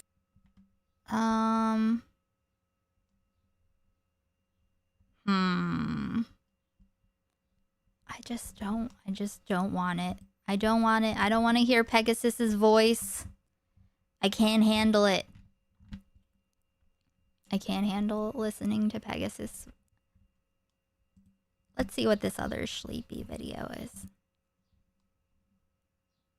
Is Hassan allowed to joke about Charlie Kirk? It's been almost a year since the unceremonious passing of Charlie Kirk. In that time, we still haven't gotten back a toxicology report to know exactly what was in his system and what may have influenced him passing away on that day. And the reason why it really bothers me is because I look at, George Floyd, for example, where a lot of people believe that he passed away due to a police officer obstructing his airways by putting their knee on his neck. Cover. I ask all of you, my dear brothers and sisters, a knee on the neck, a knee on the chest, a knee. So as you guys can see, Shia Muslims have come to the conclusion that a knee on the neck is what caused George Floyd to pass away. Meanwhile, a conservative Jewish scholar, Ben Shapiro, he believes that the toxicology report, which indicates perhaps some amount of fentanyl in George Floyd's system, it might have led to George Floyd passing away. And so I've always found it interesting that similar questions aren't asked about Charlie Kirk, but I don't want to be a conspiracy theorist. Now, you might be asking, why am I bringing this up,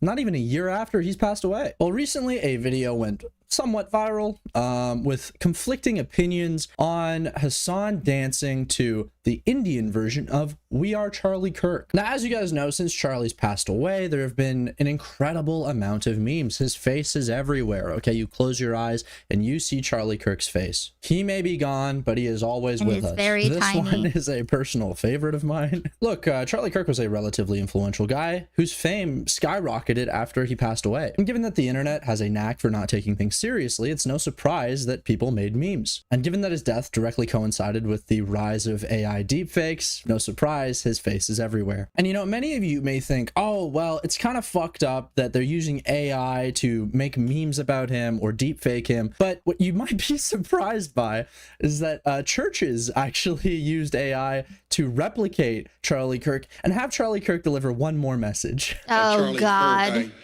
I was so moved just to hear it between services. You're hearing something the first service didn't. First, I want you to know I'm fine, not because my body is... Who's dumbass? Who fucking programmed the AI to say, I want you to know that I'm fine? Oh, God. Boomers and AI are so twisted. It's really freakish. AI to say, first of all, I'm fine. Why would you fucking do that? Dude, I'm in look heaven. How many fucking people are in this church?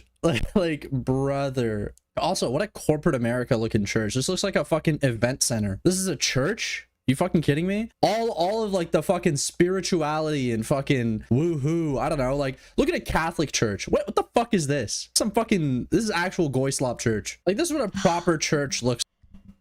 Sleepy, I feel like he's gotten a taste for the word goy from, I feel like maybe the first day that I talked to him in his stream, someone was like, someone was sending him donos that were yelling at him about using the word goy. I feel like he just couldn't quit it. It's like, okay, well, not whatever the fuck. Feel like it just tastes good in his mouth. What the fuck is this? This is an event center, okay? This is not a fucking church. All right, why do I have like fucking screens everywhere? Like, there is nothing holy about this. This looks so fucking, bro, this looks like a business meeting. This is like the stage where like a motivational speaker comes out and talks to you. Like, you ever seen Grant Cardone be like, shout out homeless dude? I took out 2 loans to get here. It's just like one of those things where it's like a lot of people say, I think it's not good to adopt the language of people who are actually hateful because they're just able to hide within amongst us, because some people actually do mean that Jews are controlling the world and people. And not Israel, but, just Jews. So I think it's good to, especially if you're someone that talks about Israel and Palestine, like in an earnest way, I think you should probably not do that. Maybe you didn't know the origin. He kind of knows.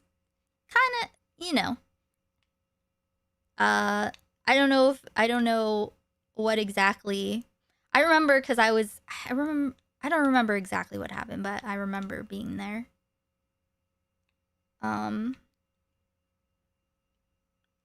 But you know, boys and what, you know, they like to pick up the edgy lingo, I guess. But the thing is, again, like I've said, nothing's edgy anymore. You can't say edgy. Like, in order to say something edgy, you wouldn't be able to say it on any of these platforms. So when you say things that are quote unquote edgy now, you're just saying the same things that the average bigot is saying. And it's like, do you, like, it's mainstream. So you can't be edgy and mainstream at the same time. So it's like, are you saying it because you mean it, or, you know, because otherwise, you know. But yeah, that's my take on edginess these days.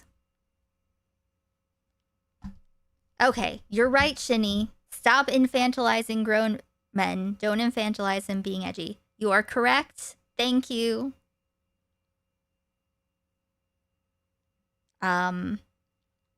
Yes, you're right. You're correct. 2026, no more infantilizing. It's in-group signaling for chuds. Yes, Daniel.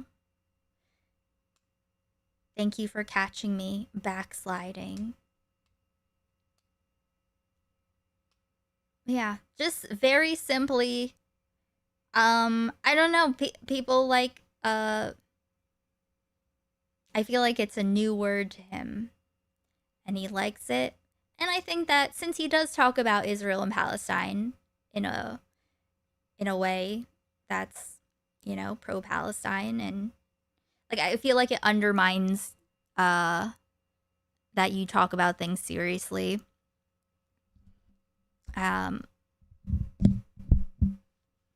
Yeah. I think it's be good for it to be to go back to fade out of the, you know, the vernacular of the space. It, you know, I think it'd be better off without it. I don't even have money for a hotel. Give him a big hand, guys. Homeless dude. What? That's what this fucking that's what this church looks like. Is fine, but because my soul is secure in Christ. Death is not the end.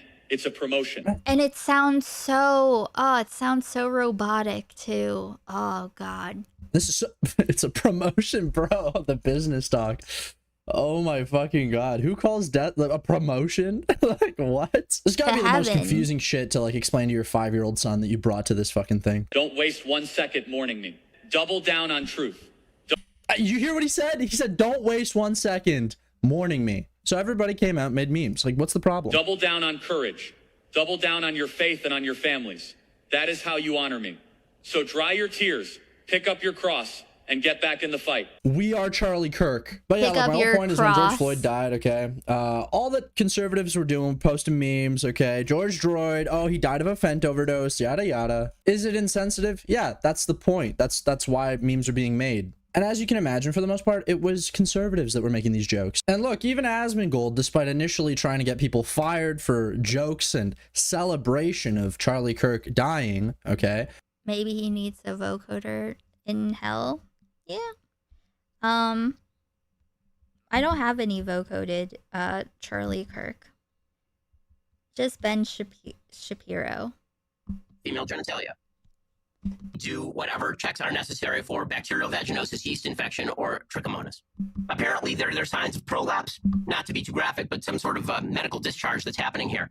Peg the patriarchy. Oh, the courage. Oh, the stunning courage and bravery. Peg the patriarchy, generally speaking. Mm-hmm.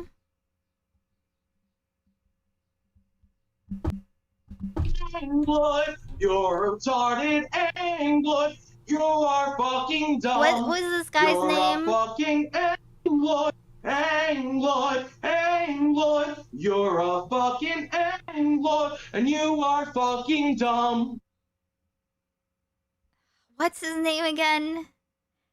He was like Yankee Tanky. Is that was his name? Shapiro turning into a laughing stock to everyone in political life is amazing. Yes. Yes. Yes. I hope, you know, I hope that these men live long enough to see their legacy crumble, or their idea of what they think their legacy is. Suck my dick and choke on it. Did you just hit the couch? He even changed his tune. Right now. He does. He does. You do. What do you mean? It does look like him. Here's my outlook. I've been making jokes about George Floyd for years. Why can't people make a joke about Charlie Kirk? Fuck. Like, it's one thing to be doing it the day he gets killed, right? But like, people doing it now. I don't care when you make the jokes. Make the jokes whenever you want. It's always going to be insensitive. Up to you, do your thing. Hey, but people online have an issue with Hassan mocking Charlie Kirk. Again, we already addressed this. AI memes, deep fakes, his face is everywhere, okay? There's songs about him, there's church sermons, okay? We are Charlie Kirk. Well, Hassan does his little dancey dance to the Indian Charlie Kirk song. Many reactions. I'll start with this one. It's because Hassan wants to minimize Charlie Kirk's death. Templar. In typical inbred terrorist supporting sex pest fashion. There's a lot of adjectives. Yeah. Like adjectives. I'm not Google. Isn't Templar like is he like a lolly guy? A lolly loving guy? Googling it. You can leave a comment down below and let me know if I got it right. He doesn't want to face the accountability for his vile behavior. I take the most racist American over Hassan Piker. Our 5th Juneteenth without George Floyd. Let's breathe in the moment. This post was made like 2 weeks ago. How do you have completely different views on literally the same action just for different people? Get it. Okay, George Floyd's black. You think he's a fucking fent addict. Okay, you're a little racist. Okay, but can you not just be like, okay, humor, it's funny, it's goofy, it's whatever. You can understand how people with different views might find the other side of this coin a little funny also. I need to issue a quick correction. I said you think George Floyd is a fent. He definitely was a fent addict. But the point is, like, dude, it's both funny. They're both funny. That's okay. You can laugh at both, okay? I understand you gotta be partisan. I understand. Listen, I'm partisan sometimes. Also, lighten up. Now, in fairness, it was in response to our first Juneteenth without Charlie. Let's take a shot. Which, in fairness, was, yeah, co-tweeted Charlie Kirk. Is in response to Charlie Kirk tweeting last Juneteenth, Juneteenth should not be a federal holiday. All right, so let's have a look at what Hassan had to say. Really funny. The guys that have spent every waking moment making unbelievably racist memes, crying over this. The fact that Hassan could treat people he was once on good terms with like this proves he's a complete degenerate freak with no morals. Treat people he was once on good terms with. So I have to jump in here. Sure, they knew each other. They might have even hanged out. Okay, I don't know about you guys, maybe you're sociopaths. When you guys see like a Charlie Kirk meme, when you guys see a George Floyd meme, are you actively like enjoying and reliving what happened to them on the day of their death? Is that what you're thinking of? Because personally, it's like the juxtaposition of the unseriousness of the memes, the unseriousness of the music. I think most people can recognize this, but it's so weird that like conservative Twitter is unable to see this in the Charlie Kirk direction. Every single one of these edgy posters that literally almost exclusively joke about like raping people, like most of these guys, their entire output is just like doing jokes. What is right? this? Rape this, rape that. They're so edgy, and every single one of them, in between their George Floyd AI compilations and rape jokes, have taken the time out of their day to cry about this. Okay.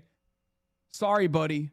I'm carrying the motherfucking flame. Based. Awesome. Let's have a look at some of these comments. More dishonest reframing to avoid addressing the moderate and reasonable criticism laid against him. What a surprise. I don't know what to tell you. Like, this is just internet culture. This is what happens. People take tragedies and make fun of them. Like, this is always the case. Look, if you want to be some soy little guy online and say, don't make jokes, okay, all tragedies should be treated with respect. First off, I agree they should be treated with respect, but I think you can respect something for what it is, and also, on the flip side, be able to joke about it. But if you don't want to joke about it, okay, all tragedies need to be treated seriously, then, you know, be consistent. Ladies and gents, if you enjoyed today's video and you want to see more like it, leave a like, comment, and subscribe, and I'm streaming tomorrow, 10 p.m. Be there or be square. Oops. Thank you, Sleepy. I will link that here.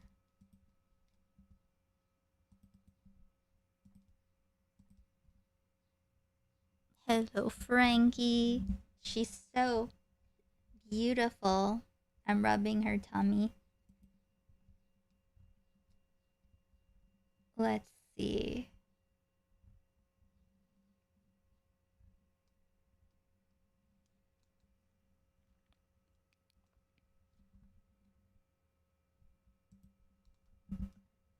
What was I just looking at?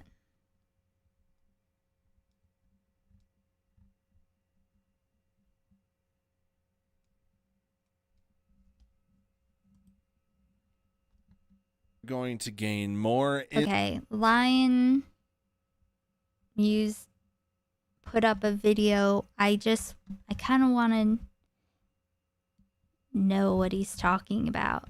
The comedy mothership exposes a trap house. Insight into what goes on at the comedy mothership, and we're going to find out what that is. Right, Meow? I somehow decided that you guys were like anti-Marin, but you're not. What? I know. No way. You know That's what's the way funny? my brain works. Is you're doing the podcast, and then tomorrow I leave Jordan Jensen for Austin. Oh, yeah? I contain multitudes.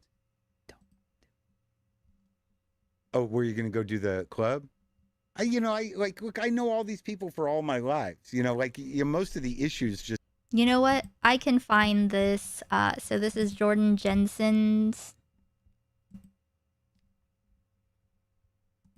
Mark Maron. Let's see. Show transcript.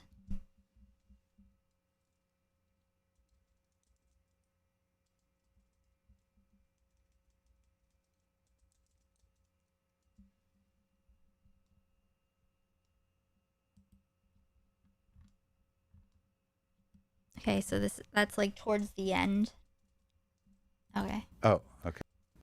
I know that works. I made that. Yeah, I know. Who? Ian? Yeah. I'm about to go do that. Oh, okay. Do we do the whole thing? I think so. So wait, how many podcasts are you doing? What happened to the one with what's his name? Who? See you later, Ian? Jessa. I'm about to go do that. Oh, okay. I have RIP because I would do on B and Ian, which is a fart podcast. You're welcome to come do it right now. A what? It's like a fart poopy laughy Fart? one. A fart podcast? Yeah, it's like a fart fun. That's with Ian? Yeah, it's like Oh, silly yeah. goose punks. I don't think he ever talked to me until a few weeks ago. Oh, cool. I somehow decided that you guys were like anti-Marin, but you're not. What? I know. No way. You know That's what's the way funny? my brain works. Is you're doing the podcast, and then tomorrow I leave for Austin. Oh, yeah? Because I contain multitudes. Yeah, I don't want to do it. I really don't like it there. Oh, were you She said, I don't want to do it. I really don't like it there. gonna go do the club? Look, I know all these people for all my I life. feel like she's going to be banned. I feel like she's not going to be welcome anymore. You know? If she's talking about the mothership. Most of the issues just came for one specific reason. It was Yeah. political in nature, and I can't really let it go. Yeah. But that, needless to say, I've known them. I know them all. It's like summer camp. If you I've see known them, it's hello. Well, I think out of all of them, I only think the one that has, well, I guess that's. I think that say names. Probably. I don't know what Tony's doing or like how they've shit talked to me. I know how Joe did. Yeah, but these things, generally change. Oh, when is she about to go on Kill Tony? you see somebody. Yeah. And you kind of be like, so. Yeah, she contains multitudes. Yeah. What's gonna happen now? Yeah, totally. And Jordan is like 5% away from being super cool. I don't really know anything about her. And it's back to like, how's it going? Yeah. Who knows? I'm sort of over a lot of that shit. Yeah. Yeah. But I'm not gonna go. I did Austin, but I didn't do that. Yeah. Yeah. Yeah, it's like a laser tag place, but I'm gonna do it. Is that what it feels like in It there? feels so much like a laser tag place. Really? My issue with that club is, listen, the audience is incredible, the room is set up great, and there is a man who walks you upstairs who is a Navy SEAL, basically, like Yeah. surrounded in guys with like fucking AKs and shit on them. Yeah. and you get to the green room and they're like, anything you need, and you're like, I would like some water and maybe my rider, and they're like, yeah, anything but that. We have mushrooms and dust that you can use for alpha brain. And I'm like, what is going on here? Just drugs. It's really, when you go there, it is like no water, only drugs. Like, buckle up, and you have to go on that strip that's really fucked up with all the homeless people. And you go in, and then there's 12-year-olds running the place, and you're like, and there's people coming into the green room that you've never met who are high, and and you're just like, this is so weird. And you just get through it. And and you get on stage, and then it's great.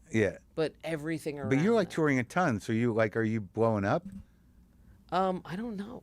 But are you selling tickets? Yeah. So I sold out. Yeah, I sold out Dallas and the Mothership. Where are you playing in Dallas? I have no idea. Little theater. Yeah. But yeah. Has anyone watched her stand up? But yeah, I think it's great. There's still some places I don't sell out. Oh, that's normal. Yeah. Good. Yeah. We'll have fun. Thanks. All right.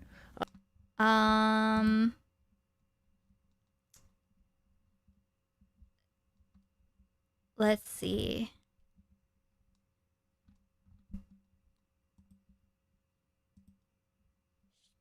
Wait, let's see who she.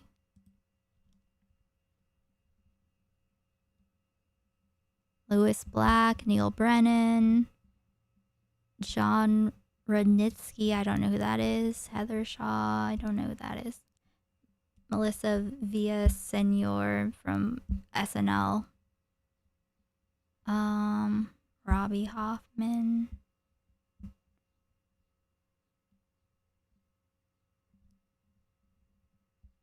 I don't know who that is.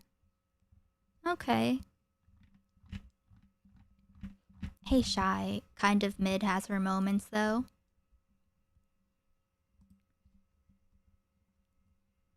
Let's see. You don't have any free will. You think you have free will. Right. The illusion of existence is that you're walking around thinking you're making choices, but in reality, all of your experience and everything, like leading up, your genetics, your experience has led you to where you're at. But you have to think you have free will. Sure. But you can also think like, well, I'm falling through life. I have no free will, and this is just some sort of horizontal shit show. This train is fucking careening out of control. What it is. Not really, because at some point, if your life is shit and you're tumbling through life and everything's a fucking disaster and nothing is working out, how is that philosophy fucking helpful? What's the difference between that philosophy and destiny or fate? That's true and fair. Or any of that shit. If you can just say, well, there's no way this wasn't going to be the way it was. I think that what you're thinking is that by blindly barreling through, being like, none of this is up to me, that would lead to a recklessness. It does. But I don't think it does. Come on, look at your life. I'm okay. Yeah, but no recklessness, no disaster. Well, once I adopted the no free will thing, it got less reckless. Why? Practically speaking? Yeah. Like because you were able to. That she thinks this discussion on free will is Sam Harris' original thought. Did she say that?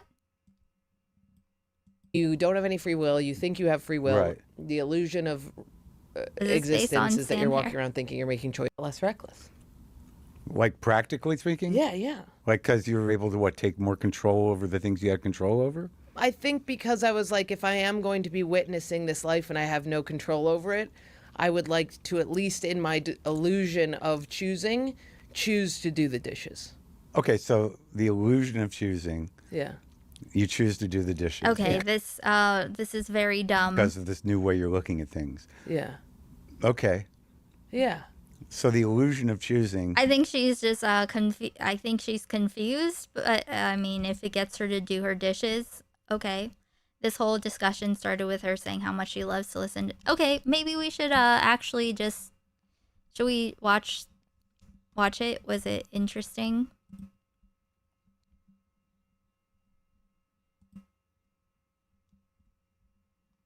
I feel like it's gonna be very unbearable. But I feel like, let's do it anyway. Maybe, I don't. Not worth it? No? Not worth it?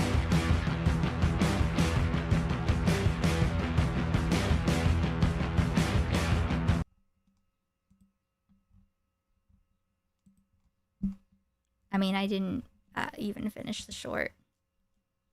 Let's finish the short even. That'd probably be better.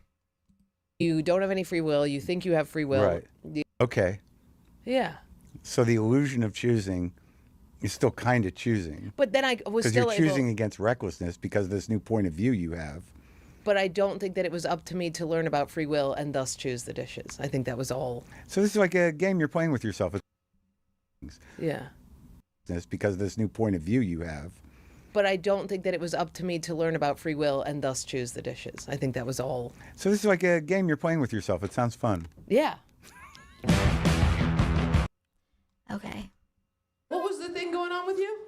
You guys are exes, but you're finger banging right now in front of me? When did you guys break up? A year and a half ago? And then we've gone... What? Jerry Springer? Shut the fuck up. Oh, shit! That's a time amount. Shit, dude. Fuck. Do you both live here? You're from New... You guys are a cute little JCPenney couple. I like that. I don't care about your crowd work. Let me see.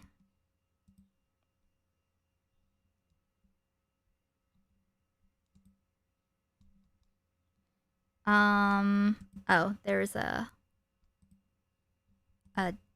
teaser of her Netflix special, I suppose. Can we just go to this? Okay. Doctor, and I said, doc. If I went to a doctor and I said, doctor, make me look how I feel.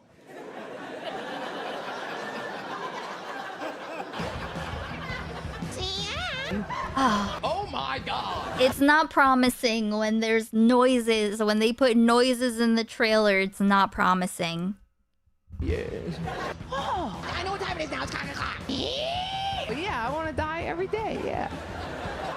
The whip and snap and bend and rip. Everything's great. Let's get after it, boy! Your poop's fat because you're fat. I've made a critical folly. Bounce, bounce, bounce, bounce, bounce, bounce. You were second ago. It's time for you to go home now. Oh God, is there any good stand-up at all ever? You know who's funny, actually? These ladies, Butterfaces.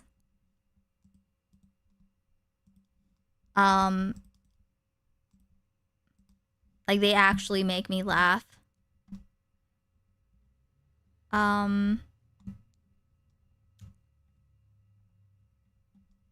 This, actually, I laughed a lot at this. No context. Just throwing this out here.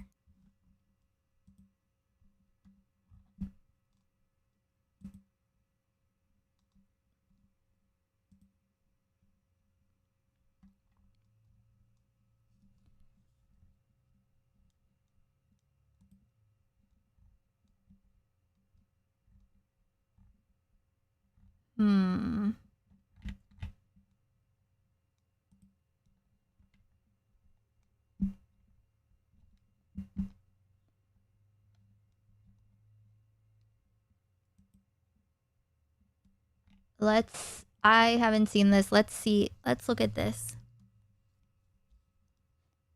But hey Louie. Or Lily. Why did I say Louie? Maybe because of vampires.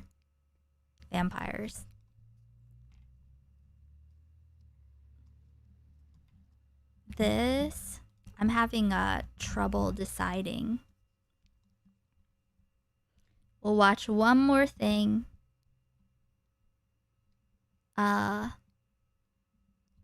And if we get the goal or the numbies, then we will watch a vampire interview with a vampire. If we either get to the goal or 2 numbies. Frankie is so beautiful.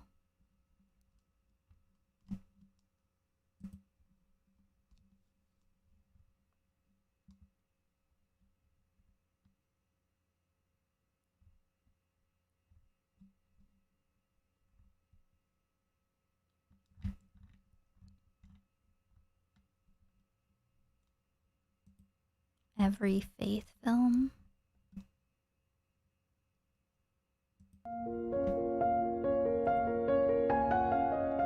He was the perfect son. Star athlete. The sweetest boy you've ever met. He was so full of life. So full of the Lord's love.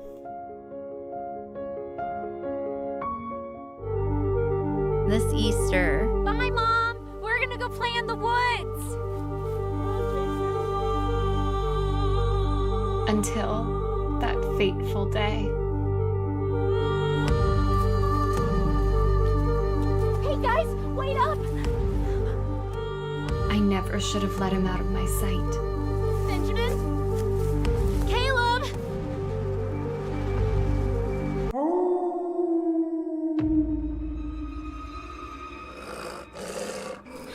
Benjamin?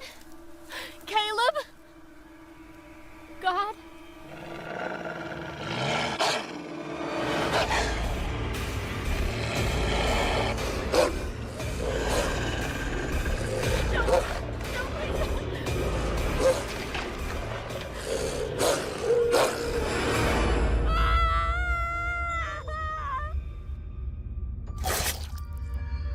Okay, there's an arm.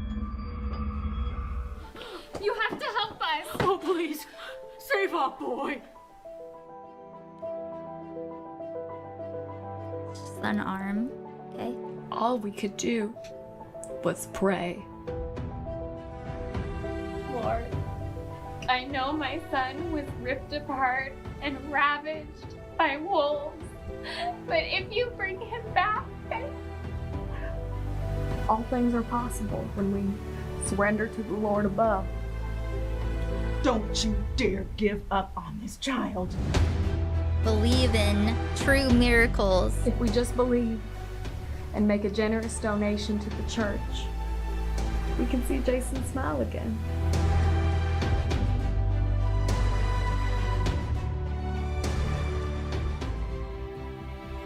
I was beginning to lose hope.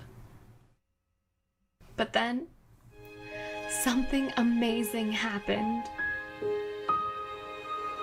Oh, blessed rest when we recline on their failing power divine. Now the God's arm mighty arm, is the whole boy. who trusts his word as clear as sight. There's His word Academy Award winner Octavia Spencer, Sandra Bullock, who trusts his power has greatest might. Topher Grace, barely working actor, Finn Thomas as Jason, based on the incredible true story, How God Saved My Son from the Wolves. Yeah, not terribly off.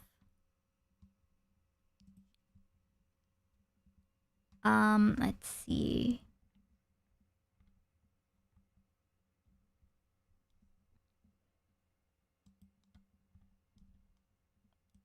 Okay, let's see what the Real Housewives of Apalachicola have completely lost it. You've met housewives from Orange to Atlanta, but now get ready to head down to the armpit of Florida to meet the Real Housewives of Apalachicola. I got another bun in the oven, so you know I'm hot. I might have Mountain Dew mouth, but you should see what I could still do with this mouth. Ladies call me over the top, but I can also be a bottom.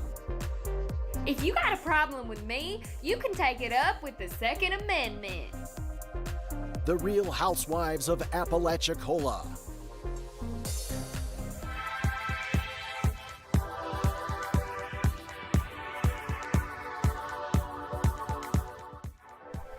Denise. Hi, Joni Lynn.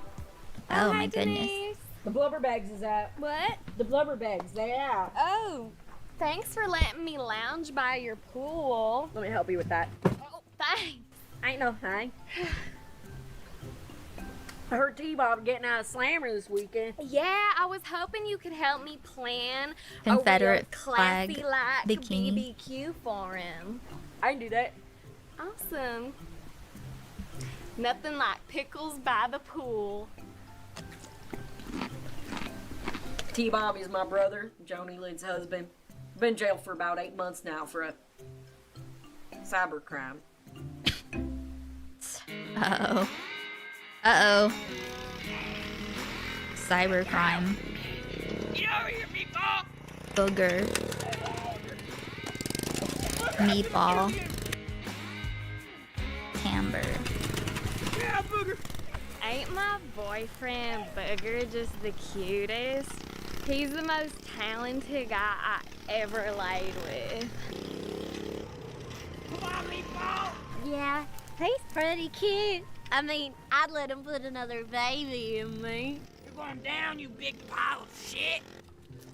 Ain't he your cousin? That don't mean that he not cute. You're right. All right, you're now, little boy. What happened to your baby daddy? Oh, he got promoted to manager down at the Walmart, so he just wants to focus on his career right now. Booger, no! Oh, he's pointing a gun. Better watch your tight little ass. Go, Booger! Woo, Booger! Go, Booger! Cybercrime, his Discord kid was probably under 18. Well, we know lots of people who've gotten away with that. That's enough. Go, Booger! You're my man. And my cousin. I hate Michaela. She's the dumbest girl I ever did know. Everyone thinks she's so hot, but one time I saw her put a tampon in the wrong hole. I'm not saying which hole it was, but it wasn't the right one. Joanne Lynn. MAGA hat. Come in, ladies. Nail party. I invited all the girls over to get their nails done, dude, for the big barbecue. It's good to have everyone in one place, cause there's something that needs to be brought it up. So glad y'all could make it. Thank you so much for inviting us over. This is so fun.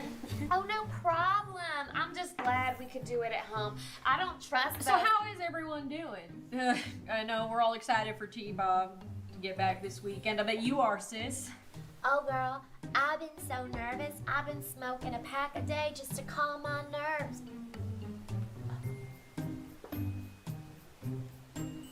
What? I'm smoking for 2 now. She has 2 cigarettes. What about you, anyways? I'm pretty excited, I guess. I'm real excited. T-Bob's been telling me he's been getting so many letters in jail. Is it that interesting? Not really. I know someone's been sending sexy letters to T-Bob while he's in jail. Some of them got forwarded to our house, so I know what's been going on.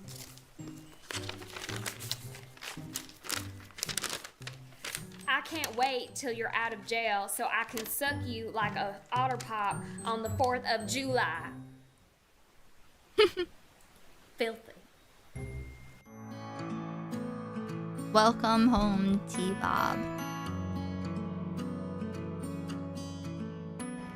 Sis, thank you so much for coming by and helping me set up for this barbecue. Oh, it's no problem. By the way, is your special friend gonna come tonight? Oh, no, I don't think Joni Lynn would like it much if she showed up. Well, that's too bad. Let's just say I'm a big fan of taking ladies out for a fancy dinner to the Red Lobster and then buttering their Cheddar Bay biscuits. Joni Lynn don't like that much, though, on account of her being a bigot and all.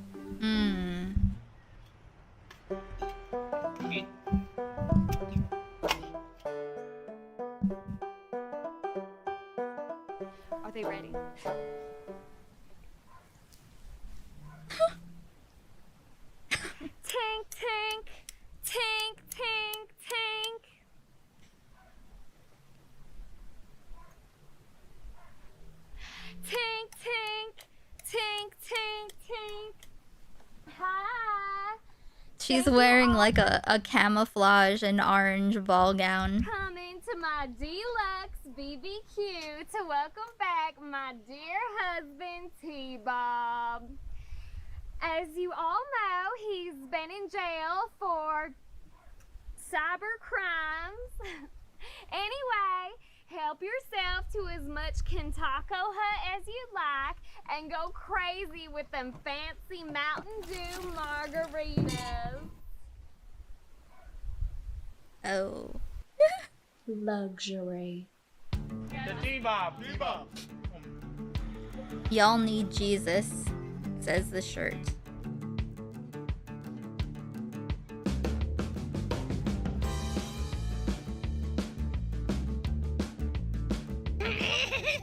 Oh my god, that scared me.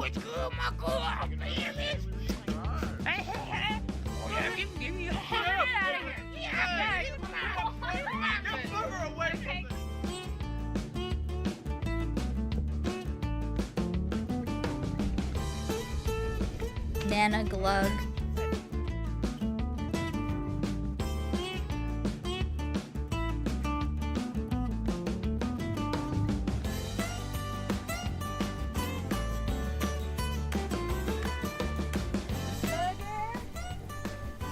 Booger. Booger.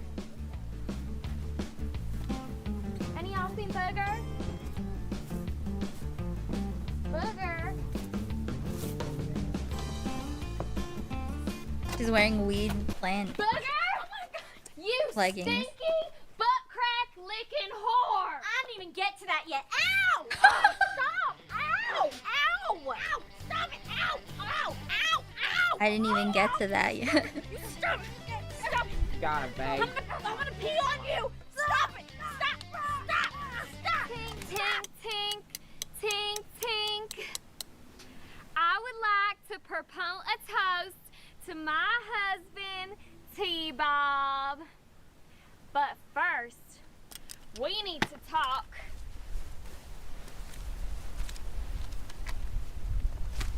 about this. Letters. Who here been sending sexual letters to my husband? Ooh! Ooh! Ooh! It was that toothless trash timbre. Yeah, it was me. You mad he likes me better than you? You fart swallowing hooker!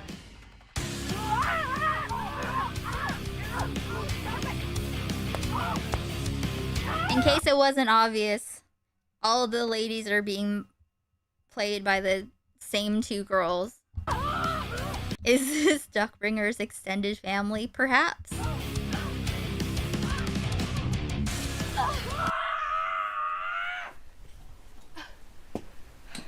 Jesus H. Christ, Mary Joseph, y'all need to quit it! You're ruining my spread, you lesbian! Well, at least I ain't got a husband who gone to jail for sending dicky pickies to a minor! Oh shit. She was 14! Oh! Oh my god. Oh my god! Oh my god.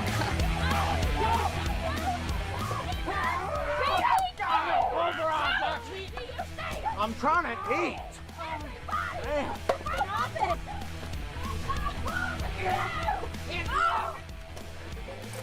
Gun in the vagina.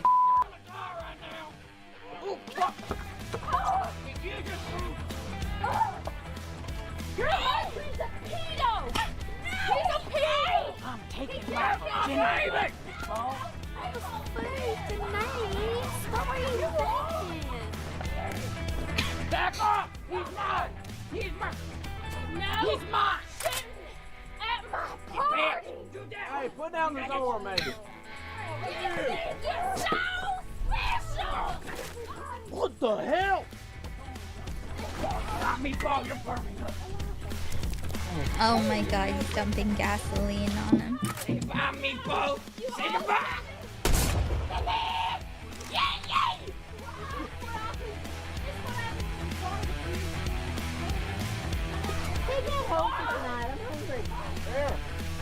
T-Bob's just eating. That's not bad, even when it's been on the ground. T-Bob, you idiot! You ruined my life! good. I love Drink some tequila. That's how babies are made. I love you. That's why I'm glad to have everything out in the open. And I'm glad to have my brother back. And now that Booker and I's together, we're gonna try and turn this baby into a twin. Oh, God. T-Bob went back to Joni Lynn for now. He'll get tired of them pearly whites and he'll be coming back for these. Oh, you like this? It's DYI. You don't come into my house and disrespect me and eat my Kentucky Hut. I don't care what anyone says. That girl is never allowed in my house again. And I got T-Bob a new Cricket wireless phone with no camera and no Wi-Fi. So we're gonna be just fine. Mm-hmm. You know, I'm real embarrassed how that barbecue went down, but someone had to put a stop to it, and that someone had to be me, so. Women really will be fighting over a pedophile. I'm not that worried about my family. We're tighter than a horde of hippos. I told Shut up, you old whore! So, we're gonna be alright.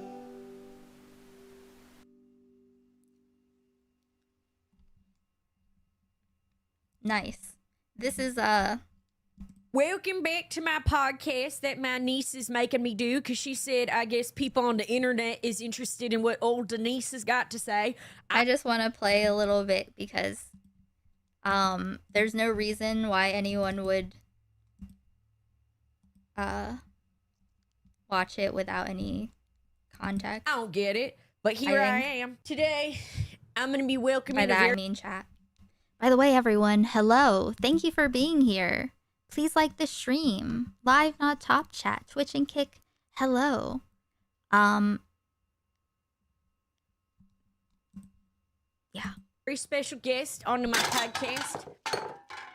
Oh, had to blade in. Today, I'm joined by my roommate of 20 years, Patty, who makes the best banana bread. Yeah, thanks for having me, Denise. I just want to come on here because not a lot of people know about the intricacies of mouth trout fishing.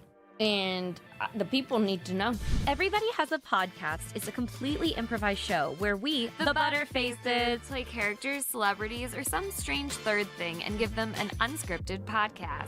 Enjoy! We met at an all-women's warriors yoga retreat. You was in a workshop and she was struggling and I helped her find her mula bunda. Yes, she did. She lived together ever since then for 20 years. We came back. I said, I got nowhere to go. Let's just go be roommates. And then we moved in and Linus moved out. Linus and I used to live together, but he had to move out because he was bringing around too many little friends and eating too many foraging cheeses, and the smell was too much. And you know, we've been divorcing for 15 years now. It might be the longest divorce. 15 years. 15 years. And no end in sight. No end in sight. He won't sign the paper. I'm not a fan of Linus, I'm going to say. He's a fan of you. I know he is. He won't leave me alone. Now that he's running for mayor, that's all Let he's me talking go about. to when Linus talk him joins. out of it. He will not be a good... Listen, I look here. Listen. Where do I look? You look there? I look there. Where do I look? There? There. I look there. I look there. Listen.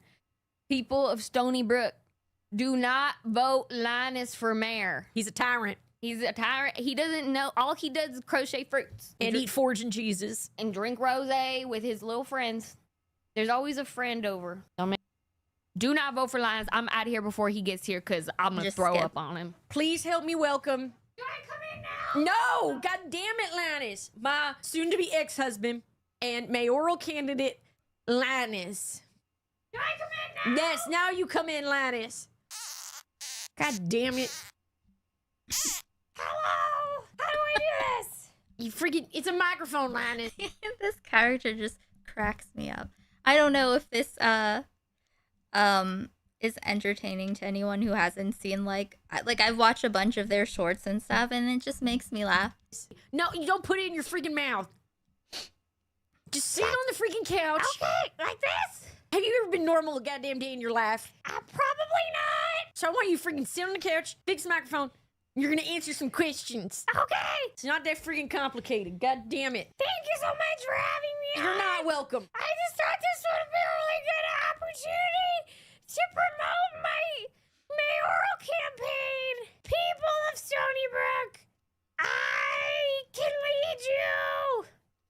I will take all the fire hydrants away. Make them. You're taking them away now? In spirit. They'll be there. But they're gonna be painted camouflage so you don't have to see them. Because they're so ugly. And next, I'm gonna make sure that there's no more buses. Because they're so confusing. Every time What's confusing about a goddamn bus? Every time I try to ride the bus, I get lost. I was trying to get to my mother's house.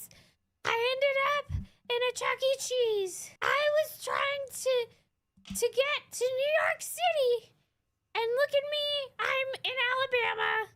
And they did not like me there. It took me over a month to return. Did you walk back? No, I tried to take the bus. Oh my God. I saw this whole beautiful country.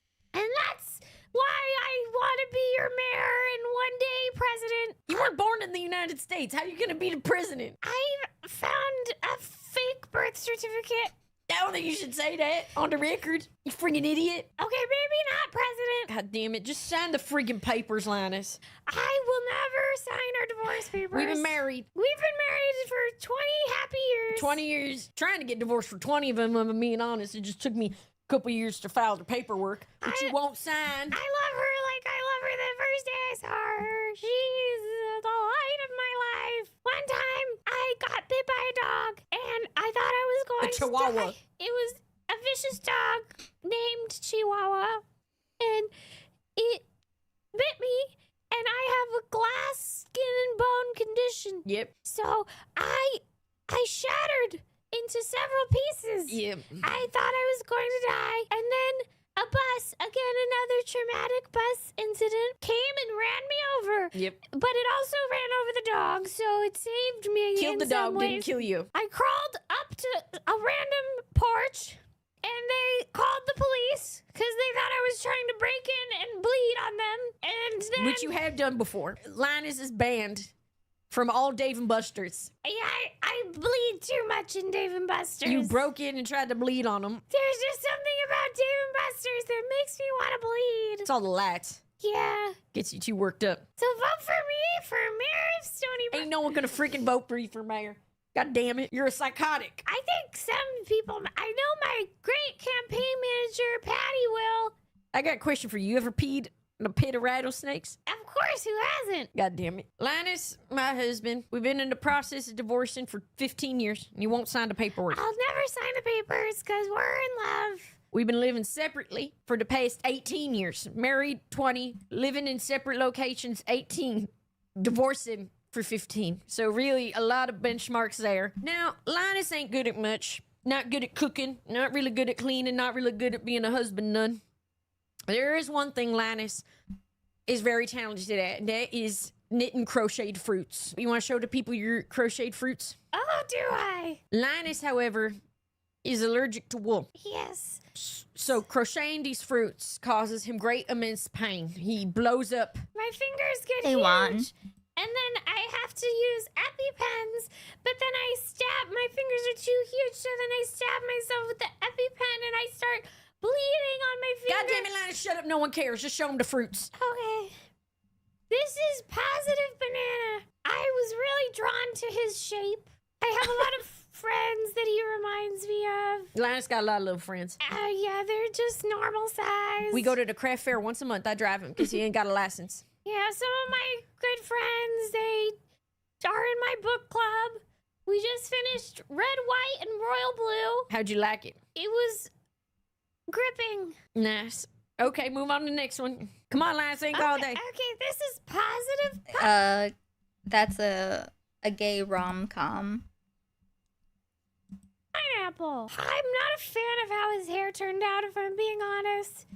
But this was when I was being treated for a temporary hemophiliatic incident. Every time I bled, I would soak him in blood, and it would weigh his hair down. I don't even say that. Yeah, probably not, but... Linus was diagnosed with distemper. I only thought dogs could get raccoons, but no, they said he's the first human with distemper. I've been a lot of firsts. First and last husband. Oh, this one is positive pair. Any of them not named positive? I wanted them all to feel positive. Well, I don't feel positive looking at them. Positively stupid. That's how I feel looking at them all named the same thing. God damn it. Give them a friggin' name. This one reminds me of Patty because of the shapeliness. I don't talk about Patty like that. Okay. Don't talk about Patty's body. That ain't your jurisdiction, little guy. And I forgot to name him, but he's a loving strawberry. That's the one thing you gotta do. I told you. I said, if you're gonna come on my program, you can bring your fruits, but you gotta name them, and you gotta have a story to tell. And so far, you done neither. You haven't had names, and you ain't got a story. You what about positive banana? Yeah, all you said was that you freaking jerked him over eating a young adult novel. That's not a story. What did I expect? Is what I get. Is what I get for freaking inviting you on this thing. Well, this one I did a really creative and What'd cool they say? pun. Okay, this is a really good one. And don't piss me off none. It's excellent. I love you from my head, strawberry. God damn it, Linus. What the hell that even mean? Get it? No, I don't get it. I'm literate. Of course I don't get it. It's supposed to be, I love you from my head, tomatoes. To my toes. What the heck? What's your strawberry? I love you from my head, strawberry? I guess. You ignorant? Are you ignorant or something? That's what Patty says. Freaking ignorant. What's 2 plus 2? I'm not good at math, but I'm really good at geography. Where's Abu Dhabi? The Middle East. Okay, you got me with that one. You're gonna love this guy. I'm sure I'm not. You'll never guess his name. Positive Watermelon. And I made him this way. You would think maybe that this way could be his hair, but I went for a dress look. I have a friend who's a drag queen, and he looks great in a dress. So this is for him, and he's... Is it a friend? Yes. Or is this you, Linus? No, that's my friend. Okay. I don't have the shape for a dress. I tried. Well, you're 4'11", so I imagine finding a dress that's going to fit you. I could only fit into a children's medium. And one leg is way shorter than the other. And that made my leg lengths very obvious because of the dress. And there's more. There's God damn one it. more. No. Oh, my God. It's the never-ending fruit pile, which is what we call your townhouse. It's not a real fruit. It's just called Hello, Pink Peach. Because it's the first time you've ever seen it. Because there's no peach that's this color. And sometimes a peach can be for a butt. That one got a freaking butt on it. So I put a butt on him. God damn it, Linus. Can you see it? It's a family-friendly program. Can you see the butt? Like that? Can you see it? Get your finger out of its butt. I just want to make Get sure your finger out of the damn peach's butt. I just want to make sure the depth is You're coming violating across. a peach. You're fondling a peach on my show, and I don't like that. Listen, I don't know if anyone finds this as funny as I do right now. I'm very stoned, and I think this is very funny. Sensual. Look at his face. Nothing's ever been consensual to you, Linus. God damn it. Yeah, probably. Well, I have hundreds more if you want to see them. That's the end of this segment. Okay. I can feel myself getting stupider by the second. If you want to buy these amazing fruits, come to my craft fair stall every Saturday. Every third Saturday of the month, Linus and I are at Linus's Littles, a craft fair in Stony Brook, with our table, and we will be selling them out of the back of my Subaru that I drive because Linus don't got a license. He says cars are scary. That's because they are. One time I was in a car and it crashed, but nothing happened. And then I was stuck in the car. What a wonderful fucking story. God damn it, Linus. That's not even a story. That's just a string of words barely tied together. And then nothing happened? Oh, wow, we got a George R. R. Martin over here. God damn it. I don't even know why you open your mouth. The things that come out of it are useless. No, what are you going to hit me with next, Linus? I sat down. Linus is such a funny character, and he just looks so funny. The way she plays him, I love it. That's what people paying money to listen to? How much money are you making off this? None. With good stuff like this. Who gonna sponsor this? Better help. They need you. My mental health is declining by the second. I tried BetterHelp, but they said I couldn't be helped. Sometimes I try to talk to Stacy, but I don't think she's listening. She can't. I thought she could feel the vibrations. Your voice is too high, too squeaky. I think I have a very manly voice. Everything about you's manly. Yes, it is. Oh, these things. I wanted to wear my Sunday best for this podcast. He wears a lift in one of them. The love of my life. I do. I have a disability. I have one. Yeah, you do, and I actually would never make fun of you for that. I have one. I'm very proud of you for getting out of the house and facing every day strongly. Leg shorter than the other. It's a condition. So I have a lift in my shoe. Can you see the fashions? Yeah, I'm sure everyone can see it and is raptured by it. I wore these ankle socks. See, I've been told my ankles are my best feature. That's true. I won't even deny that. They're fun fact. My left ankle It better be fun. is the only bone I haven't broken. Really? Yep. Every other bone. Yep. Your skull? Yep. You broken that? It was when the bus chihuahua killed me. It killed you? Well, tried. Well, for like 2 minutes you were dead. I was declared dead on the scene after they called the cops about the blood in the house. And they had you in the bag all zipped up? Yeah. And then all of a sudden... And I sat up straight. Like... And then you actually killed one of the paramedics from shock. Yeah, and the paramedic had a heart attack. So it was actually, they said it was one of the only accidents they've ever seen where there were fatalities after the fact. Yeah, after the fact. And I was charged with And you were in the newspaper for that. Yeah, I was charged with involuntary manslaughter. But then they realized it wasn't really my fault. So I don't have a criminal record. So vote for me. No one's voting for you. No one vote for him. I'm gonna be a great mayor, and I'm so happy to have the support of my loving wife, Denise. You don't got that. And her lovely roommate, Patty. I thought Patty was gonna be here. She had things to tend to. I saw her rollerblading out of here faster. Yeah, I think she had a meeting down at the house. I said hi. I'm not gonna tell her that. And I said hi, it's me. It's gonna ruin her day if I tell her that, so I'm not gonna do that. I said, it's me. Say hi to me, please. I love you. Before I forget, could I host book club at your house? You got your townhouse? It's quite small. And I've made a lot of new friends, and they all want to read the book this week. What book you read for your book club this week, Linus? It's called A Little Life. I don't know nothing about that. What's that happening in that one? I read the Wikipedia page, and honestly, I feel pretty connected to the story. One time, the guy got kicked down the stairs and was left there for 12 hours because he couldn't move. Which that actually happened to me. That happened to you? Several times. Multiple times? More than once. What'd you do while you were down at the bottom of the stairs? Well, the first time, I was in a lot of pain. Yeah. And I can imagine. I screamed, and I thought I heard your footsteps, actually, once. And I don't. But I guess I ain't never walked by stairs, I don't guess think. no one was there. And then, after 12 hours, someone... a janitor was cleaning out the trash can, and he stepped on me because he didn't see me. Because you're so small, 4'11". Yeah, I'm 4'11". And then he said, "Oh my God!" And then that woke me up because I had passed out from the pain. Oh my God! And then I sat up straight. Like I did after the bus chihuahua. Does the story have a conclusion, or is it just the ramblings of an insane person? And then no, I need a number. I need a number, Linus. But yeah, there's the link so you can check this out. Okay, so I'm going to go. I'll be back sometime tonight.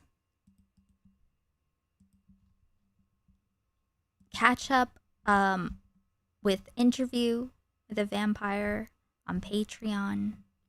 I appreciate my paid patrons, but all my content on there is at free tier.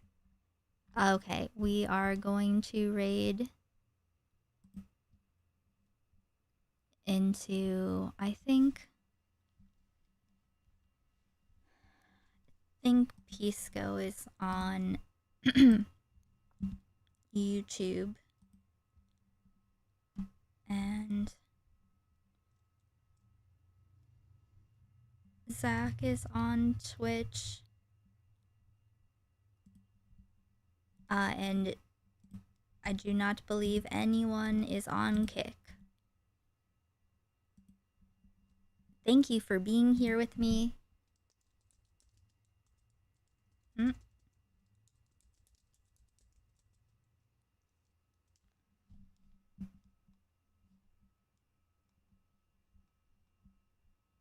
Where?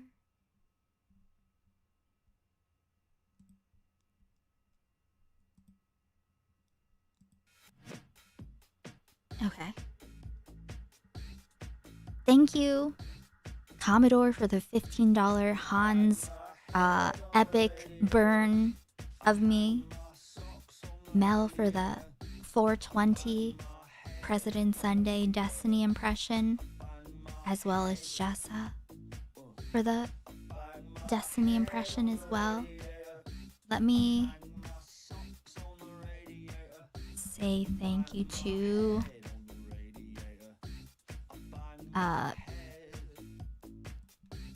the Patreonins.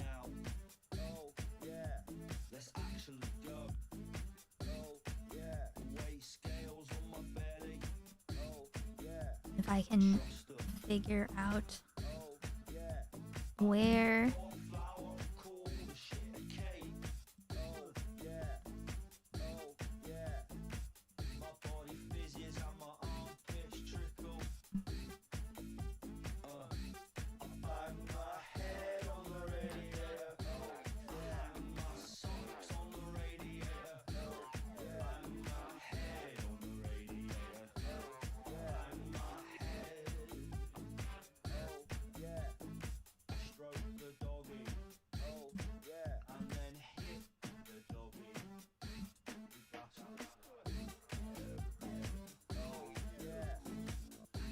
now how